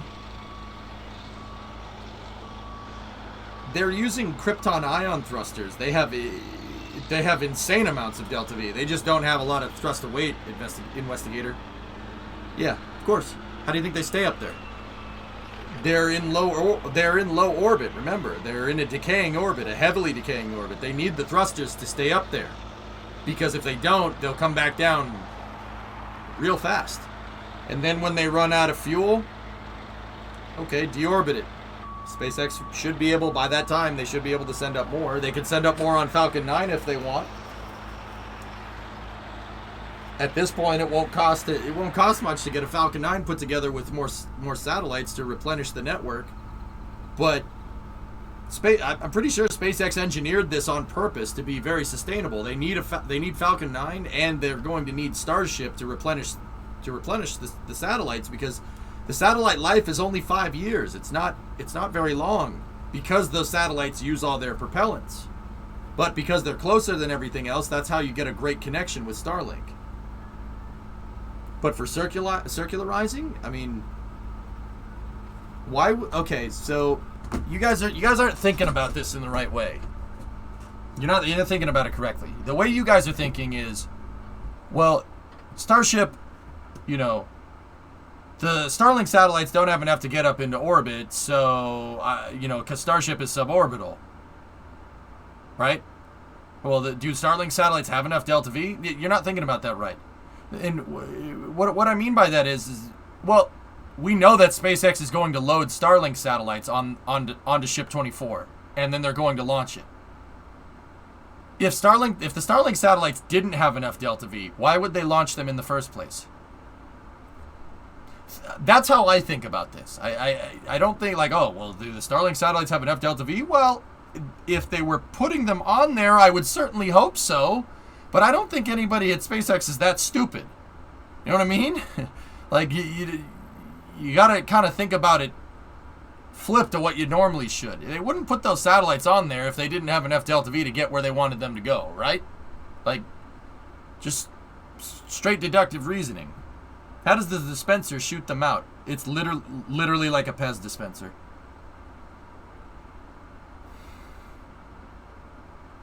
Do they have enough specific impulse for a circularization maneuver? They have very high specific impulse. They're krypton ion thrusters. Yeah. I mean, SpaceX wouldn't put them in there if they didn't, right? That's how I think about this. Why would they put them in there? Why would they put them in there if they were going to lose these prototype satellites after one orbit? Nah. They have to have the right amount of thrust, dude. They have to. Right? Like, they wouldn't put them on there if they didn't. Pez dispenser shown here. Yeah, you guys want to see something nutty? Look at this thing. This is from SpaceX's all hands meeting from last month. Look at this.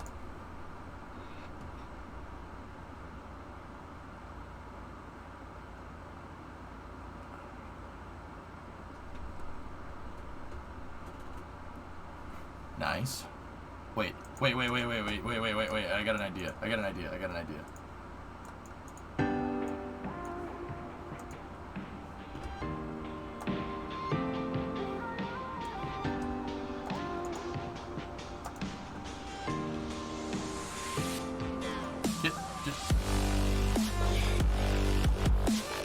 Twitter videos aids.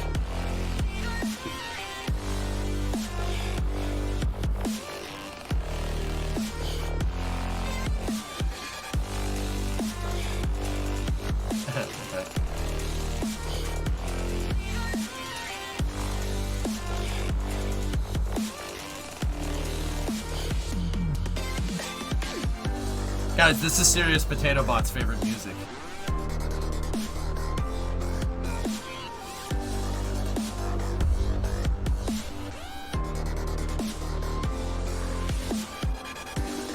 I don't know, Phil. I've only seen one.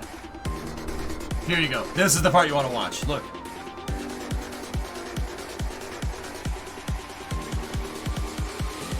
Deploy on the drop, please.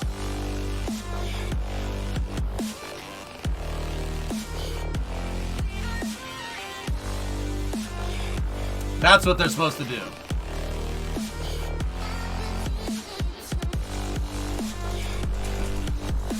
This is the best music ever.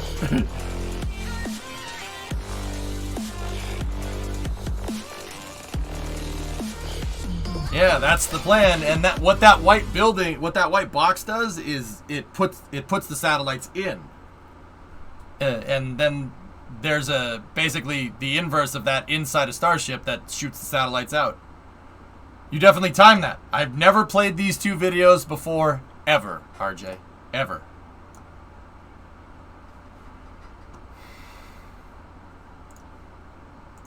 That's what this white box does. And no, chat, you can't look in the box, okay? That's the payload changeout room that puts the Starlink satellites into the Starship. Any chance Starship could hold more?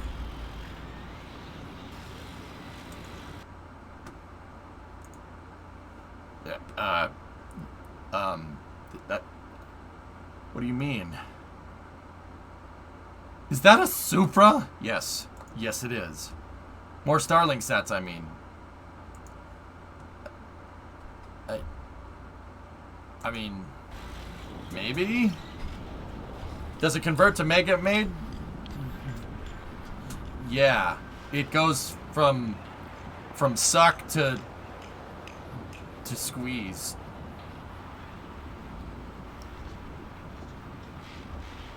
I mean, Ovor's... The payload bay was pretty full with what I saw, you know?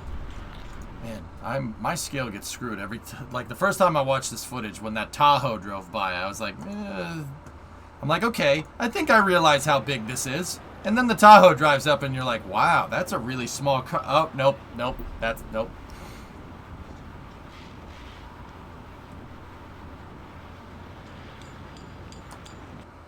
Yeah. Yep, nope, that looks like a toy car in this picture. That is the thing. Okay.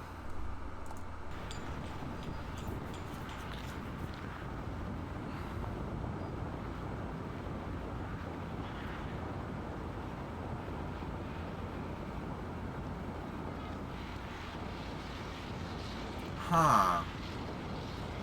Anyway, we were over here. Needs more yakety sax. Now, here, I got more yakety sax for you right here.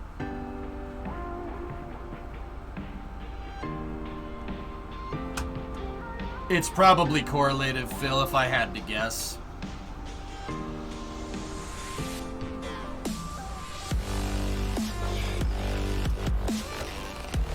Oh, that's not yakety. Oh, sorry, my bad.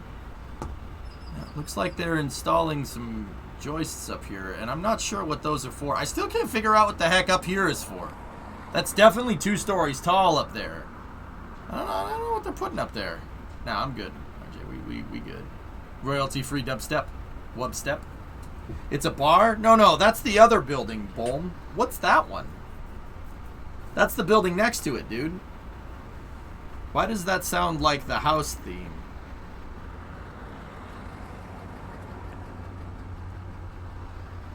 I don't know.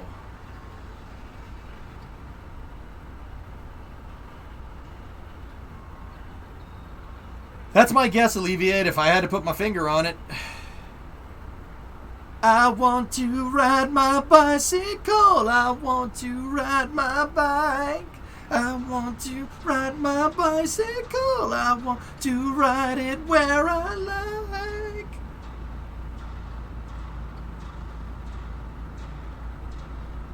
Don't believe in Peter Pan, Frankenstein and Peter Pan. All I want to do is bicycle, bicycle. Sorry, I saw the guy riding the bike. It reminded me of the song. Giant recording studio for Elon's first album. Yep. Gonna get a copyright hit. I say, hey man! Don't believe in Peter Pan, Frankenstein and Superman. All I want to do is bicycle.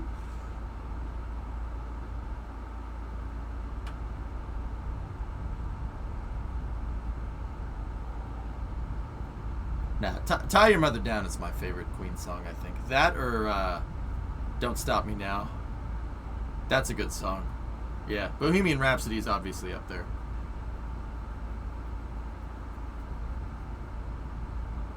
Bolton, yeah. So, it's his recording studio.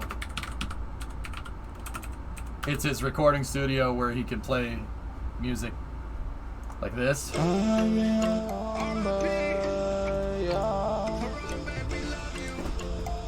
And we thinking about you.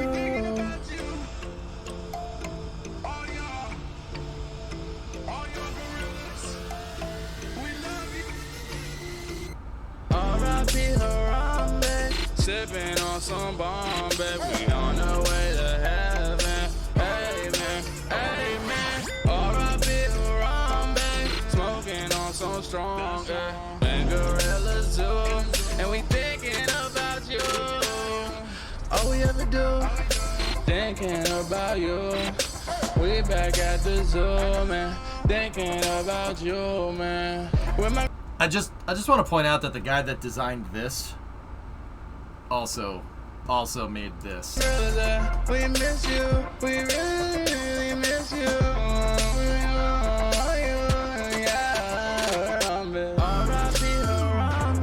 Okay. All right. I can't do that anymore. Not even as a joke. I can't do that. Yep. Nope. We're done. Yep. that's not even as a joke, man. Not even as a joke. The guy should focus on rockets. Yes. Guys, do you know that this is Serious Potato Bot's favorite song?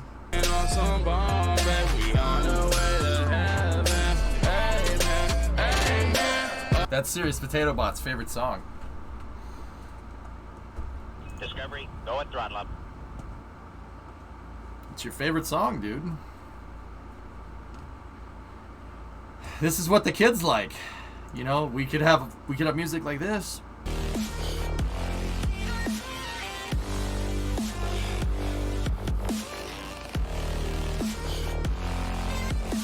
Or we could have music like this. Smoking on so strong, and gorillas too.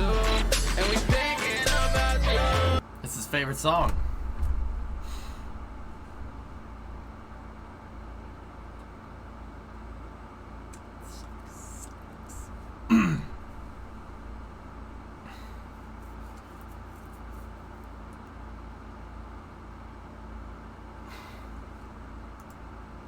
No, I got you. I got you. Right here.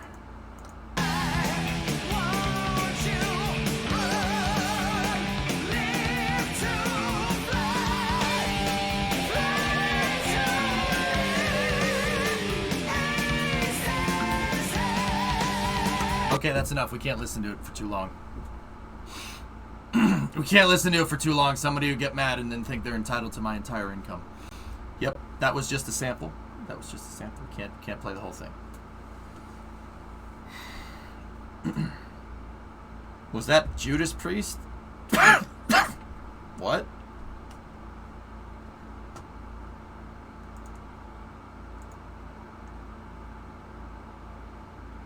That was not Priest.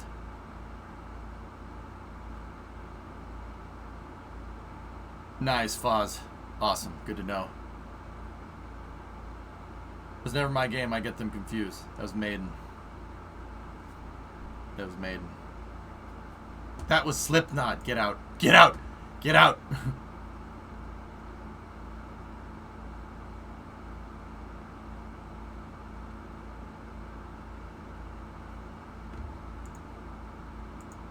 How about some Rush? I would love to. I'd sit here and jam Countdown with you guys, but can't do that. Iron Maiden is just sabotage for boomers. Change your mind. I don't need to change your mind, Cerebral. In 2022, it's okay to be wrong about things, and I hate to break it to you. You're wrong. You don't need your mind changed. You're just wrong. It's okay. It's okay. You can be wrong about things. That's fine. I mean, it's okay. Because, you know, people can just be wrong about things, and as long as they think they're right, it's fine, right? Like, it's fine. Rush is overrated. The hard disagree. Music is very, very good. But if you, you know, actually, Pokimoto, I have to ask you a question. Every person ever I've heard that says that Rush is overrated likes Triumph. Do you like Triumph? You have questions about China and SpaceX. Okay, Pappy. Feed me. Tengo hambre. Feed me.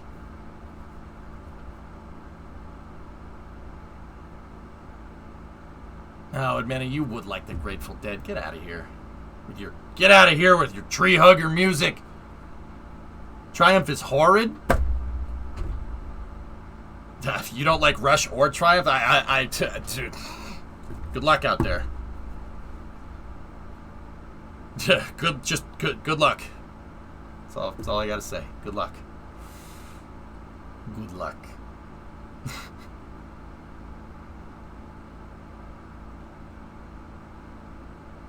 That's right, Engelberg. Yes. Fight the good fight. As long as you have the magic power of the music.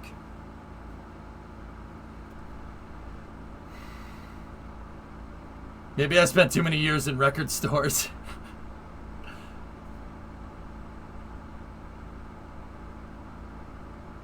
This collection of sine waves is better than this collection of sine waves.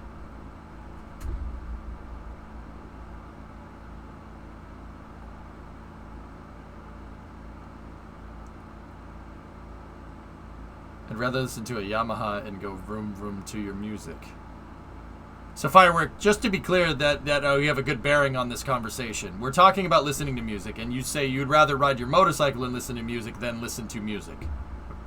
I mean, all right. Good to know. I agree. There is some music, though, that I can't listen to while driving. Because I will get a speeding ticket. Yep. What was that song that was based off of the sound of the airport circle things made?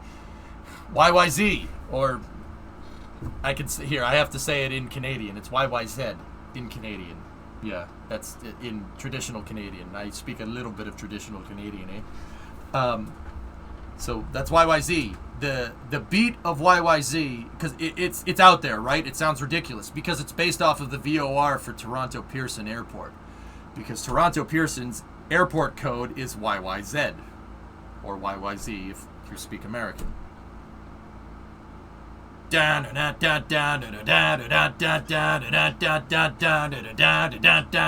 YYZ in Morse code. Yep.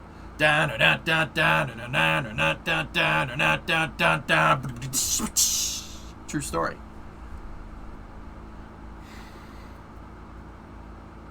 La Villa Strangiato. Great song. I have to be careful on the speed metal when driving for the same reason. Yeah, Juicebot. There's just music that I can't listen to in the car because I will get pulled over. Yep. It's not a good idea. Highway Star and Speed King. Yeah, I cannot listen to Highway Star, Tars, and drive. Yeah, can't do that. Metallica, Fuel came on the other day while you were on 401. Oh, I'm sorry. Battery's a great song, Fuzz. I'm not the biggest Metallica fan because I grew up in the late 90s. Yeah, I'm not the biggest Metallica fan around, but their music is legendary. It's really good. Really good music. Can the Mustang even hit 100? It can, Sirius, very easily on the racetrack. Yep. Forge, you listen to the Barbie Girl song. Good. All right. I wish you good health. Yeah, Edmana, I'm with you on that one. Yeah, no, that's not metal. It's not metal at all. On the racetrack, Geek. Yeah. How could that possibly be misconstrued? Head out to the highway. Alcohol. Guys watch Stranger Things season 4. Eddie Munson. Eddie Munson's taste in music is quite literally my taste in music. Yeah, I realize that. Napster bad! Napster bad! Metallica good! Yeah, David. This is music! Yeah, that. Yeah, Yeah, very much that. Does it actually sound like that, though, or something they just came up with? Yeah, Flykin. What do you mean? The ding, ding, ding, ding in the beginning is the VOR. That's just the VOR playing. Only they're playing it on cymbals, but that's what it sounds like. The VOR is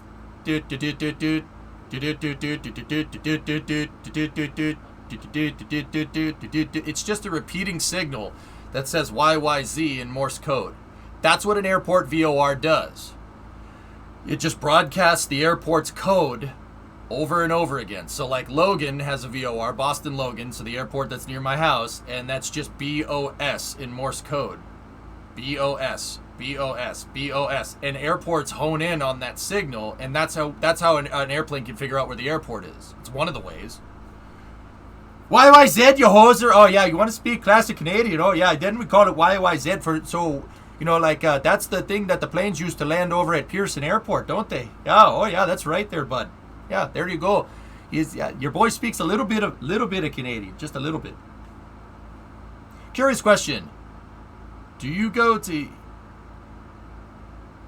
either streamer shows or talk of 3D printing in space? What do you mean, Tactile? Do I go to streamers shows? Talk about I know about 3D printing in space, dude. There's a company that's trying to optimize 3D print manufacturing in space called Relativity. I talk about it from time to time when it comes up for space news. Yeah, sure. You had an REM phase in the late 90s, early 2000s. Yeah, that makes sense. Admana, though, I can't think of a better day to say, do you believe they put a man on the moon? Man on the moon. Yeah. Interesting, Forge. You know why the Canadians are wrong about the letter Z? It's because if you go to the letter Z, it's Z, not Z. It's Canadians, geek. Don't just let them do their thing. It's fine. Nobody knows what they're doing up there. What are you doing up there? How does this look, RJ? It's fine, but if you put an extension on it, I'm going to punch you in the face. Figuratively, over the internet. Anyway, fellas, I think we got to the end of the Starship video. Here, just on a quick side note, somebody linked me this in chat, and this is coming from Zach Golden. Zach runs the CSI Starbase Discord, and he commentates on Lab Padres stream. Zach's a good dude. He's very meticulous with what he reports, and I really appreciate that. So Zach, from somewhere, had this picture sent to him today. That's an orbital launch mount. That's part of Starship's launch pad. But making SCTV, you putz. They will be here, you schmuck. Forlorn, thanks for the raid. Appreciate it. I have the tab somewhere, Cerebral. I'd have to go find it.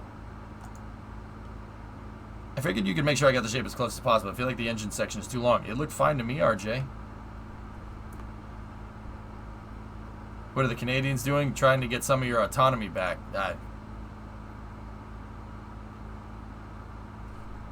I'm not touching that one.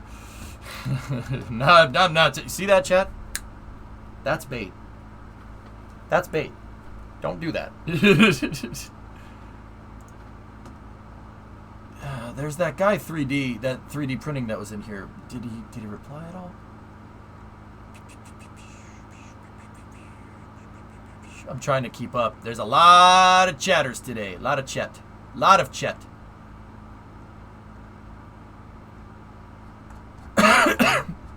3D, you still here? Did I miss all the news? Forlorn, we got through a good deal of it. SLS is scheduled for the 29th of August at 8 a.m., 2-hour launch window, 42-day long duration distant retrograde orbit mission. Starship Ship 24 did spin prime tests today where they basically tested the starting mechanism for the Raptors, the starting actuators for Raptors on Ship 24. They did 2 tests. Both of them were fine. No explosions.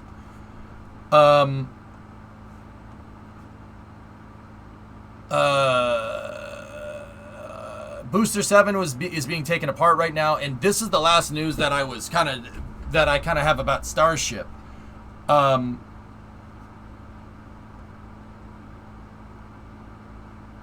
W, that's pretty crazy. I'm trying to look for that guy. I just saw you look familiar, so I can't piece together anywhere where I've seen you before. Tactile, I've been streaming and commentating on space stuff for the better part of a decade, dude. You've probably seen me at some point in your travels somewhere. I don't know. Why do you ask? I've done 3D printing streams. I have 2 Ender 3 Pros in the other room. They're packed up right now, but 3D print streams will come back in a big way when I have EJ's workshop. Any Astra heavy talk?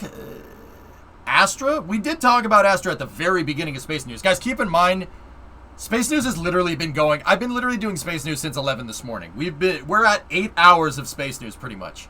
I tried to play Satisfactory around 2 o'clock, and then Ship 24 testing happened. And then we just did that instead. So I've been sitting here. I did take like a 45-minute break because I had to go get some errands done. Remo needed chocolate. Had to do it. I had to do it, man. I don't know what you want me to say. So I had to take a little bit of a break, but yeah, we've been basically doing Space News for about 8 hours straight. Ship 24 is just fine, Hokey. Yep. Why don't you 3D print yourself a girlfriend? No, serious. You're not thinking about that the right way. You get girlfriend and get her to buy you a 3D printer. That's what I did. You're thinking about that wrong. I tried, Forlorn.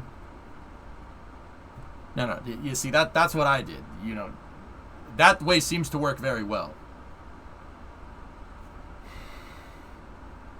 3D print the ring. It's actually not a bad idea. Actually, I'll be honest with you guys. I talked with Remo about this. I want my ring to be made out of Inconel for reasons. Inco.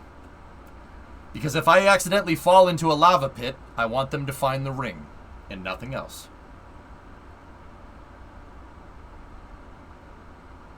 Yeah, I'm gonna make a ring out of Inco, I think.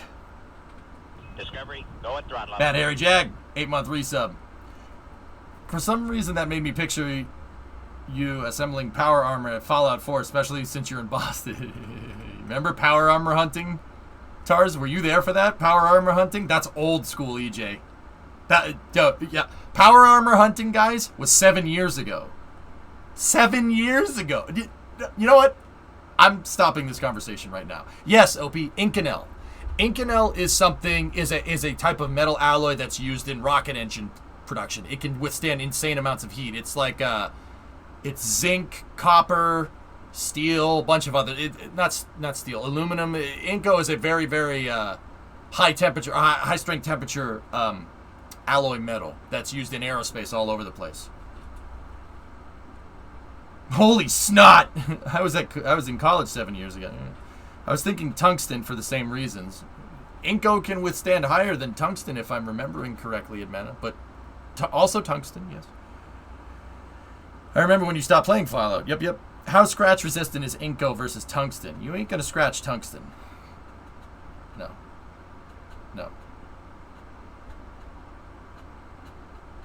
I won't lose at 0. I don't lose things. Ask Remo. I'm super meticulous about that. I don't lose stuff. I don't do that. Make it out of tritium. No, Inco is fine. I was a sophomore in high school. Oh God. Carbon ring when. Yeah. Yep. You boys been doing this for a decade. Come December 23rd, 2022, I'll have been streaming for 10 years. Dude, I didn't think I'd last this long, man. Damn. You probably want something the ER can cut off if there's an accident. Yeah, they ain't cutting through Inco. Yeah. Yeah, Farm, I'm gonna need a bunch of those. Or at least I would like a bunch of those. That'd be pretty cool. Can you imagine a bunch of small me and Bremos walking around? Oh. That's gonna be awesome. It's gonna be freaking sweet, man. Everyone's like, no, no, no. I'm like, yeah, baby.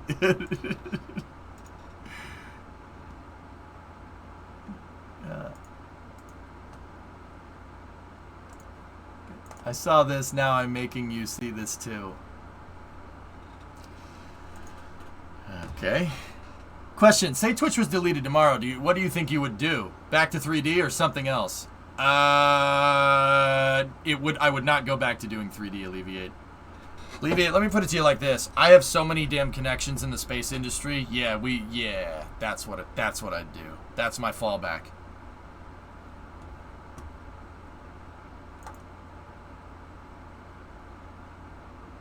Have a productive life? Well, sure, Sirius. It'd be way more productive. You know why? Because I don't have to deal with you all day. You walked into it, man. You self-own all the time. What do you want me to do? It's too easy. I'm not going to not take the shot. Like, I'm not going to not take the shot. What do you want from me? Like, it's so easy. Like, come on. Don't care. Yeah, cope and seethe, man. It's too easy, dude.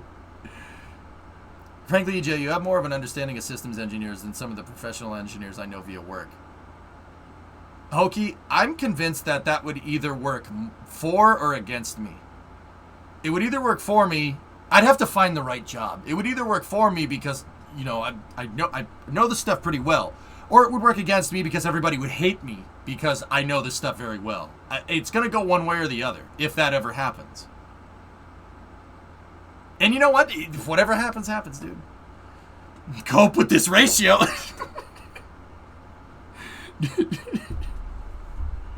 Engineering sounds so fun and exciting, but math. Bill, here's the thing about engineering with me. Dude, I thought like that. I'm not smart enough to do the math. That's how I used to think. Don't even think about the math as something that you need to know engineering. That's a weird way of thinking about it to me. How I think about it is the math is just a way to quantify what you're doing. That's it. So it's not I need to learn this to do engineering. It's that I want to do engineering, so I need to know this.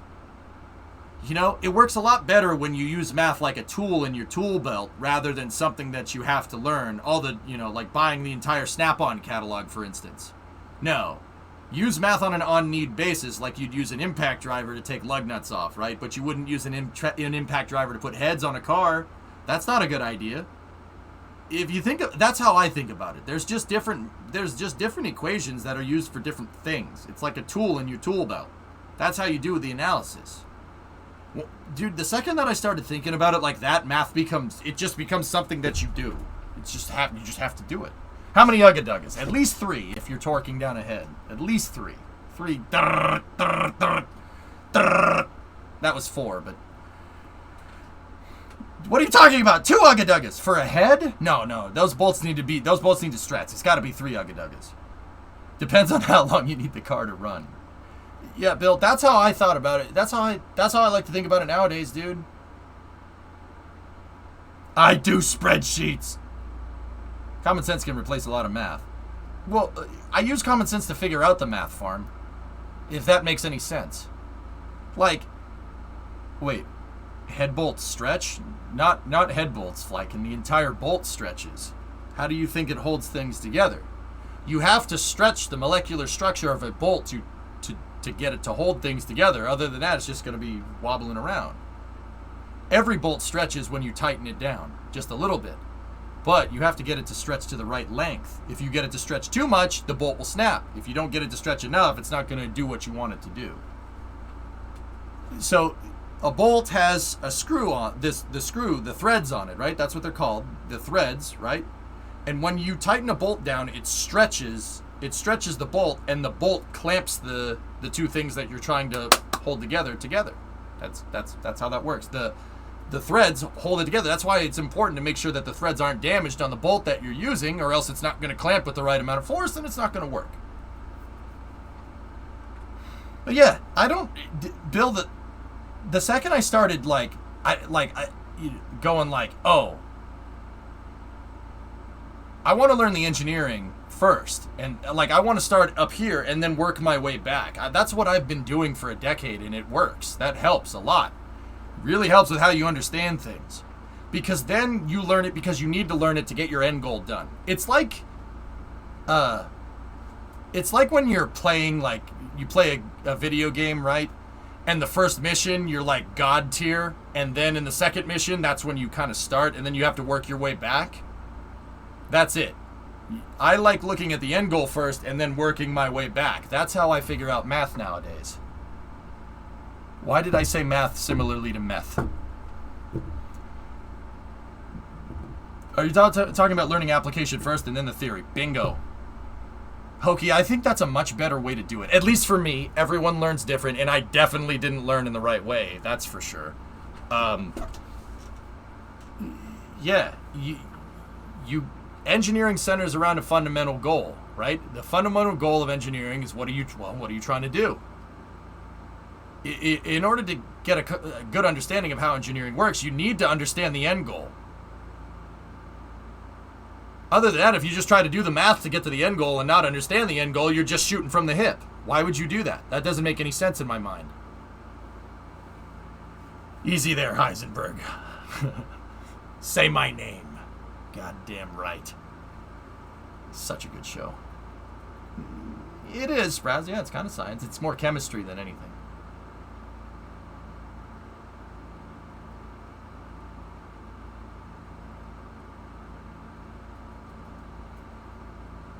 Flykin, do you think I'd have problems like my AC not working if that was the case? That's how I'm learning basic automotive electrical. It's fun. Yeah, you always have to learn the end goal. That's how I teach you guys, by the way. That's how I teach you. I teach you the end goals first. I teach you what SpaceX is trying to do, their overall goal, and then we get into the nitty-gritty from there. We don't get into the nitty-gritty first, because if you teach the nitty-gritty first, no kids are going to understand what the hell you're talking about. Heck, I mean, there's always a chance that people pop into this stream, they hear me basically speaking Japanese and go, nope. Yep, bye. Angle of the dangle. It matters, music. It matters. Yeah. So, yeah, that's how I teach. When I'm teaching people about space, I always teach them the end goal. And then you hear me say, well, what does this mean? Or, hey, well, how does that work? Well, what does this do? Then we go back into the nitty-gritty and go from there. I always teach endgame first. That's how people learn. Because I find that if we just get into the nitty-gritty and then I end an explanation with the end goal, halfway through said explanation, I will just lose everybody's attention. Hotbox is like, this guy's terrible at Japanese. No, I don't speak Japanese. I can say like 4 things in Japanese. So yeah, you teach from end application back, Hokey. That's how that works. I find that the way that school does it doesn't really do it right. But then again, school isn't teaching you for an explicit purpose. Like when you're in high school, it's for general studies. So, but that should be conveyed when you're a kid. That should be conveyed. That's really important. It's really important for kids to understand. This is like the general stuff, all right? You don't need to know this, like, if you don't want to be a rocket scientist, but if you do want to do rocket science when you get older, that's when you say, well, you should probably pay attention. But you need to show an end goal. That's so important. That's one of my big things with teaching.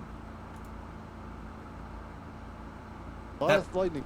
They have, oh, there we go. They have the tower section moved. There you go, Thomas. Yep. Yeah, I always go from application backwards, and then I figure out, I keep going backwards, Hokey, until I get to a point that I know. That's what I do with the math. I always say that math is hard to do on stream, but I can do the conversions pretty well. Temperature, metric to standard, whatever, no problem. Energy, like we can get into it if we really want to. Oh, actually, one of the things that I'm going to get when we start working out of the shop in 2 weeks. That's happening in 2 weeks. Nice. I'm going to get a big whiteboard. I'm going to get a big whiteboard, and I will just, instead of paint, we'll just draw the frickin' thing out. You know? And if we have to do some math, shoot, we have to do some math. Damn.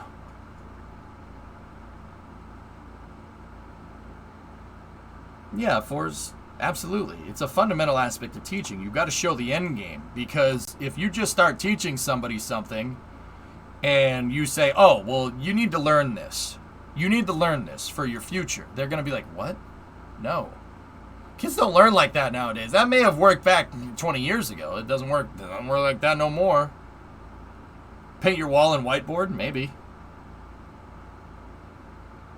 Yeah, that's how I get people hooked on rocket science, dudes.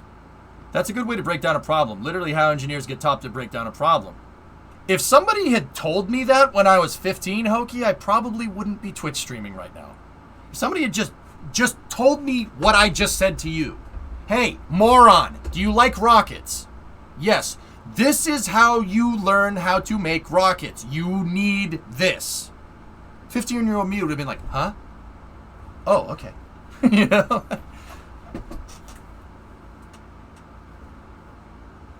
That is like fundamental to teaching people, guys. That's super, super, super important. That's awesome. Looked like Johnny Bravo, but no, we're not doing that. You better not write cringe inspirational quotes on the whiteboard like other streamers.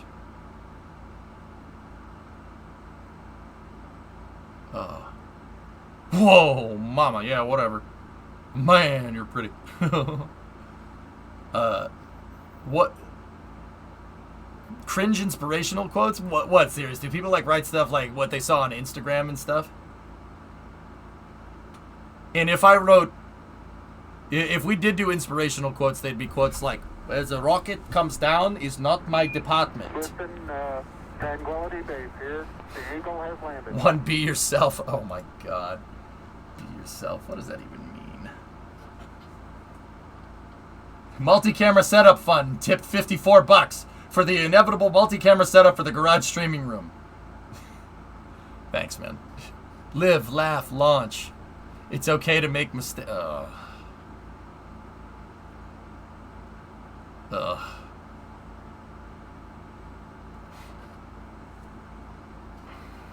But will you sign your body for tier 3 subs?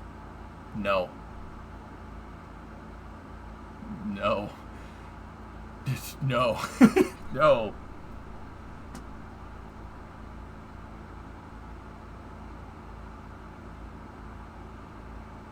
Can we put it's okay to make mistakes over a gift of the Booster 7? Boom. No. No. I'll put quotes from famous engineers on there. The best part is no part.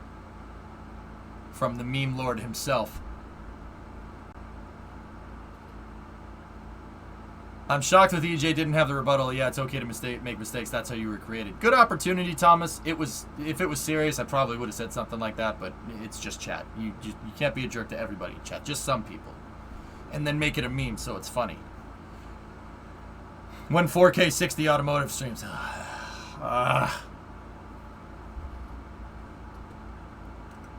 EJ, newest member of Hot Tubs and Peaches. Tipsy, you know what I want to do one day? I want to go to the hot tub category and start a stream in the hot tub category, but have it be me fixing a hot tub. Yep. And be like, well, and then your water jet is connected to your main pressure line here with the check valve. Like, yeah. That's what I want to do. I will put that in a hot tub category. You think people would be confused?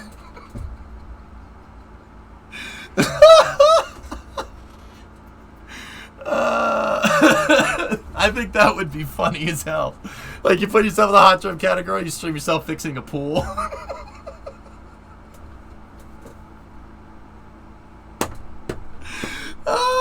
And then we gotta get like a plumber's tool belt and plumber's ass, man. That would be funny as hell. Hey, can you get that? Thanks a lot.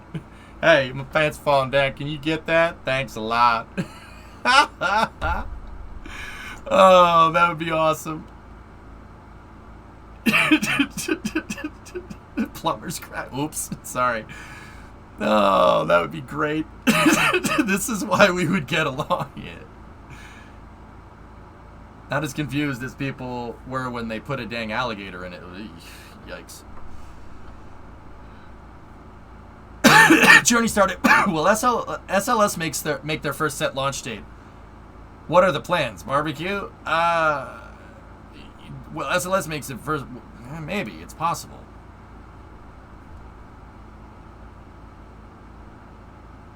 Segment is on the move again. All right, let's tune into NSF here. I still have a couple of more Starship things, but let's see what NSF is up to. Hey,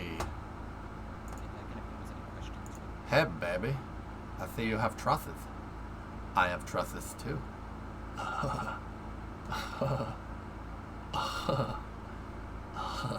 Yeah, I think it says like 4BO1 on the side. Man, I don't know what that means. Probably a secret code.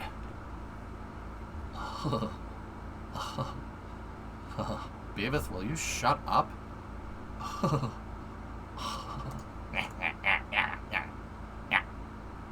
Sorry. Anyway.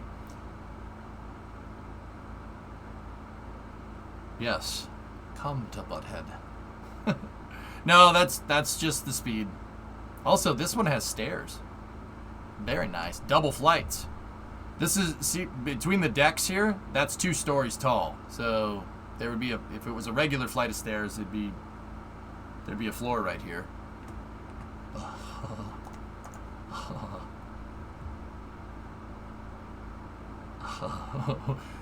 When you're doing Beavis and Butthead, you must follow through. Well, I tell you what, Kane, I'm a veteran of 2 foreign wars. I will not have that kind of... I will not have them boys here looking at the damn truss segments in my tool shed. Do I look like I know what a JPEG is? There's the quick disconnect mount right there. Hey. There's a quick disconnect mount. And look, they already have all the conduits installed on this thing, man. That boy ain't right, man. I tell you what. I think they still have 1 or 2 left to build. Is that right? Yeah. As of the last flyover, we're looking at the 7th segment being complete, and we're missing the 8th and the 9th. Yes, we'll find out. So this is over in Florida, guys. This is the Starbase live cam, and these... Another thing I noticed on the... These pictures over here are in Tejas. This one is in Florida. What you're seeing here is the 4th booster segment getting moved out here for the pad that's at 39A that SpaceX is building. SpaceX is building a copy of this pad in Texas over at 39A. The tower is 9 segments tall, and they're looking to stack the 4th segment right here. That's what we're looking at right now. Yes, come to Butthead. Things on the bottom, which are used to hold the columns of the tower segments. The ones for the first 2 levels, we actually pointed that out, that they came back to the like they have But can all them wheels do a wheelie?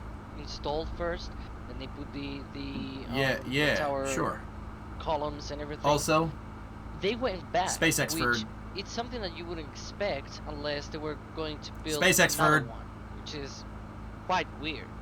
SpaceX for yeah, I don't think we expected that, because, like, for example, at Boca Chica, they had at one point. It's pretty crazy. They were building these back to back, and they had much less. But here at KSC, they have all 9 places to be able to build the tower segment. So it was quite weird, because we Did they ever do the second wet dress rehearsal for SLS? Yeah, Geek, of course they did. They got down to the 15-second mark, and that was good enough data to validate the core stage for the final test, which would be Artemis 1. In fact, I've been streaming since this morning because NASA had a press conference this morning. Allow myself to introduce myself. I've been streaming since this morning because NASA had a press conference about Artemis 1, and they tentatively scheduled the launch date. We have a rollout for SLS scheduled for the 18th of August, and then the launch window opens up. The first eligible launch window for SLS opens up August 29th at 8 a.m., 2-hour launch window. We have tentatively a launch date for Artemis 1. And the rocket that we're talking about is behind that door right there. The VAB is 500 feet, or about 150 meters tall, if anybody's wondering. It's a 50-story building.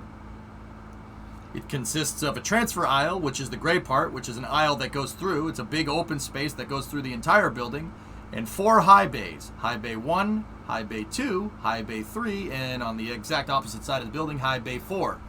Each bay is capable of housing a mobile launcher. The mobile launcher is about 300 feet tall and consists of the launch pad and the launch umbilical tower up the side, which has the fueling and commodities and crew access arm for the rockets that move out of this. Every Saturn V ever launched was integrated inside of this building and rolled out to the pad. Every shuttle launch was integrated in either High Bay 1 or High Bay 3. And every SLS will be put together inside of that. SLS is inside of High Bay 3, the right door that's facing east on the east side of the VAB. Aren't they the largest doors in the world? They're pretty dang tall. The doors, Gamer, are 30 stories. It's 300 feet tall, actually a little bit more than that. 53 years ago today for that one small step. That's right, Foz. Yep, we are at the 53rd anniversary of Apollo 11 today. I did go over it. Yeah.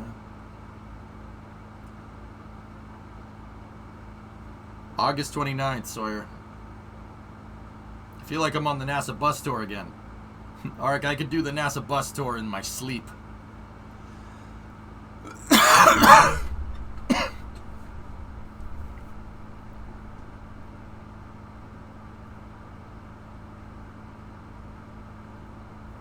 See that? That's the track for the catch arms. This thing that's behind my melon right here. That's the tracks for it, for the arms to move up and down, and the cart to go up the sides. It kind of hugs the tower almost. It hugs three of them, and then there's rails on these.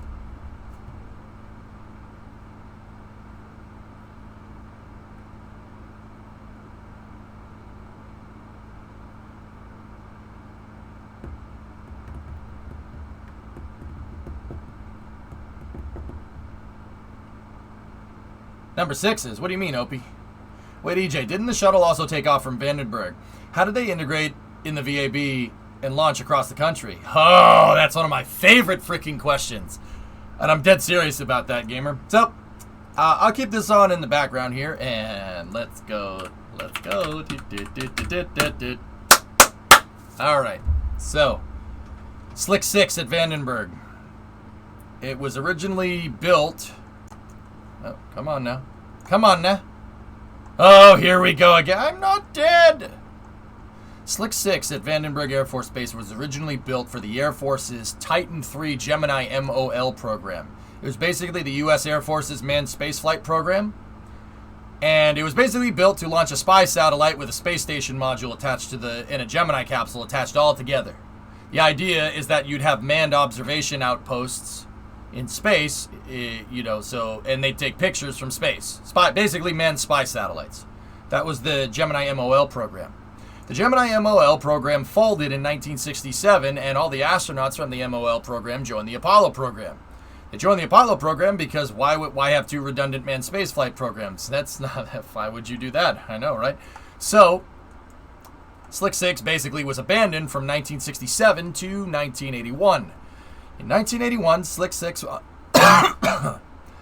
underwent an insane upgrade program. The upgrade program was to basically convert it from a Titan III Gemini MOL launch pad to, please hold, to a shuttle launch pad. The VAB, there was no VAB for this, first of all. The VAB was basically 2 movable buildings. One was the leftover Titan III Gemini MOL building right here. And the other one was this new building that they built called the Shuttle Assembly Building, or SAB for short.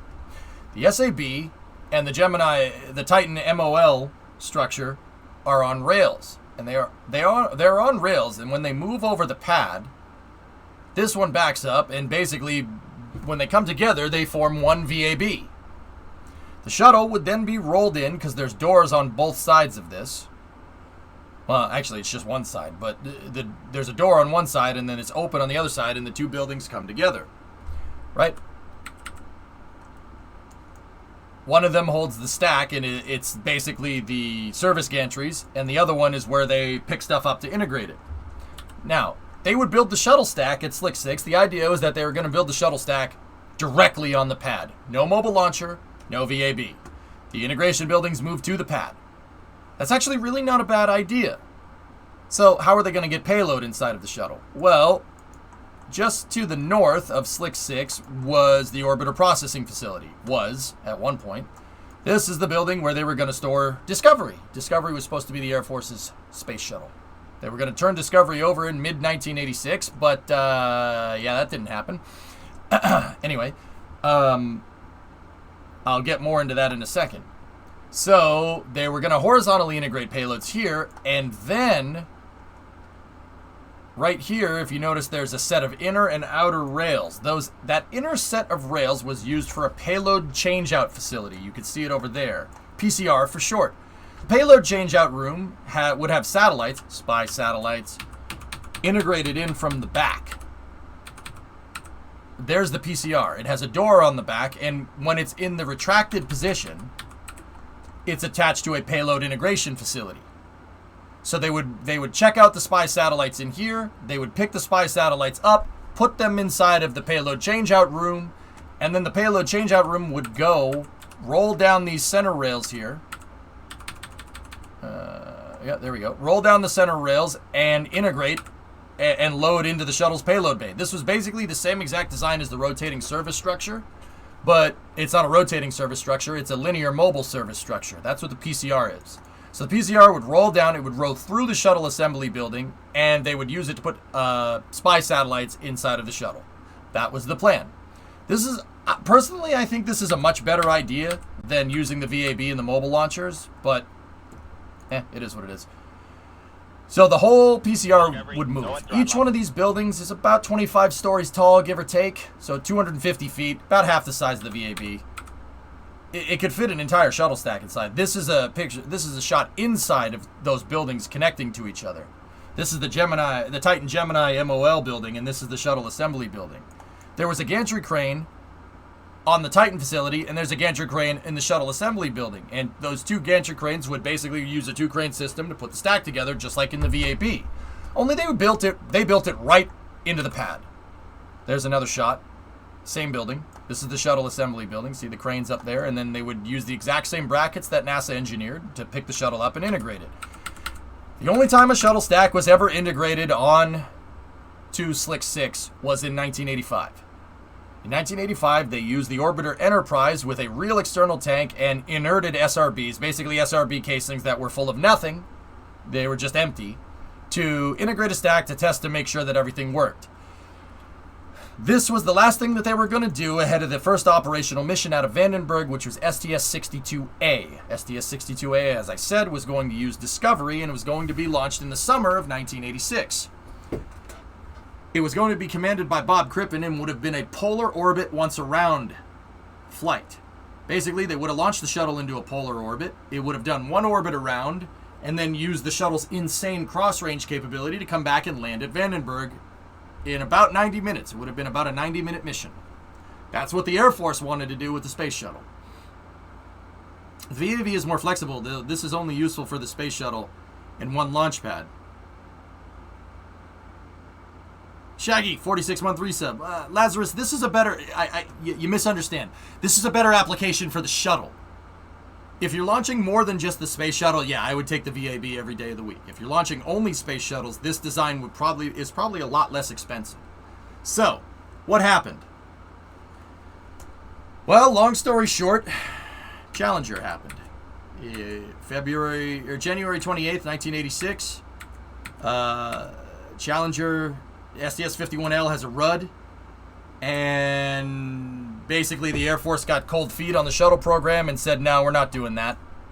We don't want to do this anymore. After building a multi-billion-dollar launch pad at at Vandenberg, they said, nah, never mind. We don't want to do this anymore.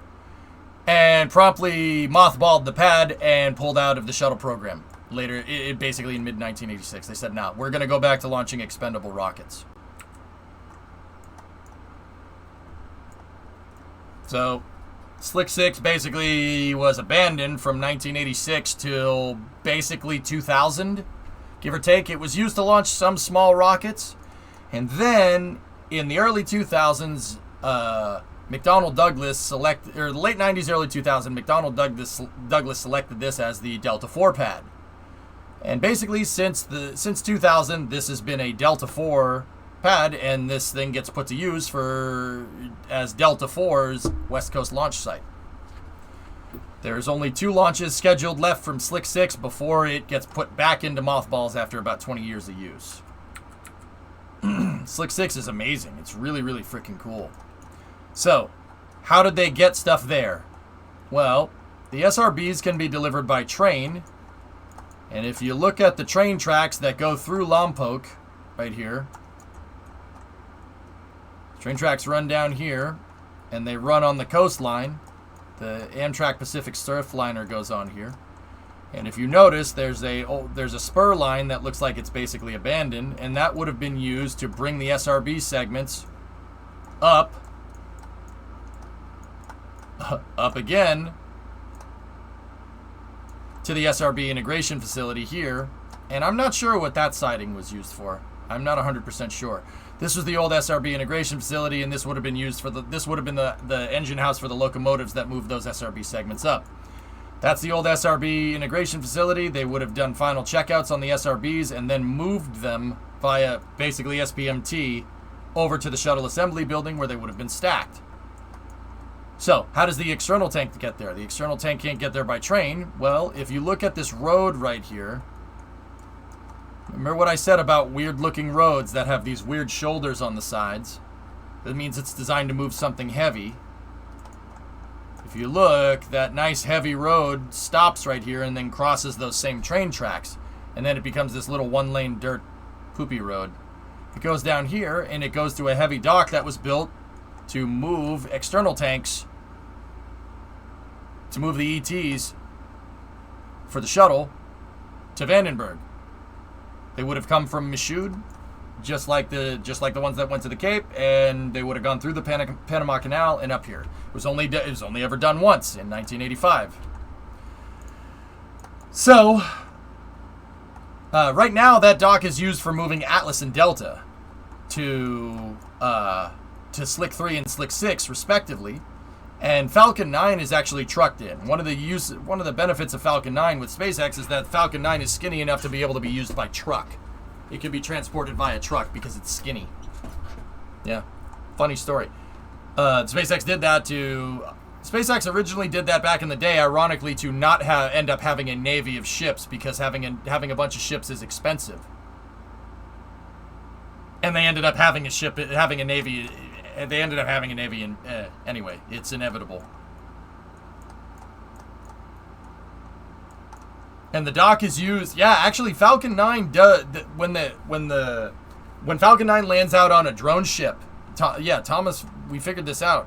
When Falcon 9 lands out on a drone ship, sometimes they transfer it over to a barge and they just bring Falcon 9 to this dock, and then they roll Falcon 9 off instead of using the highways.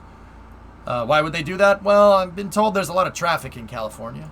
I've seen it. I've driven up this road right here. See that road? Actually, not that road. This road. See that one right there? And then that road that goes to Lompoc Surf. Been right there. It's pretty sweet. So, if the shuttle was going to launch from here, the external tank gets right there. The SRBs are delivered via train. How do they recover the SRBs? Well, if we go down here to Oxnard, California, probably not saying that right. If we go over here to Oxnard, California, there's a shipping depot here. That's import-export all day. But if you start looking around, you start seeing some things. See that? It's an SRB-shaped port. SRB-shaped dock. They were going to recover the SRBs here, and this was an SRB processing facility right here. That's what it was supposed to do.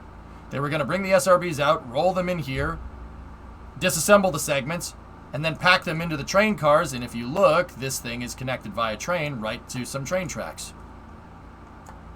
Yeah, the SRB dock is right there. Not a lot of people know about that. Oxnard, you said it right, Captain? Sweet. Pismo Beach. Yeah, Pismo Beach. Dude, this is beautiful. This area of California is,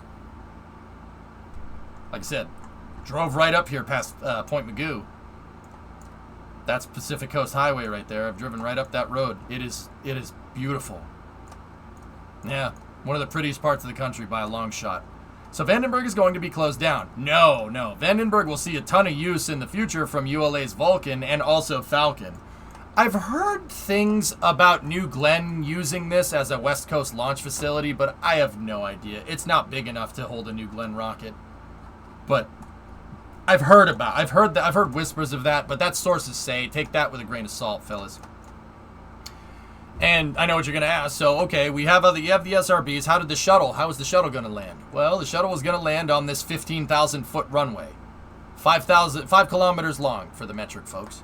It's 5,000 meters. It is a gigantic freaking runway. And if you look, there is a spot right here for a shuttle mate-demate device, so it could be flown in, right? Or it could be put back on the 747 if it needs to go somewhere else. Now, if you follow the heavy infrastructure, there's a taxiway here that's not a taxiway, right? There's a taxiway here that ain't a taxiway. It's got an X on it. It's a piece of heavy infrastructure that's connected directly to the runway. You know it's heavy infrastructure because it's concrete. Concrete is designed to hold something heavy, like an orbiter. And if you follow this road,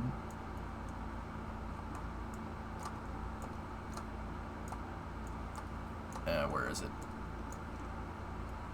If you follow this road, it leads to whatever the heck that is. That looks like the range, the Western Test Range. But it would go down here, go down this road. Oh, look, there's a big radius right there, enough for a shuttle to be moved around on it.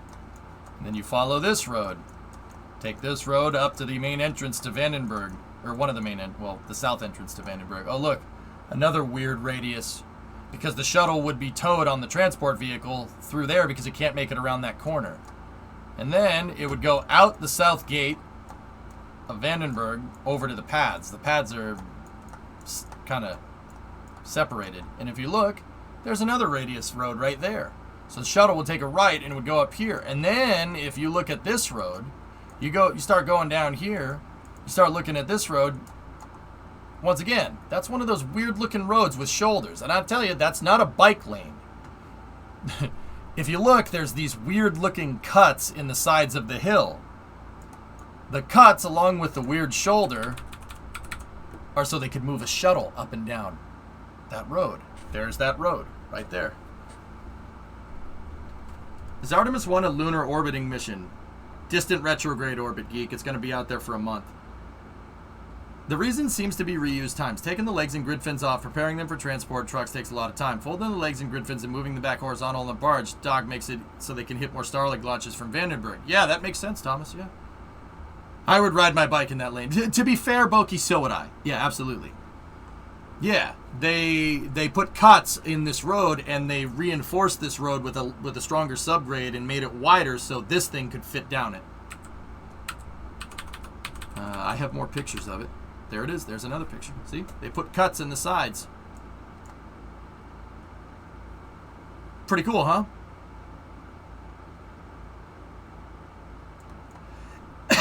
Last bit of trivia here.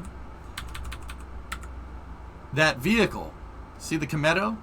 And a lot of you guys know this, but this is for the newer viewers. If you guys don't know, I gotta find the picture. Give me one moment. I have a lot of really cool shuttle pictures.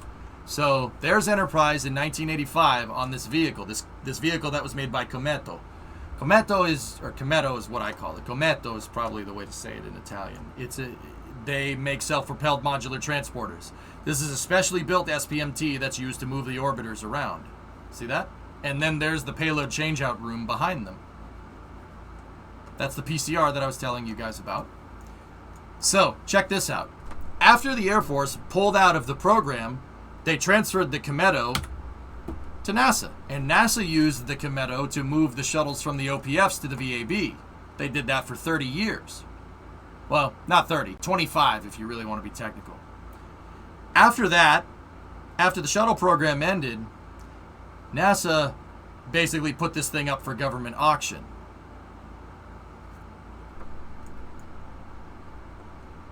They put this up for government auction, and a bidder bought it for 37 grand.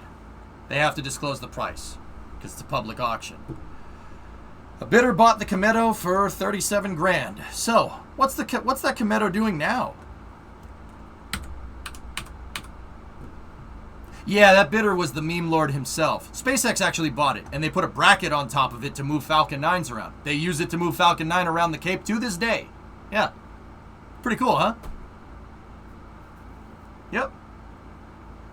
SpaceX bought the thing. 37 G's for a Falcon transporter. Sounds good to me. Even Elon can't pass up gov deals. You're damn right. Hey, it's a useful vehicle. SpaceX, dude, this thing gets way more use with SpaceX than it ever did with the shuttle program. And I'm saying that as a shuttle program aficionado. I love the shuttle. This thing gets used on the daily now. Yep. I'm just glad it's not parked up rusting away.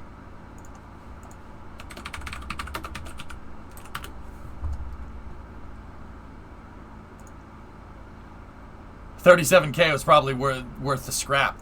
Yep.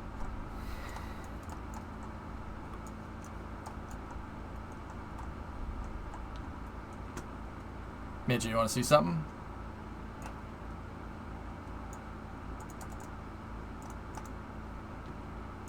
It almost was. They parked the mother trucker out in a field until it was scheduled for auction. Yep.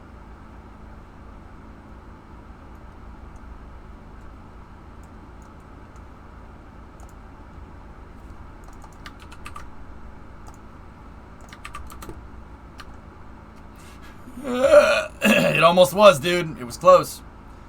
Will Starship landing be safer than the shuttle eventually? As long as you can prove that it's safe with data steam, yeah, opinion doesn't matter. With rocket science, I always say, it ain't what you know, it's what you can prove. It's a quote from Training Day. Those are the kind of quotes I would write on the whiteboard in the future workshop. I wouldn't write quotes like, ha ha, be yourself. No. It ain't what you know, Jake. It's what you can prove. You know, I'm surgical with this thing, Jake. That's the kind of stuff we do. That's how we do it. Yep. That's the reason why I have this Falcon 9 picture in my shuttle repository, so I could show it. This picture was taken in 1985. That picture was taken in 2011, and that picture was taken in 2016. This thing has continuously seen 30 plus years of service moving multiple launch vehicles around. It is a really cool piece of equipment. Be yourself. Be yourself. Nope.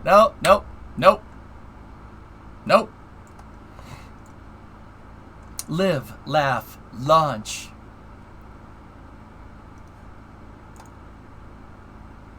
Nah, I'm good, man. I haven't been relatively successful in this damn industry. I say relative because by some metrics I'm a complete failure. I would argue against that, but it's true. Hello. I didn't succeed in this industry by being like everybody else. All right, let me put it to you like that. Oh, listen. Can you imagine rolling in that thing? Hey, honey, I bought a truck from the auctions. Go and throttle up. You got to paint that on your dining room wall of the new house. Let it surprise Brimo. It ain't what you know, Jake. It's what you can prove. This picture goes hard. That's the MPTA. Yeah, this is my shuttle repository. I have tons of good pictures in here.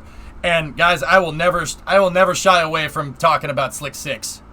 I love Slick 6. It's such a good idea. Also, there's some banger vehicles in this freaking there's some banger vehicles in these pictures of Slick 6 when it was getting built. Look at that. Look at the Caddy. Hold on. Look at the Cadillac. And the C20 right there. Oh, yes. Proto A-Team van. What is that, a 78? Nope, 77. Nice truck. Look at, there's a C10 over there too. Oh my God. Dude, these trucks would be worth so much money nowadays. Especially that one. That Ford is almost up to standards. It actually, yeah, blue and white. Interesting. If the shuttle is a space truck, and Brimo said that you can have as many four-wheeled vehicles as you can fit in your garage, can you buy a shuttle? Well, a shuttle technically has 1, 2, 3, 4, 5, 6 wheels. I mean, considering that motorcycles are a no-go and cars are a go, I would say, Oki, the more wheels the better. Yeah, there's a shot of the payload changeout room getting built. Don't ask me where I found this. I honestly forget. Also, Dodge. W200 right there. Nice truck. 3/4 ton. Shuttle is a dually. The shuttle is a dwally. Ooh, Hilux. Nice. Nice. Oh, yeah, they launched that thing. My first vehicle was a 77 150 with a factory 400 in it. Jelly. Yep, there's Enterprise. Yep, the shuttle this is inside the shuttle assembly building. Slick 6 is awesome, dude. It's a really cool idea. I honestly think that if you launch the shuttle this way, the shuttle would not have been as expensive. It would not have been as expensive. The only reason that the shuttle used the VAB is because it was already built. Oh yeah, W250 right there. K10 Blazer. Ooh, Nissan Square Body, I think. Astro Van, Ferd, and SPAC Shuttle. Did Enterprise have functional payload bay doors? Yes. Stealthy. Yep. It had a bare bones payload bay. The payload bay had nothing in it. Enterprise, for all intents and purposes, was basically just a shuttle chassis. It has fake orbiter maneuvering pods. It has mass simulator engines in the back. The only thing that was real on this was the flight deck, but even then, the flight deck was only connected to certain systems. The systems that the flight deck was connected to were the control surfaces, the speed brake, the body flap, and the landing gear. That's about it. It's an AFTA, but it is a real shuttle. It has a serial number, 101, just like the other shuttles. This was used basically as the prototype for Columbia. Columbia, OV-102, think of those like Shuttle 1.0, okay? Challenger, and because nothing like this ever existed, Challenger was built using the flight data from Columbia, and it was actually used to make the shuttle. They upgraded the shuttle a lot. Challenger and Columbia are very different. Challenger had much higher payload capacity. Challenger is basically Shuttle 1.1. Think about it like Falcon 9 1.0 versus Falcon 9 1.1. That's what Challenger, Discovery, Atlantis, and Endeavour are all based off. Discovery, Atlantis, and Endeavour are all based off of Challenger. Columbia is heavy. It's too heavy. It's over-engineered because there was nothing like this before. Enterprise and Columbia were closer to each other, and then Challenger, Discovery, Atlantis, and Endeavour are all Shuttle 1.1. And unfortunately, after the shuttle program, after Challenger left us, they froze the shuttle's design and they made incremental upgrades from there. Nothing like what we saw with Falcon 9. But I think it's an important thing to mention that up until that point, they were iterating on the shuttle as fast as Falcon 9. They just stopped because, yeah. Annoying. You can see Enterprise at the Intrepid Sea Air and Space Museum in New York City. Yep, it's there. You can walk right up to it. It's really cool. And the Kometo, if you take a bus tour around KSC, maybe you'll see it. That thing's still doing work. 30 years down the road, still doing work. There's the SRB processing facility at Vandenberg. And then that's when they integrate the SRBs. Those are the separator motors. They're inerted. But yeah, there's your 30-minute breakdown on Slick 6. Pretty cool, huh?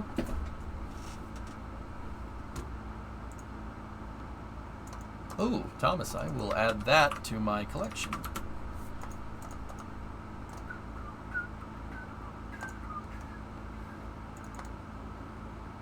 Dude, the sun... What time is it? Oh, no, it's 8 o'clock. The sun's still up. It's still 91 degrees here. And the sun's going down. Man, it's hot. And Enterprise still sports the damage on the leading wing edge where they tested it after Columbia. Correct.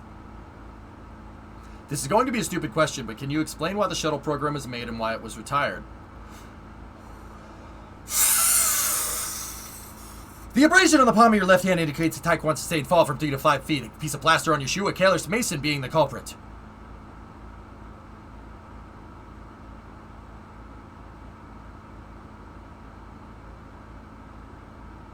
That's what you slipped in. That's what was on your shoe, and that explains the abrasion on your palm.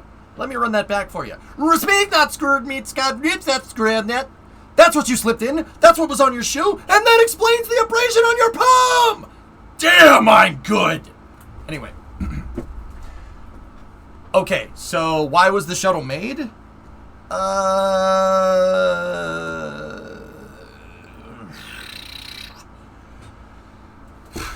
Ace Ventura. Yeah, it was Ace Ventura. Damn, I'm good. Can you feel that, buddy? Can you feel it, Captain Compost? Okay, so, Yuri, the reason why they made the shuttle was because the Saturn V was carrying a heavy price tag. At least that was the bullcrap reason that they presented. I've talked about spacecraft funding and why I don't think Apollo was a waste of money at all. I think Apollo costs exactly what it costs, and no matter what you do, because you can't legislate your way into space, it's always going to be expensive. But that is another story. The shuttle was proposed because basically the executive branch, Nixon, wanted to get rid of the Apollo program. Now, there are rumors that he wanted to get rid of the Apollo program because he hated Kennedy. President Nixon in the 1960 presidential election did lose to Kennedy, and it was like a Bush-Gore kind of thing.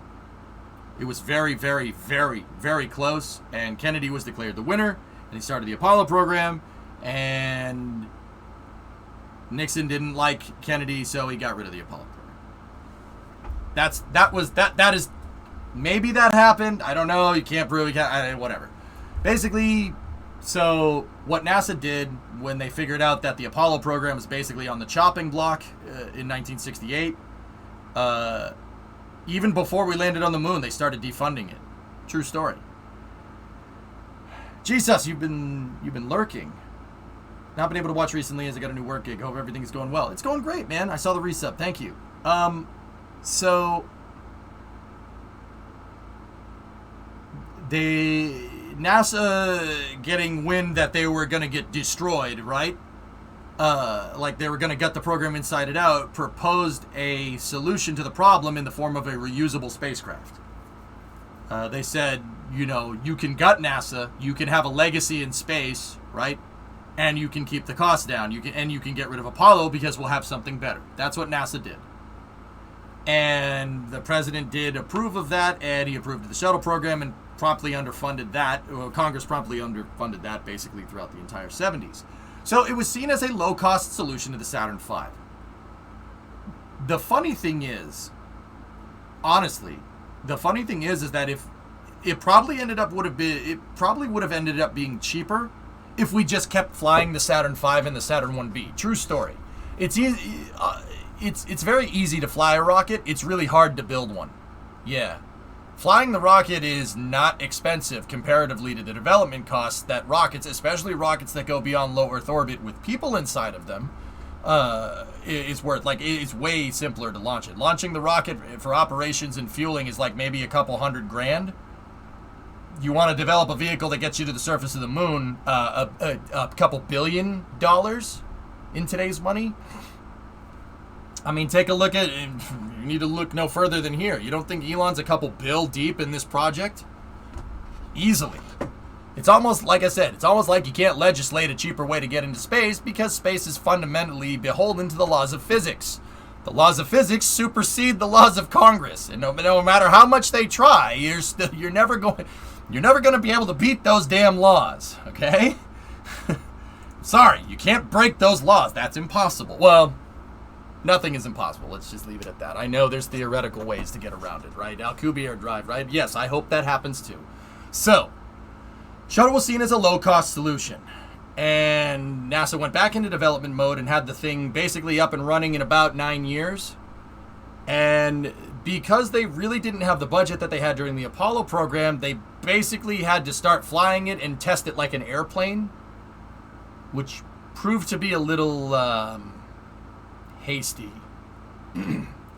So they basically had to do operational tests during crewed missions, and problems did start to arise. Teething problems did start to arise, just like any other launch vehicle. But they were launching a lot. A lot of people don't realize that NASA launched the space shuttle 9 times in 1985. In 1986, they were planning on 24 launches from the shuttle, and then in 1987, they were planning on 48 launches of the shuttle. Yeah, they would have launched the shuttle every week. That was the plan. And by 1988, the space station would have been finished. You would have been able to assemble the space station in less than a year. That was the plan. So right as they were ramping up, just like anything else, when you ramp up projects, any complicated system, you're gonna have unknown unknowns. You're gonna have problems. Now, what happened with the space shuttle, believe it or not, is a problem was manifesting itself. And you know how I always say, Artyom, that you don't say, it's fine, send it. That's basically what they did on January 28th, 1986, and killed 7 people. Challenger, STS-51L, it sucks. It's terrible, but they knew there was problems with the shuttle, and then they sent it anyway. And what's even worse is that there were range constraint violations for upper-level winds, and they still sent it. If anybody ever in the rocket industry says, it's fine, they're full of crap, unless they have the data to back it up. Okay? A statement without analysis is just an opinion. Akin's laws of spacecraft design. It's just your opinion. Your opinion don't mean nothing. It ain't what you know, it's what you can prove. That's why I like that line so much. So, Challenger failed, and then basically the shuttle's overall goal of trying to reduce the cost to space was basically thrown out the window. And we had a conversation the other day about how dangerous it is, or not dangerous, how stupid it is to change stakeholder expectations halfway through a program. They basically changed the entire use of the shuttle, and instead of making it a low-cost way to get into space, they made it a safe way to get into space. I want to repeat that first part again. Instead of making it a low-cost vehicle, they made it safer. So the shuttle from there did eventually, through the 90s, it did some pretty awesome stuff.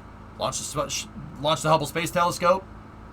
It went to the Mir space station, did tons of science up in space, taught NASA astronauts how to live and work in space, Shuttle Mir program. And then 1998, they started the ISS. Shuttle built the entire ISS, and by the end of the 2010s, the ISS was built and they retired the shuttle. The reason why they retired the shuttle was because basically by 2003,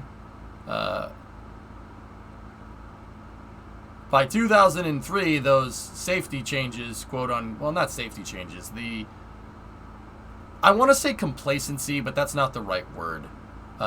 Basically, on February 1st, 2003, we lost Columbia and the seven souls aboard on STS-107. And that delayed the ISS, that delayed the shuttle program again, and then they focused on basically making the shuttle safer. And then, by 2004, NASA said, screw this, we don't want to do this anymore. We want to go back to going back to the moon, and started the Vision for Space Exploration, which was started in 2004. VSE morphed into the Constellation program. So, the basic objectives with the shuttle was to finish the ISS by 2010, get it operating on a 4-launch-a-year launch schedule, finish the ISS, and then retire the space shuttle, and replace it with Orion and Ares 1 and Ares 5. So in 2010, the Vision for Space Exploration was going pretty good until 2008, until the recession hit, and then they underfunded development multiple times. And then by the time 2010 came around, they cited underperformance with the Constellation program and ballooning costs as the reason why they would cancel it and replace it with something else. And then the shuttle program was already on its way out at the end of that as well. Yeah. So the shuttle was retired in favor of Constellation, which we canceled because it was too expensive. not wholly realizing that the reason why it ballooned in cost was because we, you know, if you don't give NASA money, they can't do anything. Funny story. And the shuttle program finished building the ISS, and in July of 2011, STS-135 launched, and it left some supplies and American flag up and came back down, and that was the end of that. 2020 gifted a sub to, I don't know, Kev. Oh, yeah, coincidence, Kev? I think not. Now you don't need to see any ads anymore. Yep. Almost like there's a pattern going on. Gretzky, I've spent years reading about this. The same stupid reason why Apollo was canceled is the same stupid reason why Constellation got canceled. Oh, we can do it for cheap. We can do it for cheap. Anytime I hear anyone in the context of talking about NASA saying they can do it for cheaper, commercial being the one exception to that, but I'll get back to that in a moment. Anytime I hear somebody saying that, they're full of crap. No, that's bull crap. That doesn't mean that you can do it for cheaper. That means I want these contracts. That's what that means. Or people I don't like have contracts for spacecraft that I don't want them to have. Oh, it's too expensive. Yeah, it's too expensive. We can't do this anymore. You underfunded us for 2 years, and now the costs are ballooning because we have to make up for it. Oh, yeah, nope, not feasible. That's exactly what happened.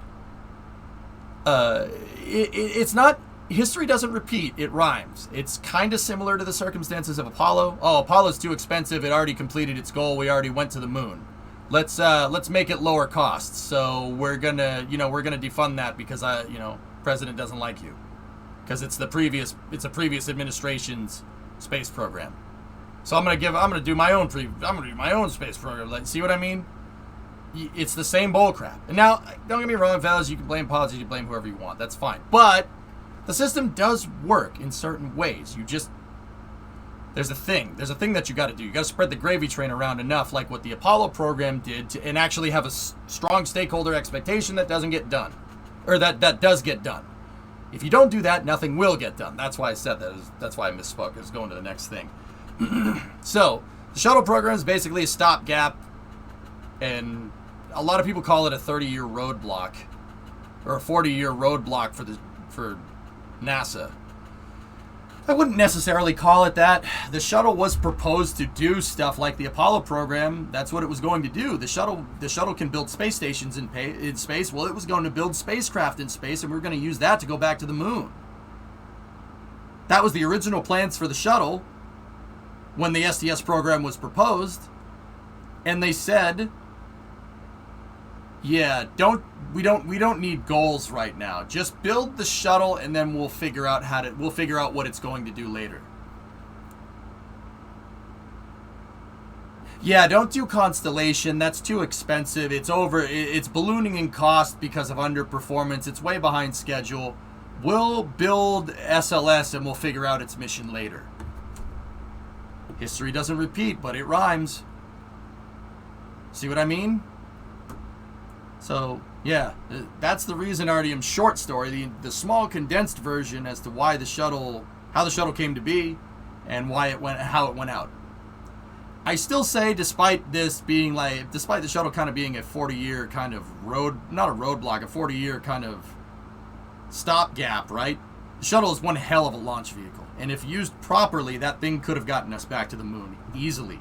The shuttle could easily do Earth orbit rendezvous, basically launch the lander up there, attach it to a space station, launch the command service module, attach that to the lander, which is attached to the space station, and then the shuttle was supposed to carry a Centaur stage inside of it. And then they would have taken the Centaur stage and attached that to the back of the lander and basically had what you had with the Saturn V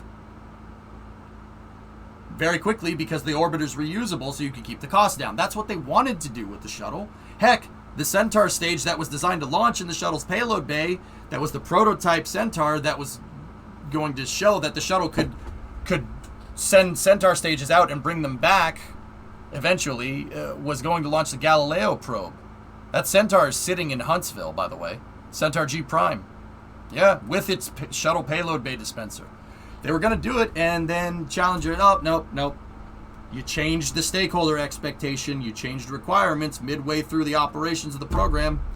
Bad idea. Costs balloon, just like they said it would in the systems engineering manual. So they changed the shuttle from being a low-cost reusable vehicle to just being a standard low Earth orbit access vehicle that just happened to be reusable at the same time. That was the downfall of the shuttle program. Challenger. Challenger is literally the downfall of the program.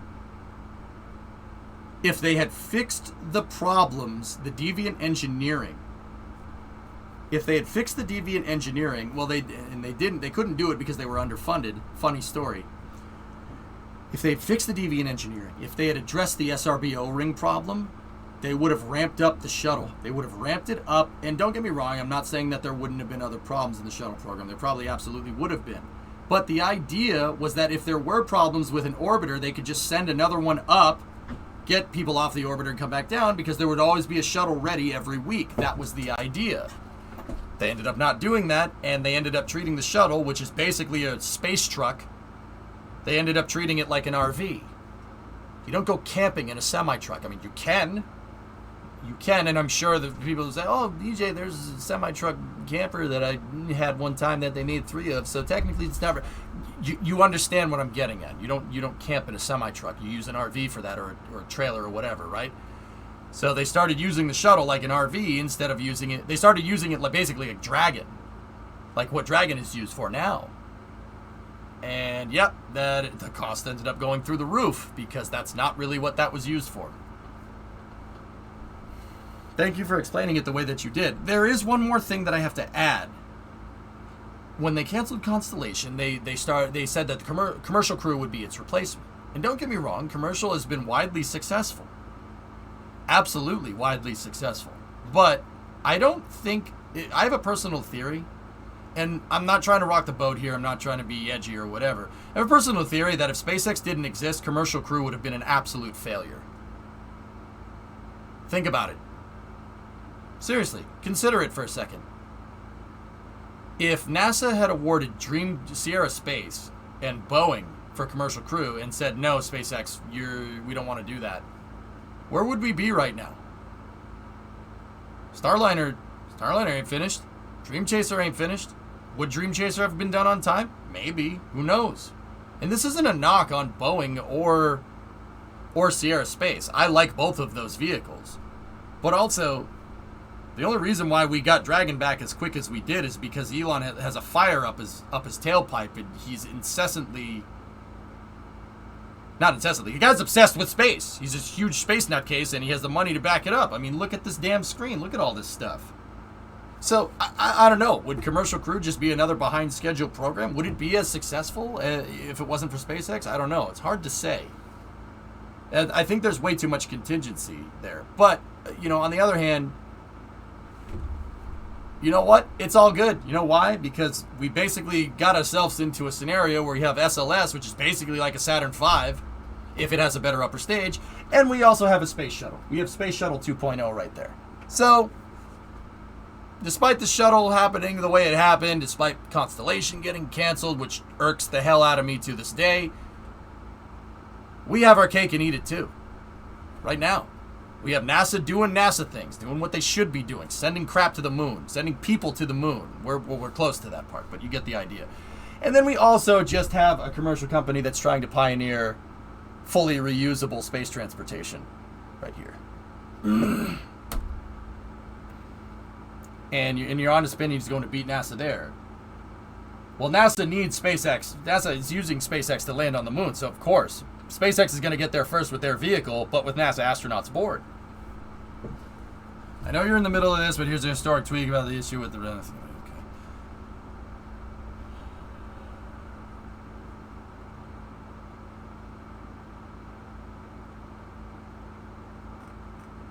Oh, interesting.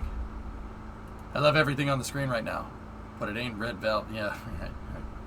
It could be, though. The service structure was red for Apollo, so... Hey, Adam, what's going on? You might be cool, but you'll never be as cool as this guy guarding Enterprise. Yeah, indeed, Thomas.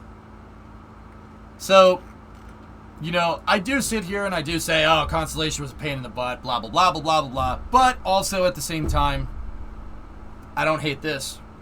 I'm just happy that people are doing it. I'm happy people are into space. I'm happy people like it. That makes me, that's what keeps me going, man. You know what I mean? That and pickup trucks. And Bremo. Not in that order. Probably Bremo first, then pickup trucks. But you get the idea. Bremo, and then space, and then pickup truck. Yeah, there you go. Yep. That's the right order, I think. Why do I feel like reusability should have been a thing back in the 1980s? They were trying to push for it, Firework, because you just listened to me say that reusability should have been a thing in the 1980s. I don't... Yeah. It should have been. They should have solved that problem with the shuttle and then used the shuttle to build space infrastructure. Shuttle was supposed to build cities in space, guys, like 2001: A Space Odyssey. That's what they planned to do with it. But they never did, because it's not safe.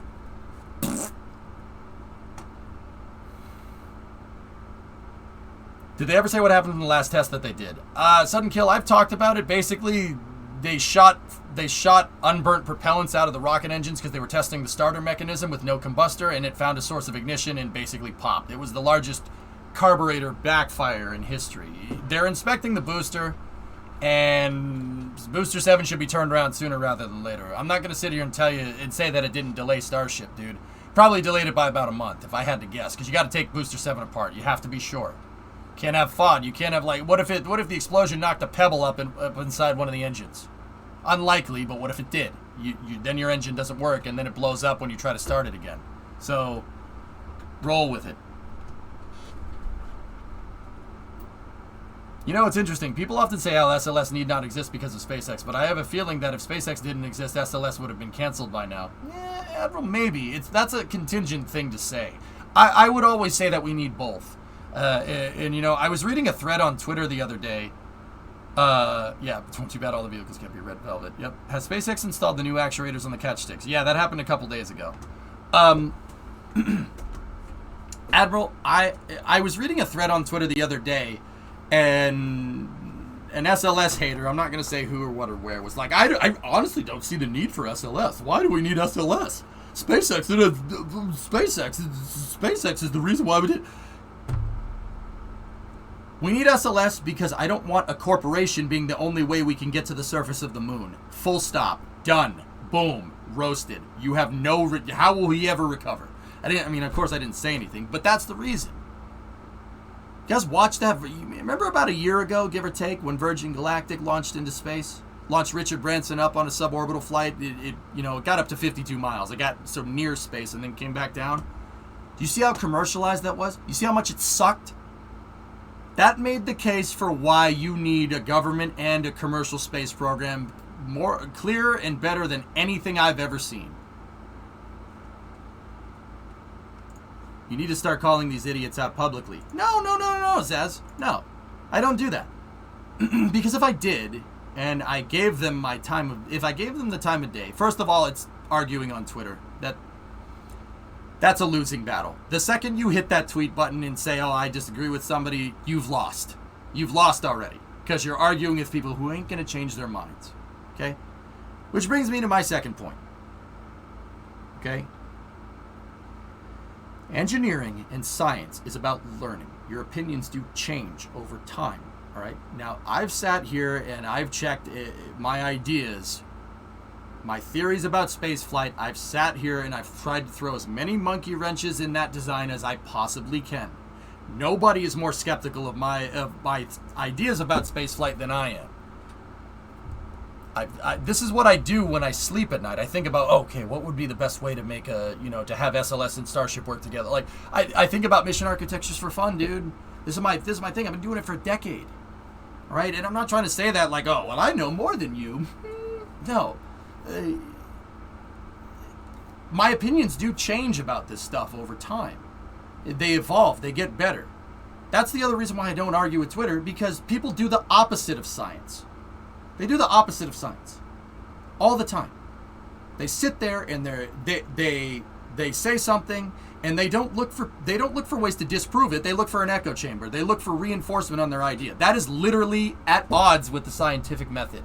Scientific method is about disproving your ideas. Didn't anybody watch Mythbusters when they were younger? It is about disproving your idea. And then if you disprove your idea, have some fun, form a new hypothesis, and blow up your experiment. It is about disproving it. It's about throwing monkey wrenches in your ideas. It's about making sure that you're not in an echo chamber, because that's not scientific. That's not logical. That is stupid. That's social components. That is at odds with science. This is why I don't argue with people on Twitter. I don't waste my time, because that's all people do on Twitter. They look for people to agree with them. They don't look to have their opinions changed. I don't waste my breath. It's not worth it. If people want to come and they want to learn about space, I'm here. I refute your reality and substitute my own. They listen to that part when they watch Mythbusters too much, huh? Also, we need competition between government and private programs. Bigger is better. Dota, I will say once, I'll say it again. No one's going to sit here and convince me that less rockets are better for spaceflight. That is literally the stupidest thing I've ever heard.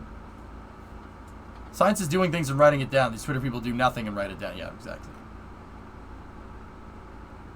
No, not all people on Twitter are these people EJ's talking about. But the ones that I would actually have a conversation with, Hokie, I would go there and I would say, well, this is a good reason why we need this, because of this, because of this, because of this, and they'd be like, well, what about this thing that I don't like about SLS? And totally glaze over what I have to say. And if people are that strong in their convictions, well, hey, good for you, man. I hope you're right. But that's not scientific, man. That's not being scientific. That's being stupid. That's the opposite of science, which is hilarious to me. Because I see folks on Twitter talk about space like they're an expert on it. They throw big words in there. They do this, they do that. And I find that people throw in big words and they talk about these really advanced concepts basically to sound smart and not actually be smart. It's about looking like you're a smart person, not actually being one. And I'm not wasting my time with those people. Sorry, I ain't wasting my time with that. Less rockets falling on villages is better. Boom, checkmate. You get bullets. My only weakness, Bren. How did you know? Yeah, I came in a little bit. But yeah, that's why I do what I do, guys. I don't bother going on Twitter. I don't bother trying to change people's minds over there. I'm much more effective doing it here. Imagine having the shuttle Saturn V, Constellation Delta Heavy, SpaceX, and all together. Yeah, it's 2020. It's exactly.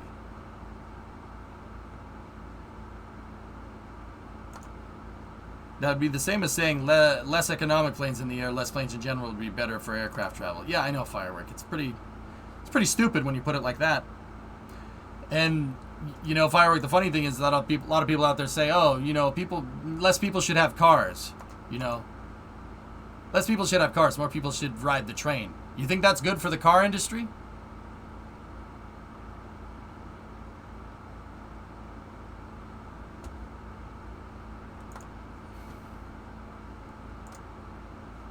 Oh, interesting, Billy. Nice.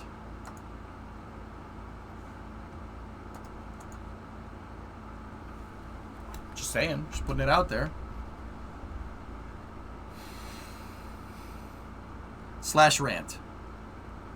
I'm done. But yeah, hopefully, Artyom, the explanations about the space shuttle and explanations about other things was useful.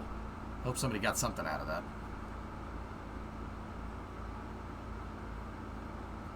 The rocket over your head. What's happening in this clip? That's Starship landing. That's them testing the gimbal on Super Heavy. That's them testing NASA testing the gimbal on SLS. Over here is a camera on one of the SRBs during SRB SEP, and that's the shuttle blasting its way up into space, which is one of my all-time favorite shots from the shuttle program ever, because that's really cool. And then the one on the right is just a pan-up shot of Saturn V on the launch pad.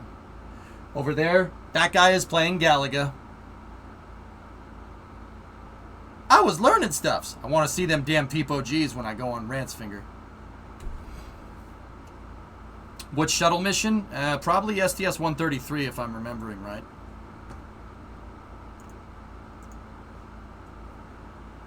Okay, I'm out of breath and it is extremely warm in here.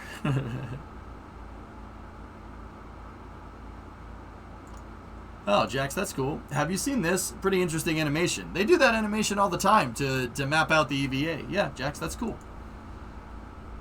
That's my chair. What? That chair or this chair? Or that chair? That guy put a camera on the SRB. The guy that put a camera on the SRB in the shuttle was a genius. Mm-hmm. They had one on the external tank too. You guys.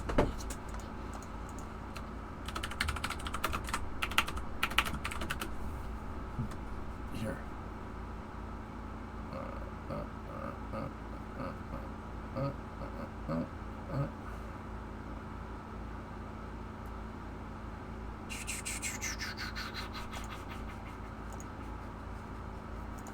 Watch this.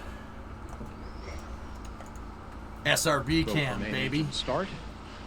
T-minus 10, 9. No, Sean, I'm good. 7, 6.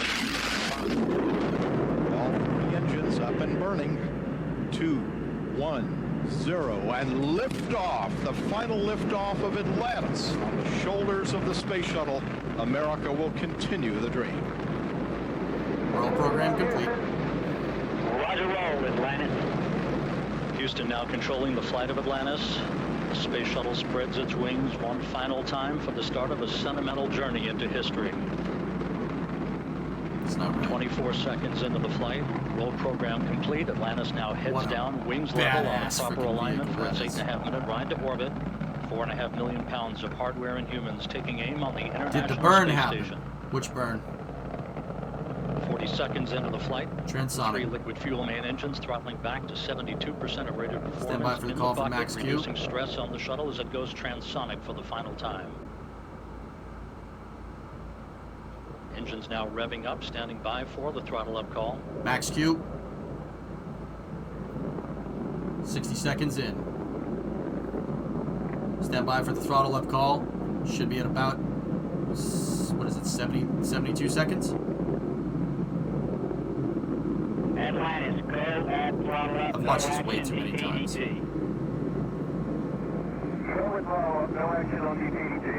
Frick me. Yeah, that view is amazing. This is what you got during shuttle launches, man. It was wild. The thing was crazy. In a good way. Atlantis now That's right, 15 Thomas. miles Dan in altitude, Hewitt said already that, 16 miles downrange from the Kennedy Space Center. Yeah, 1 minute, he said 40 this- seconds into the flight. Continuing the dream, yep. Atlantis flexing its muscles one final time. Should have never Atlantis stopped traveling flying this almost thing, dude. 2,600 miles It's a an hour, god-tier 21 low miles in Earth orbit altitude, vehicle. 24 miles downrange. Standing by for solid rocket booster separation. We got a tail off on the SRBs. Note that the plume is starting to flutter down there, indicating a drop in chamber pressure on the SRB. Separation confirmed.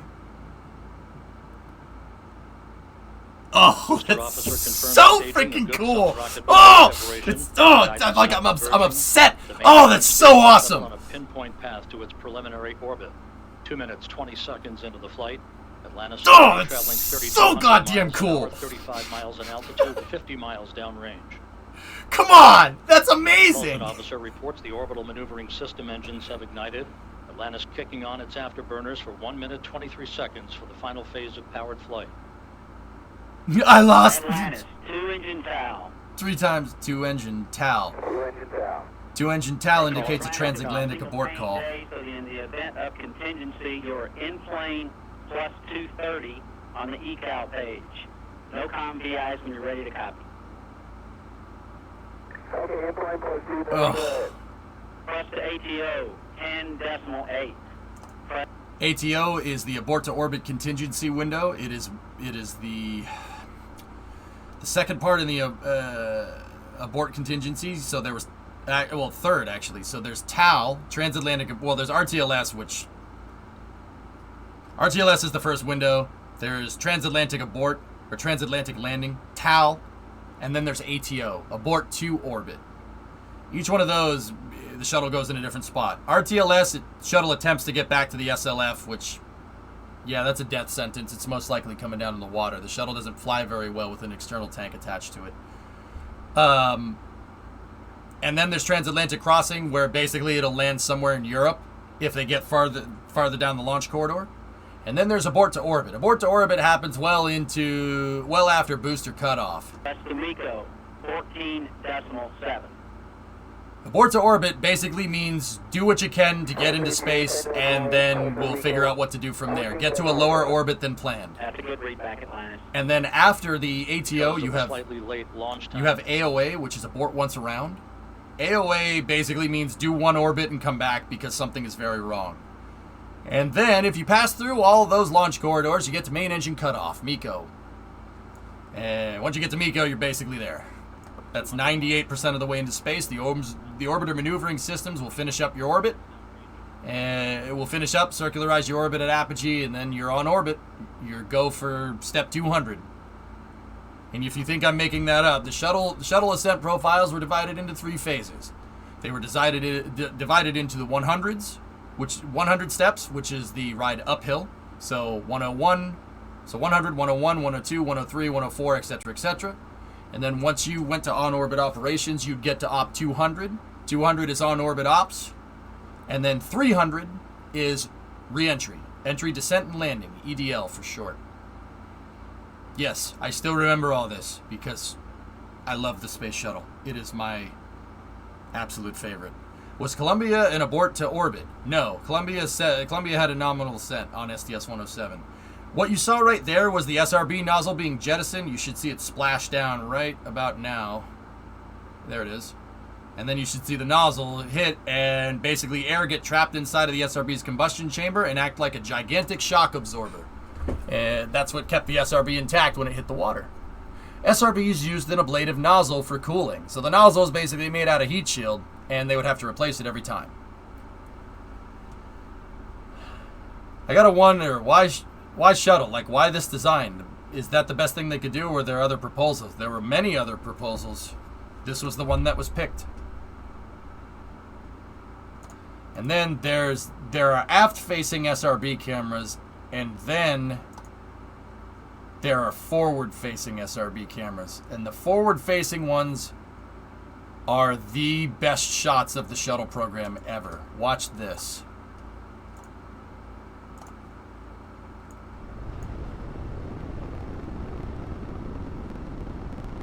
Oh, they switched.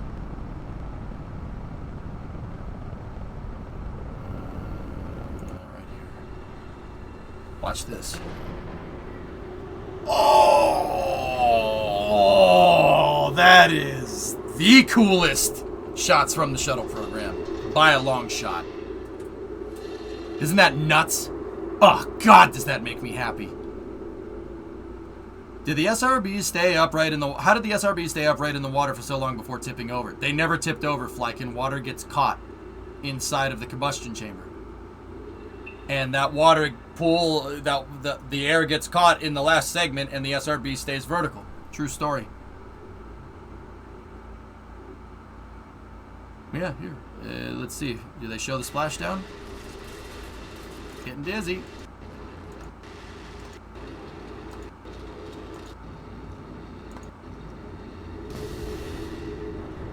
Three-shoot deploy. There's the nozzle jettison. So the SRB, it's jettison the nozzle. So you have the throat, and then you have the entire, all 4 casings stacked together, which make up the combustion chamber. The SRB, when it hits the water, the parachutes aren't enough to slow that down. If this was on land and the SRB hit the ground, it would crumple like a soda can because it's just an empty tube, right? The key with the SRBs landing in water, one, it's on purpose. The SRBs are made out of steel, so they're not, you don't have to worry about them corroding too bad. They're painted steel. They don't really, they're painted steel with waterproof paint on the side it's going to be like SpaceX's fairings. It's not too big of a deal as long as you fish them out sooner rather than later. But when the SRBs hit the water, guys, when they hit the water, what they did, they would go nozzle first into the water. And when they went nozzle first into the water, all the air inside of that SRB that, you know, filled it up because the SRB propellant isn't there anymore, the grain's gone, gets caught. It gets caught in there. And if the SRB falls straight down, all that air gets compressed inside of here. Water is not compressible. Gas is compressible. And as the gas gets compressed higher and higher and higher and higher, it serves as a gigantic hydropneumatic shock. So when the SRB hit the water, it actually cushioned its own landing by trapping air inside of the SRB. And that's what kept the SRBs upright. They would not take the SRBs and turn them over and pull them with the ships until the recovery ships got out to them. They actually stood perfectly straight, up and down, inside, because the air gets trapped inside of the SRB. It's a gigantic shock absorber when it hits the ground, or hits the water. Watch, right? There. Air gets caught inside of the combustion chamber, and the thing ends up becoming buoyant, and it just stays nice and straight up. See? It even rights itself. Wild, huh? Really smart, considering.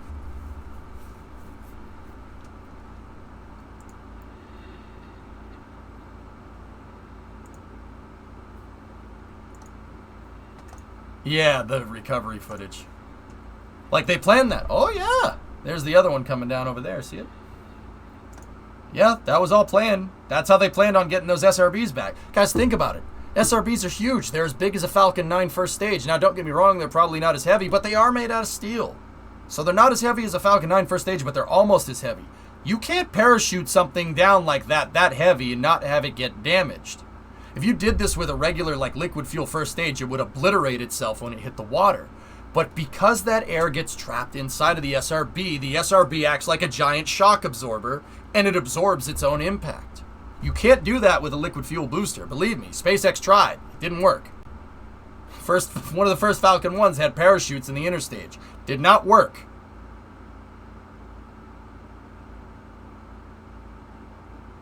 Can I just watch this one more time? Just the shuttle. Separate-y boy. Just one more time.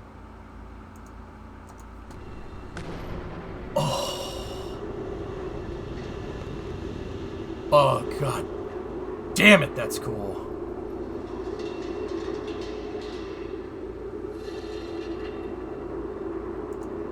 But why does Electron work? Well, Electron's a lot smaller, Reagan. Electron's a lot smaller, and it's also way lighter than an SRB. So parachutes work with that. But Electron never hits the water now, does it? It has in the past, but I doubt they're going to use those boosters. They plan on fishing it out before it ever gets near the water, because liquid fuel engines tend to not like salt water. Yeah. Yeah. The SRBs, though, it's just a steel tube. Whatever. It can be in the water. It's no problem. So they take them. The Liberty Star and the Freedom Star were two recovery ships that NASA used. They would go grab the SRBs and they would tow them back, similar to Falcon 9s coming back on drone ships. They'd bring the SRBs to Cape Canaveral, Hangar AO, and they would disassemble the segments and truck them back to the train station. They would ship them back to Utah, where they would get repacked and reused. What that sound in the mesosphere? The sound of the separator motors firing. My favorite part in that clip is seeing the other booster falling in tandem. Yeah, Shrub, it's pretty cool. But, yeah, I agree. This does it for me, dude. Look. Just...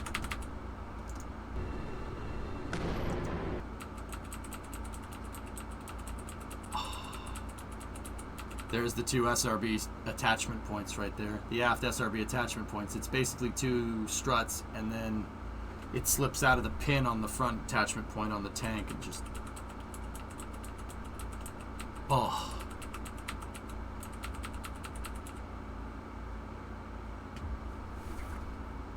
Oh my God, that's so cool. I'm sorry. Like, Falcon 9 staging is cool. It's cool. Don't get me wrong. I'm so happy and so grateful that we have something like that. But also...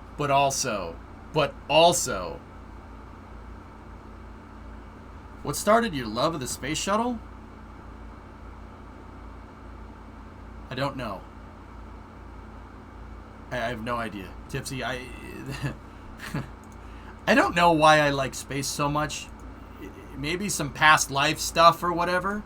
I've always been drawn to it. Always, and I have no idea why. Dude, you ever work at a job that you're not particularly fond of? And, you know, you do an okay job, but you know it's not your best work. And then you get a job that you like, and you just don't mind working 12 hours a day because it's what you love doing. Right? with anything else, like, let's take 3D art. I love 3D art. 3D models is cool. I can do it. I'm pretty damn good at it.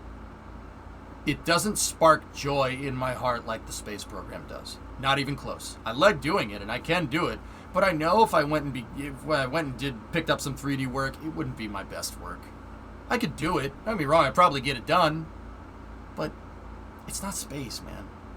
With space in my mind, there's no distractions. I can give it my 110% every day for 8 to 10 to 12 hours. No problem. I've been doing it for years. Not even close to being burned out. I love this stuff. I don't know why. It's so strange, right?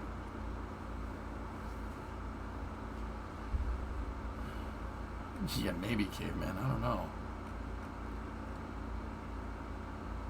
They do training for Falcon recovery. Oh, neat, Thomas. I never knew that.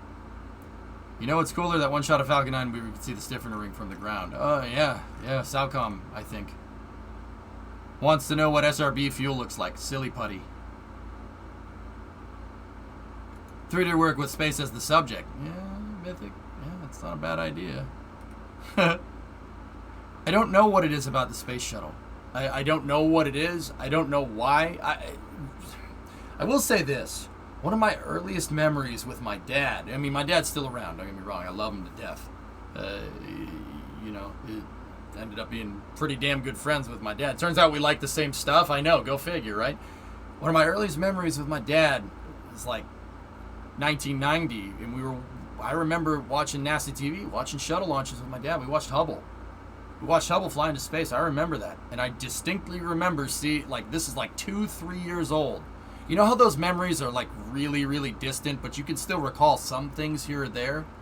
I remember watching Hubble launch in 1990. I distinctly remember that. And I remember seeing mission control and the shuttle, and I don't know what it is. Maybe it's just because I was introduced to it at a very young age. I don't know. Guys, I don't talk much about what my dad does, but my dad's a machinist by trade. I won't say what he does nowadays, but my dad's been in the aerospace industry he's worked in the aerospace industry. He worked machining the oil pumps on the F-23. He worked for Parker Hannifin for a long time. He's a machinist. He worked on made aerospace parts. That's what my dad did. And he still works in that industry. I can't say what he does though.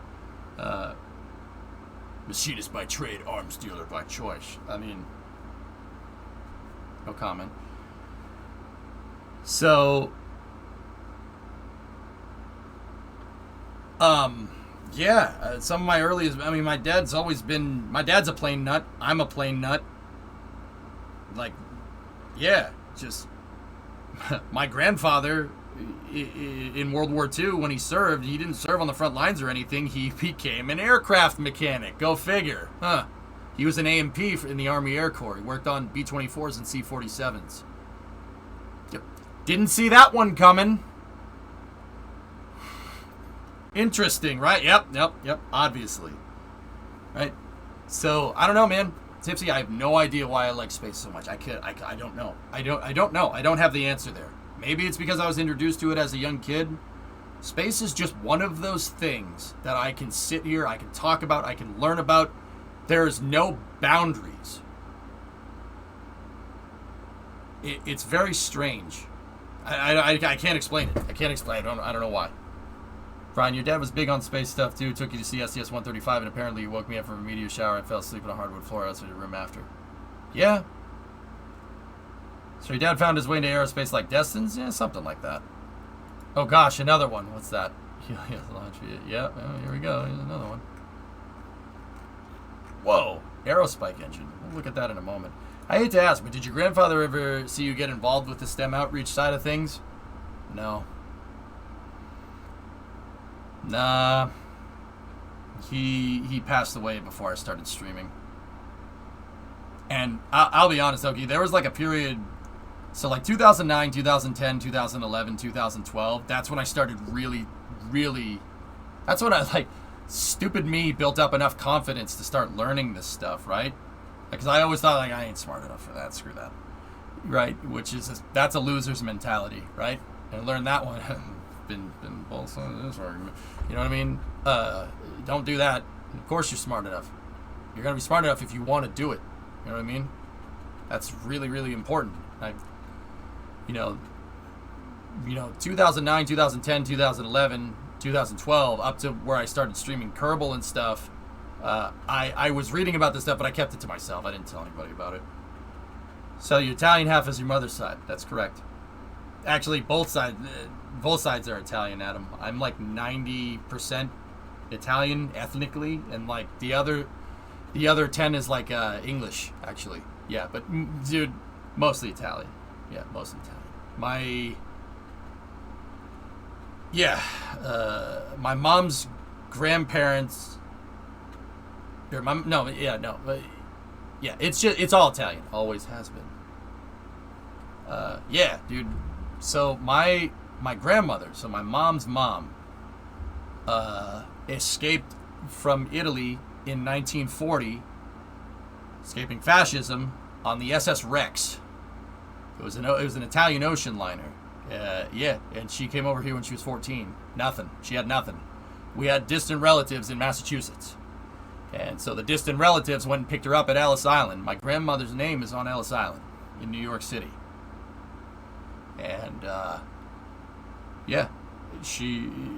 distant relatives brought her here to Massachusetts, where she met my grandmother, and that's the end of that. Shame on you for never coming to visit. Oh, give me some time, man. Damn. Not made of money. It's expensive. And then my dad's side of the family, I think, came over here 3 generations ago. I think it was 3, so it would have been my dad's grandparents. But yeah, so my dad's side of the family, Adam, is from Rocco San Giovanni, I think it is. It's central Italy. And then my mother's side of the family is from Parma.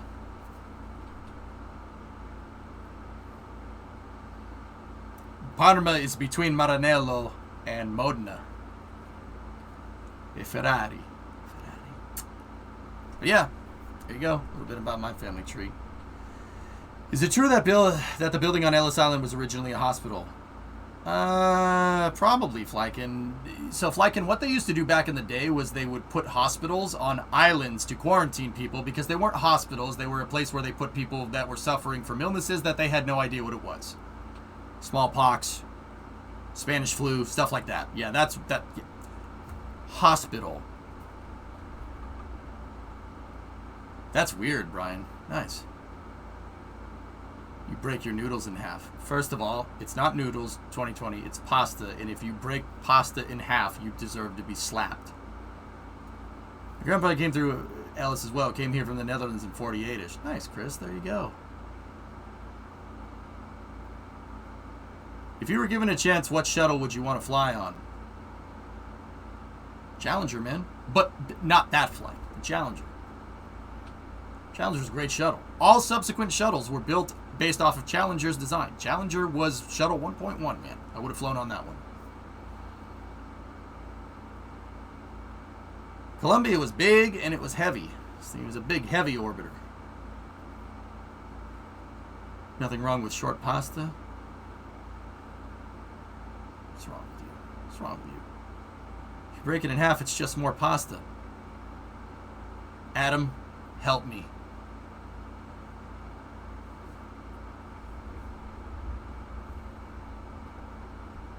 Enterprise has the least mileage? Yeah, but it never flew into space. That is called the Sanitarium. That's what it's called, Lone Wolf. I forgot the name. Segment is next to the crane. Credit now. Credit spaceflight now. Got it. The help is... I don't know, dude. Adam, I don't know what to do here. I don't know what to do here, homie. But don't get me wrong, fellas. I'm ethnically Italian, but I'm very much American. I don't know if you realize. Very, very much... Give me that flag, give me that damn eagle, give me some explosives, give me some tea so I can throw it in a body of water. I'm just ethnically Italian. I don't speak the language. Maybe like 1 or 2 words and that's about it. But I do speak with my hands. That absolutely is a thing.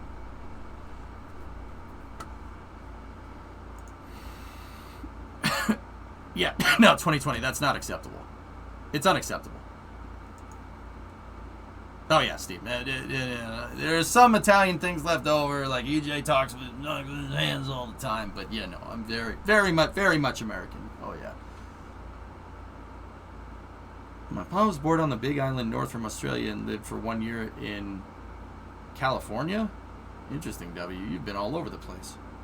Well, the Big Island north from Australia was Dutch territory, was it not? That was Dutch East India, if I'm remembering correctly. It was a Dutch colony. I don't trust you guys. I don't trust you guys.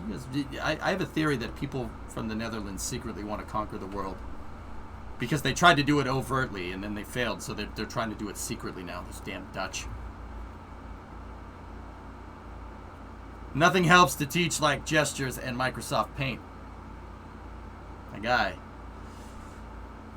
Out of my head, I don't know what to tell you. I talk with my hands, dude. That's what I do. He knows the plan! Abort! I'm on to you, you Verstappen-loving, clogs-wearing windmill people. Chris is like, no, that's not what's going on. See? I'm on to you. There are two things I can't stand in this world. People who are intolerant of other people's cultures. And the Dutch. Would you be able to explain, Rom, ion drive or iron drive? I'm not familiar with an iron drive, but if you're talking about an ion drive, so that's called electric propulsion in rockets. Basically what they do, they take a noble gas and they pump it into a combustion chamber, and there's two leads inside of the combustion chamber, and they arc electricity through the inert gas. The electrical arc ionizes the gas, and it actually creates thrust. You get a release of energy, and they create thrust. Ion thrusters, dude, are the closest thing that we have to sci-fi. Here, let me show you a picture of one.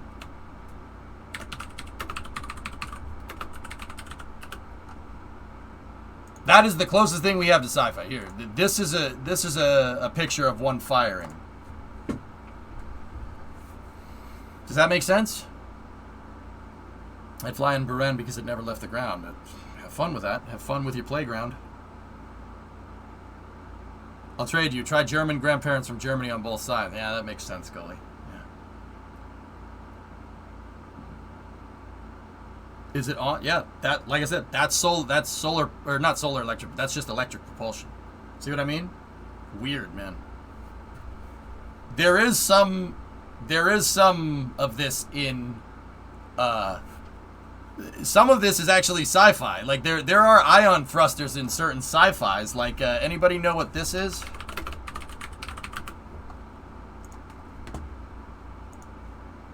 Anybody know what that is? I can't say its name. I'm not getting sued. Photos you might like that I took. Yeah, pretty much. Oh, that's great. Yeah, I'll look at those in a moment. Yeah, the acronym. Twin Ion Engine. Why do you think it has solar panels all over the place? TIE fighters use electric propulsion. So, there was some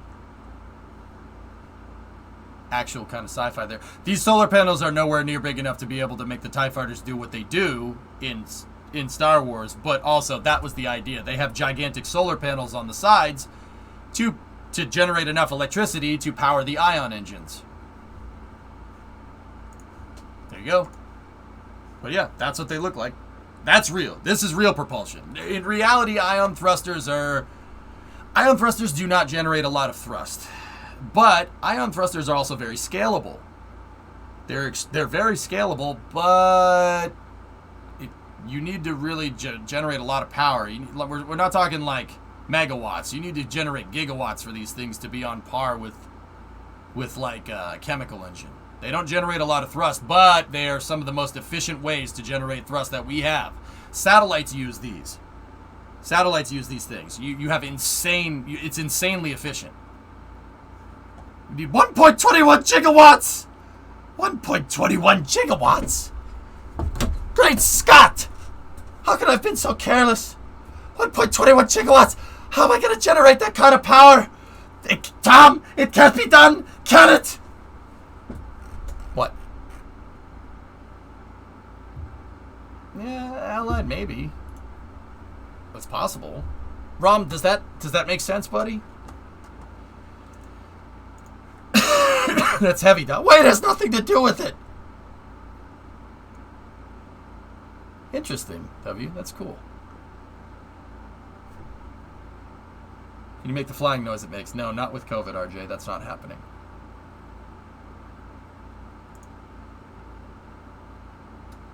Nuclear reactors in space combined with ion engines. Yeah, Gratian.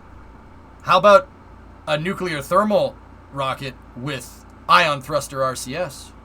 Because a byproduct of a nuclear thermal rocket, so one that's heating up hydrogen for thrust, is electricity. They can generate electricity too. You just tap off the turbo pump with an alternator. You can generate insane amounts of power with one of those things. So how about a nuclear powered ship with solar electric propulsion RCS that's generated off the reactor? It's food for thought. Yes, I've thought about this. Oh yeah. How's that? I think you're on the right track. At what point does that thing stop working?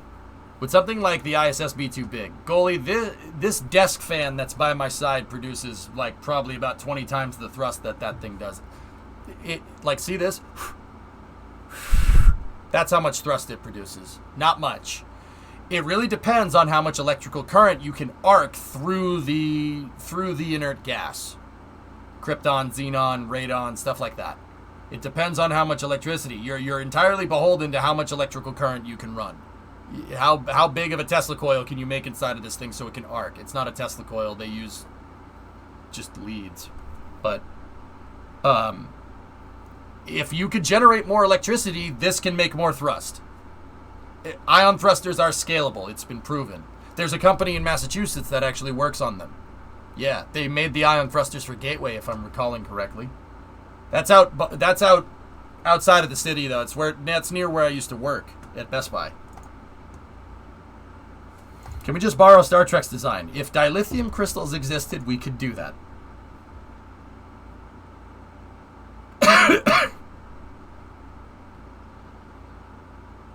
What's the weakness of a TIE fighter? In Star Wars lore, T-Man, a TIE fighter has no shields. They did that to keep the costs down. They Zerg rush you with TIE fighters. That's the idea. Oh, geez. What's that, Forge?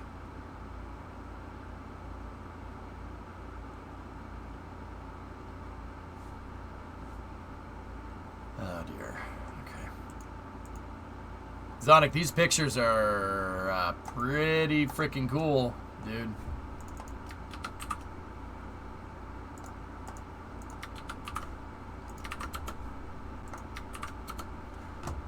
Or, you know, it just won't copy it. How about that? Ah, yes. Very good.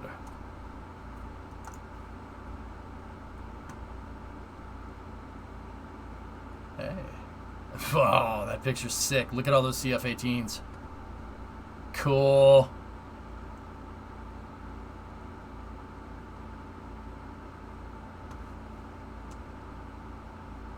Wouldn't the constant thrust of that at some point become greater than a normal engine if you ran enough electricity through it, Goalie? Yeah. Just have no way to generate enough electricity. Dude, think about it like this. Do you have a solar-powered electric car? Why not? Because the solar panels can't generate enough electricity to do what an electric motor can do, like in a Tesla, for instance. A lot of spacecraft have solar panels up there, don't they? See what I'm talking about? We get a spacecraft with a nuclear reactor in it. Now we're talking. Now we get stuff like the Expanse. It's on the horizon, honestly. Yeah. Oh, good old CF-18s. Look at that thing. Cool. Yo, P-51 and an F-22 Zonic. Very nice, very nice.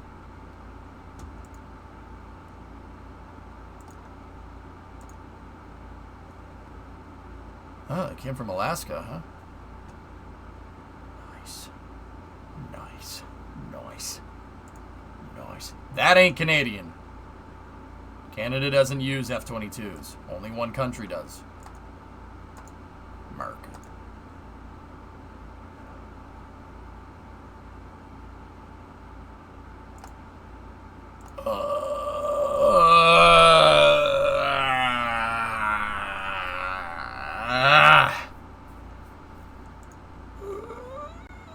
Oh God, there's more. There's more. There's more pictures. Oh God. Oh, I lost, guys. I lost. Refresh. You added more. Why would you do this to me? Oh yeah. Okay. Yeah, I really appreciate what you're showing me right now. Hands check? No. I already lost. It's fine. Oh, the snowbirds. Cool. Yeah, that's sweet. That's impressive right there. That's damn impressive, if I do say so myself. Yeah, that's pretty good. That's pretty good. Nice.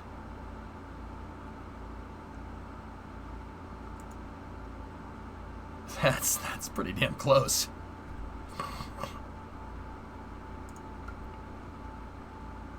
Wow. Snowbirds went ham, didn't they? Hey, hey. That's a brand new C-130 right there. Last, please. What's with the random tiger striping pattern on those? They're a demonstrator squadron, so you can paint it however you want. Paint it how it looks cool. I'm hoping to get some pics like that next weekend at.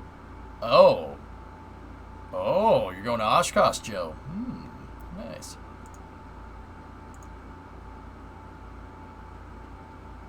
T6. Painted weird colors. CF-18. Actually, that's interesting. So it's RCAF, so it's a CF-18, but Zonic, that's a Navy variant of an F-18. It's got the tow bar in the front for the catapult. See that? And the foldable wings. I mean, I'm not sure all F-18s might have that. It's the demo CF-18. I was gonna say, why does it have that? Canada don't have no aircraft carrier.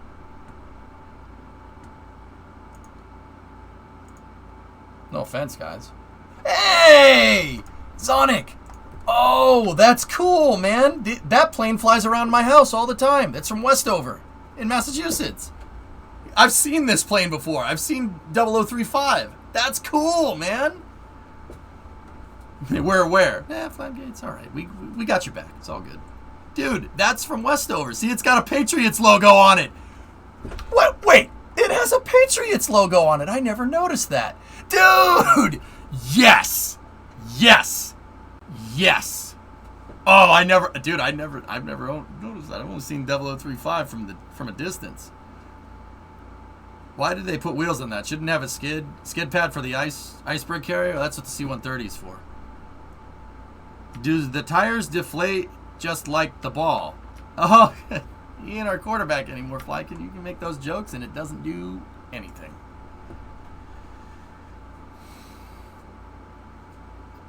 That doesn't do anything. Ain't my quarterback, Mac Jones, man. Yeah, Zonic, that plane is stationed not far from me. Ooh, P3.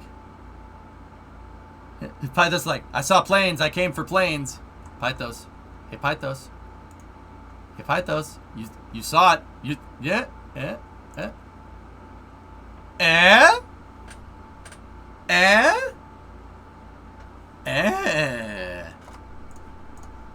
What's its number? Let me zoom in. Yeah, 127. Friend of yours?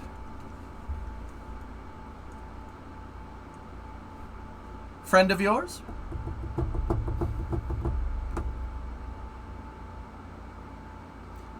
Yeah. Yeah, she's one of your baby. Yeah. Yeah. She looks good. You could see the ABOS mod in the back of the cockpit. That thing? Yeah, Zonic. Zonic viewers of the stream may have actually worked on this plane. Yeah. I like the YF-23. Yeah.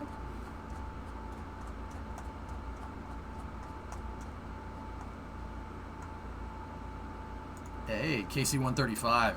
Nice. The 2 big green oxygen bottles. Cool, man. Whoa. Hello, baby. Someone locked an F-22 and an F-15 in a hangar for 9 months.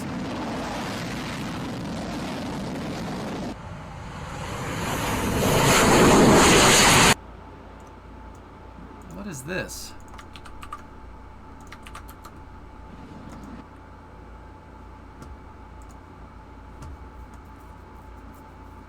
Oh yeah, that thing. Wait, what the hell am I looking at here? Flagging, yes, anything, yeah, exactly. Anything with AKFF and HH.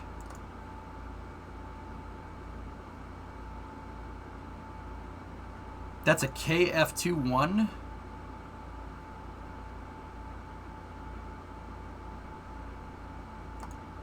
I saw a South Korean flag on it.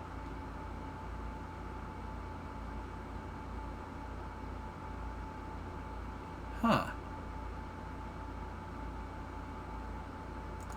P.S. Refresh. You butt pipe. You butt dumpling. Just feels... Yeah, it's weird. Alright, let's keep going. Where do we leave off? We left off at the F-15. Sonic, this is a pretty damn good air show, dude. A lot of good stuff here. Hey! An AWACS. Cool. What's the name for it? EC-135. I think it's EC-135. Pretty sure. Airborne Warning and Control System. It's basically a tower that flies around with the planes. That's a radar dish on the top. Is it an E3, Gil? What the frick? That's the E3. I always forget the name of it. I always call it an EC-135. It's not. It's an E3. You guys are right. But that's an airborne warning and control system.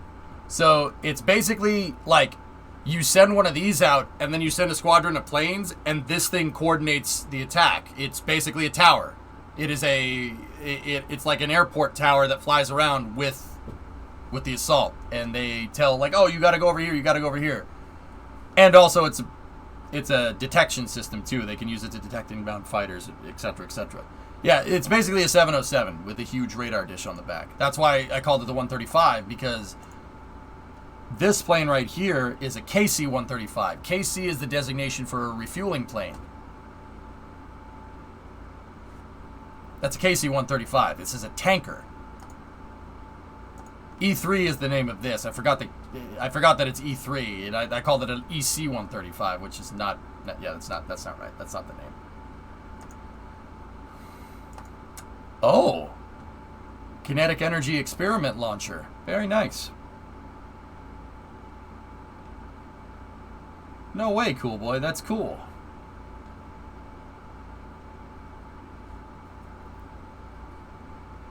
Yeah, kinetic energy experiment.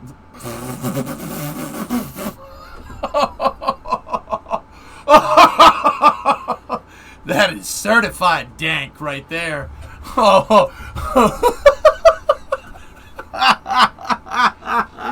Dude, is that a meme on the side of an airplane? You know, World War II had their, cartoon characters. We just paint memes on the side of our planes.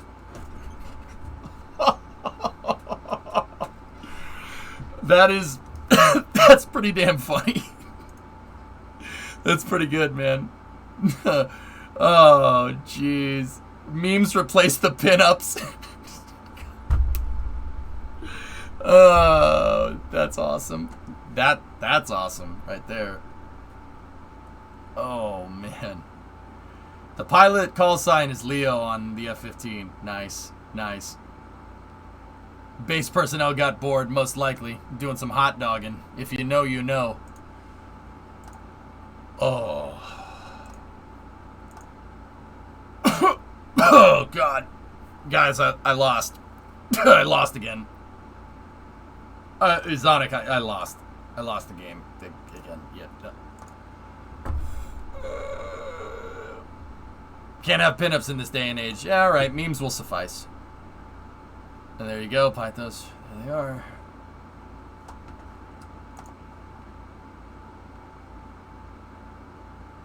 Boy.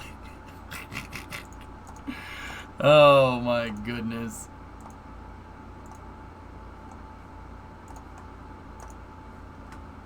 Those things are a pain in your butt.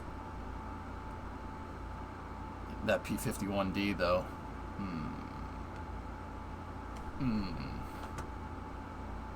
We're pulling 3 canopies and seats a week and reinstalling 3 canopies and seats a week.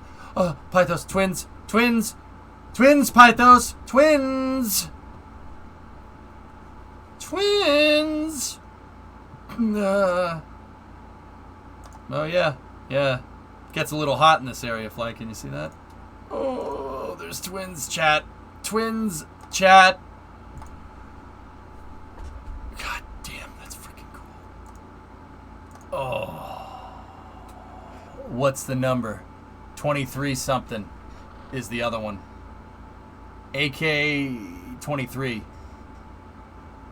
Pythos. That plane is so goddamn cool. What's up? It says 23 on this. Friend of yours?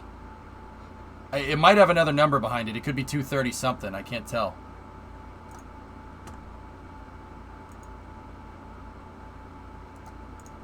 We're gonna have to zoom in. Enhance.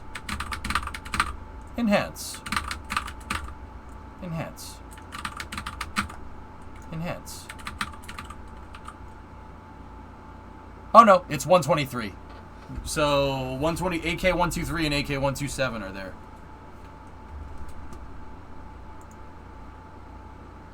That's a nice plane, Strevin. So yeah.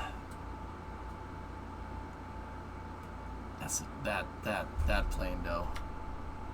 No, it's not 1023. No. Those are letters. There's 2 letters over each other and then numerical designation. I don't know what, I can't make out what that says. Oh, U812. Nice. Good album. More and more coming in. It's all F-22 stuff, always has been.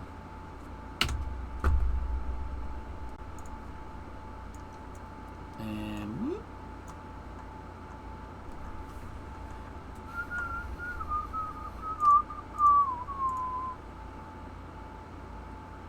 It has the AF, the 2-digit year it was started, and then the serial number. There you go. You familiar with 123, Pythos? I can see that you're friends with 127. Doesn't look pretty cold in this picture, just saying. It's Wings Wednesday, is it not? Look at all the heat coming out of the back of that plane. Yeah, you're familiar with 123? Huh. Twins. Nice. Oh, God, that plane is so cool. Oh, my God, I can't deal with it. It's like making me upset, man. Oh. Oh, yeah. Less than 5 knots on the winds. Nice. Are you actually allowed to show this on Twitch? Yeah, I think we'll be all right. How many of these did the USA have? 122, I want to say, but that plane's 123 and 127, so I'm probably wrong. I think that one I had a job number of 112223334. Nice. So I've been reading about this whole plane thing. You guys know that the windsock is not only designed to tell you the wind direction, but see where the stripes alternate? That tells you the wind speed.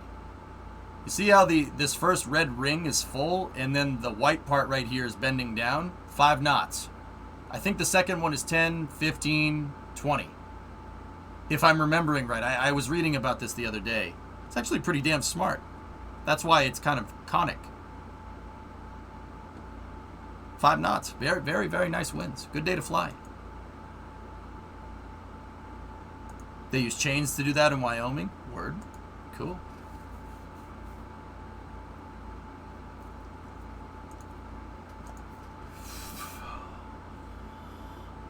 That plane is nuts, dude. That's some naughty wind. They really need to reopen the F-22 line. Again, Sonic, why are you doing this? How do you upload all these damn images?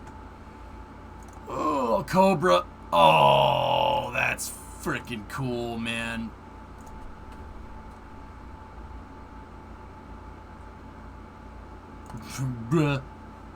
Fun fact. No one wanted to fly against the F-22 to learn how to defeat a 5th generation aircraft, so Langley got T-38s and said, fine, we'll do it ourselves. Nice. So the Korean took the inside and structures from an F-15 and mashed it with the shell. Mashed it with the shell of an F-22. So it's an F-15 with F-22 on the outside? Interesting.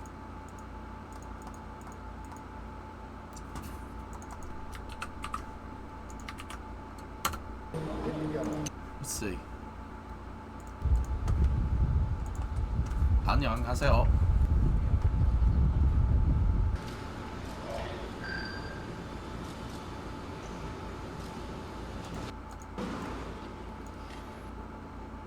Oh yeah, it is. That's F-15 landing gear, huh?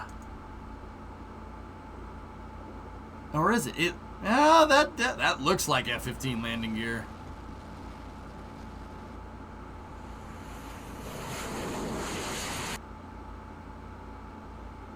Yeah, look, there's some. Whoa, hang on a second there. Watch the elevators. There's some PIO right there. You see that? PIO or their control systems ain't dialed in. Watch the elevators. Oh! You see the elevators do this? Are we sure it's supposed to do that?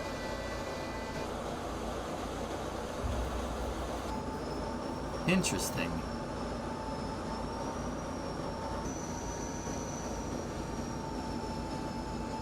Huh.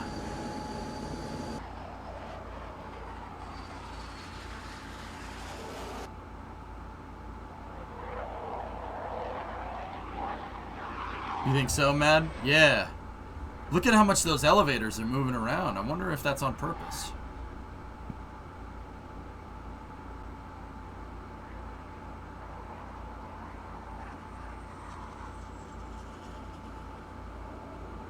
I mean, these are test flights, to be honest. Yeah, I definitely see the F-15 shape there. And the engine's definitely, yeah. Shoddy, from South Korea? Yeah, I don't know, maybe. Probably not, though. South Koreans are smart. They know what they're doing. And they're best Korea, so it doesn't matter. All right, so.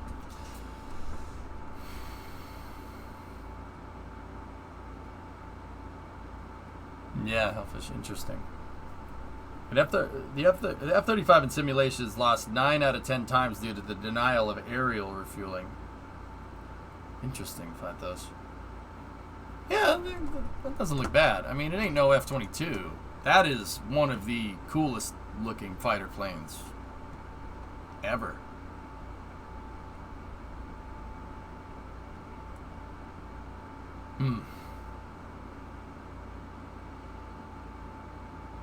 The F-22 had some overcorrection issue and developed. There's a video of one oscillating until it pancaked on the runway. Yeah. The weird thing is that it cannot carry internal payloads at all. They have a semi-hidden underbelly payload bay.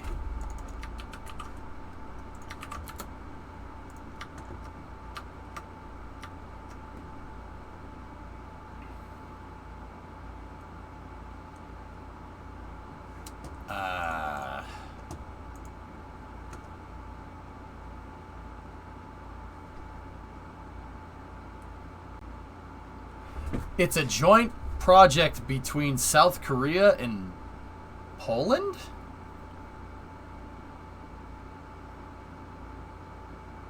Is that what I'm seeing there, or am I just dumb? Indonesia? Singapore? Indonesia. Okay, I got it. I was like, wait a minute. Oh yeah, Indonesia. Interesting. That's not Poland. Dude, I know it's red and white, man. I don't know what the flag looks like. Zero, you lived in Jakarta for 2 years. Interesting. Cool. Stealthy missiles exist, so it isn't the biggest issue. It's basically a generation 4.75 fighter. It's probably better than a freaking PAC-50, that's for sure. Poland is white on the top. Well, what if they're in Australia, though, Flatgate? What if the plane's flying upside down? Then it is a Polish flag. See? Checkmate.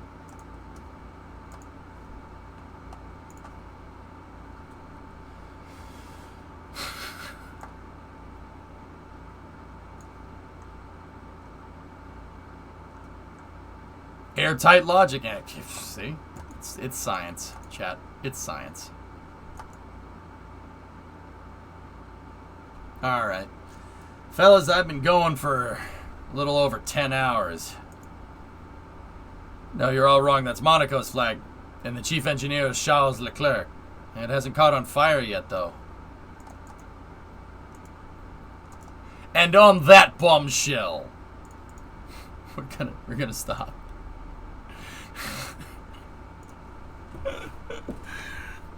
You can go for another 10. Yeah. Is 10 hours of space news a record? I've been literally doing space news since 11 this morning.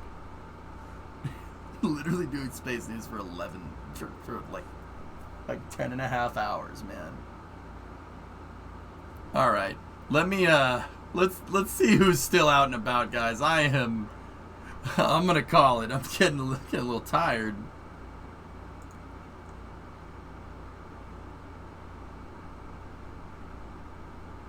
Poor viewers waiting for Satisfactory. We'll play Satisfactory tomorrow.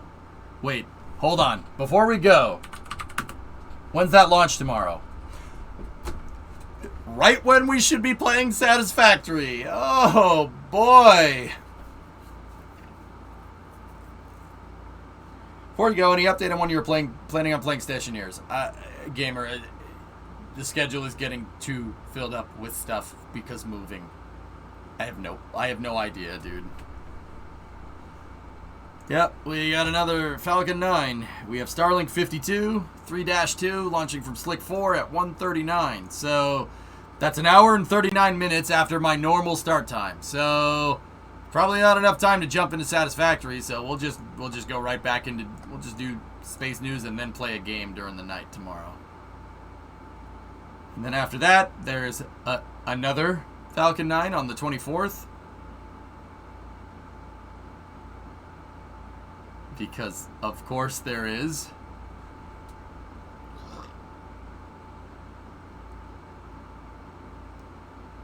Pain. Pain!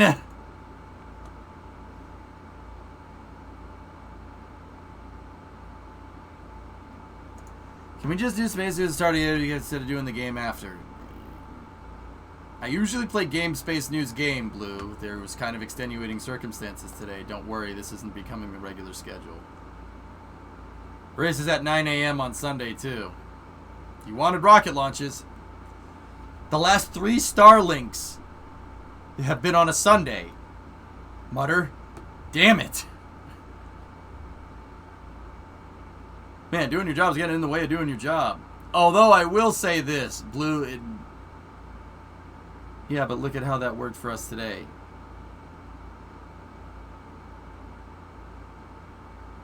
What? What do you mean? NASA had a presser at 11, and then there was Ship 24 testing. If those things don't happen, we play a solid 6 hours of Satisfactory, and then we do space news. I don't understand what you're trying to get at. But I will say this. I will say this, guys. During August, I'm probably not going to play any games. I'm going to be busy doing moving, and I really only have time for space news. I'm only going to do space news. The first week of August, I'm only doing space news. The second week of August, I'm taking off, and that's where we're going to do most of the moving. That's where I'm going to set up the studio and stuff at the house. And then the third week of August, you know, the dust is settling, so to speak. I'll probably just do Space News. And by the fourth week of August, we should be back to our normal schedule. Gretzky, thank you for your excellent commentary. Thank you. So, yeah, Blue, it's probably going to end up just being Space News and launches during August. But it's not because I don't want to play the games, you know what I'm saying? But yeah, we'll try to play, I don't know if we'll play Satisfactory tomorrow. Maybe we'll figure something out. Maybe we'll play Kerbal or something. Kerbal is easy to jump into and switch subjects real fast if we're working on the Kraken drive or something. But yeah. All right, dudes. Huh.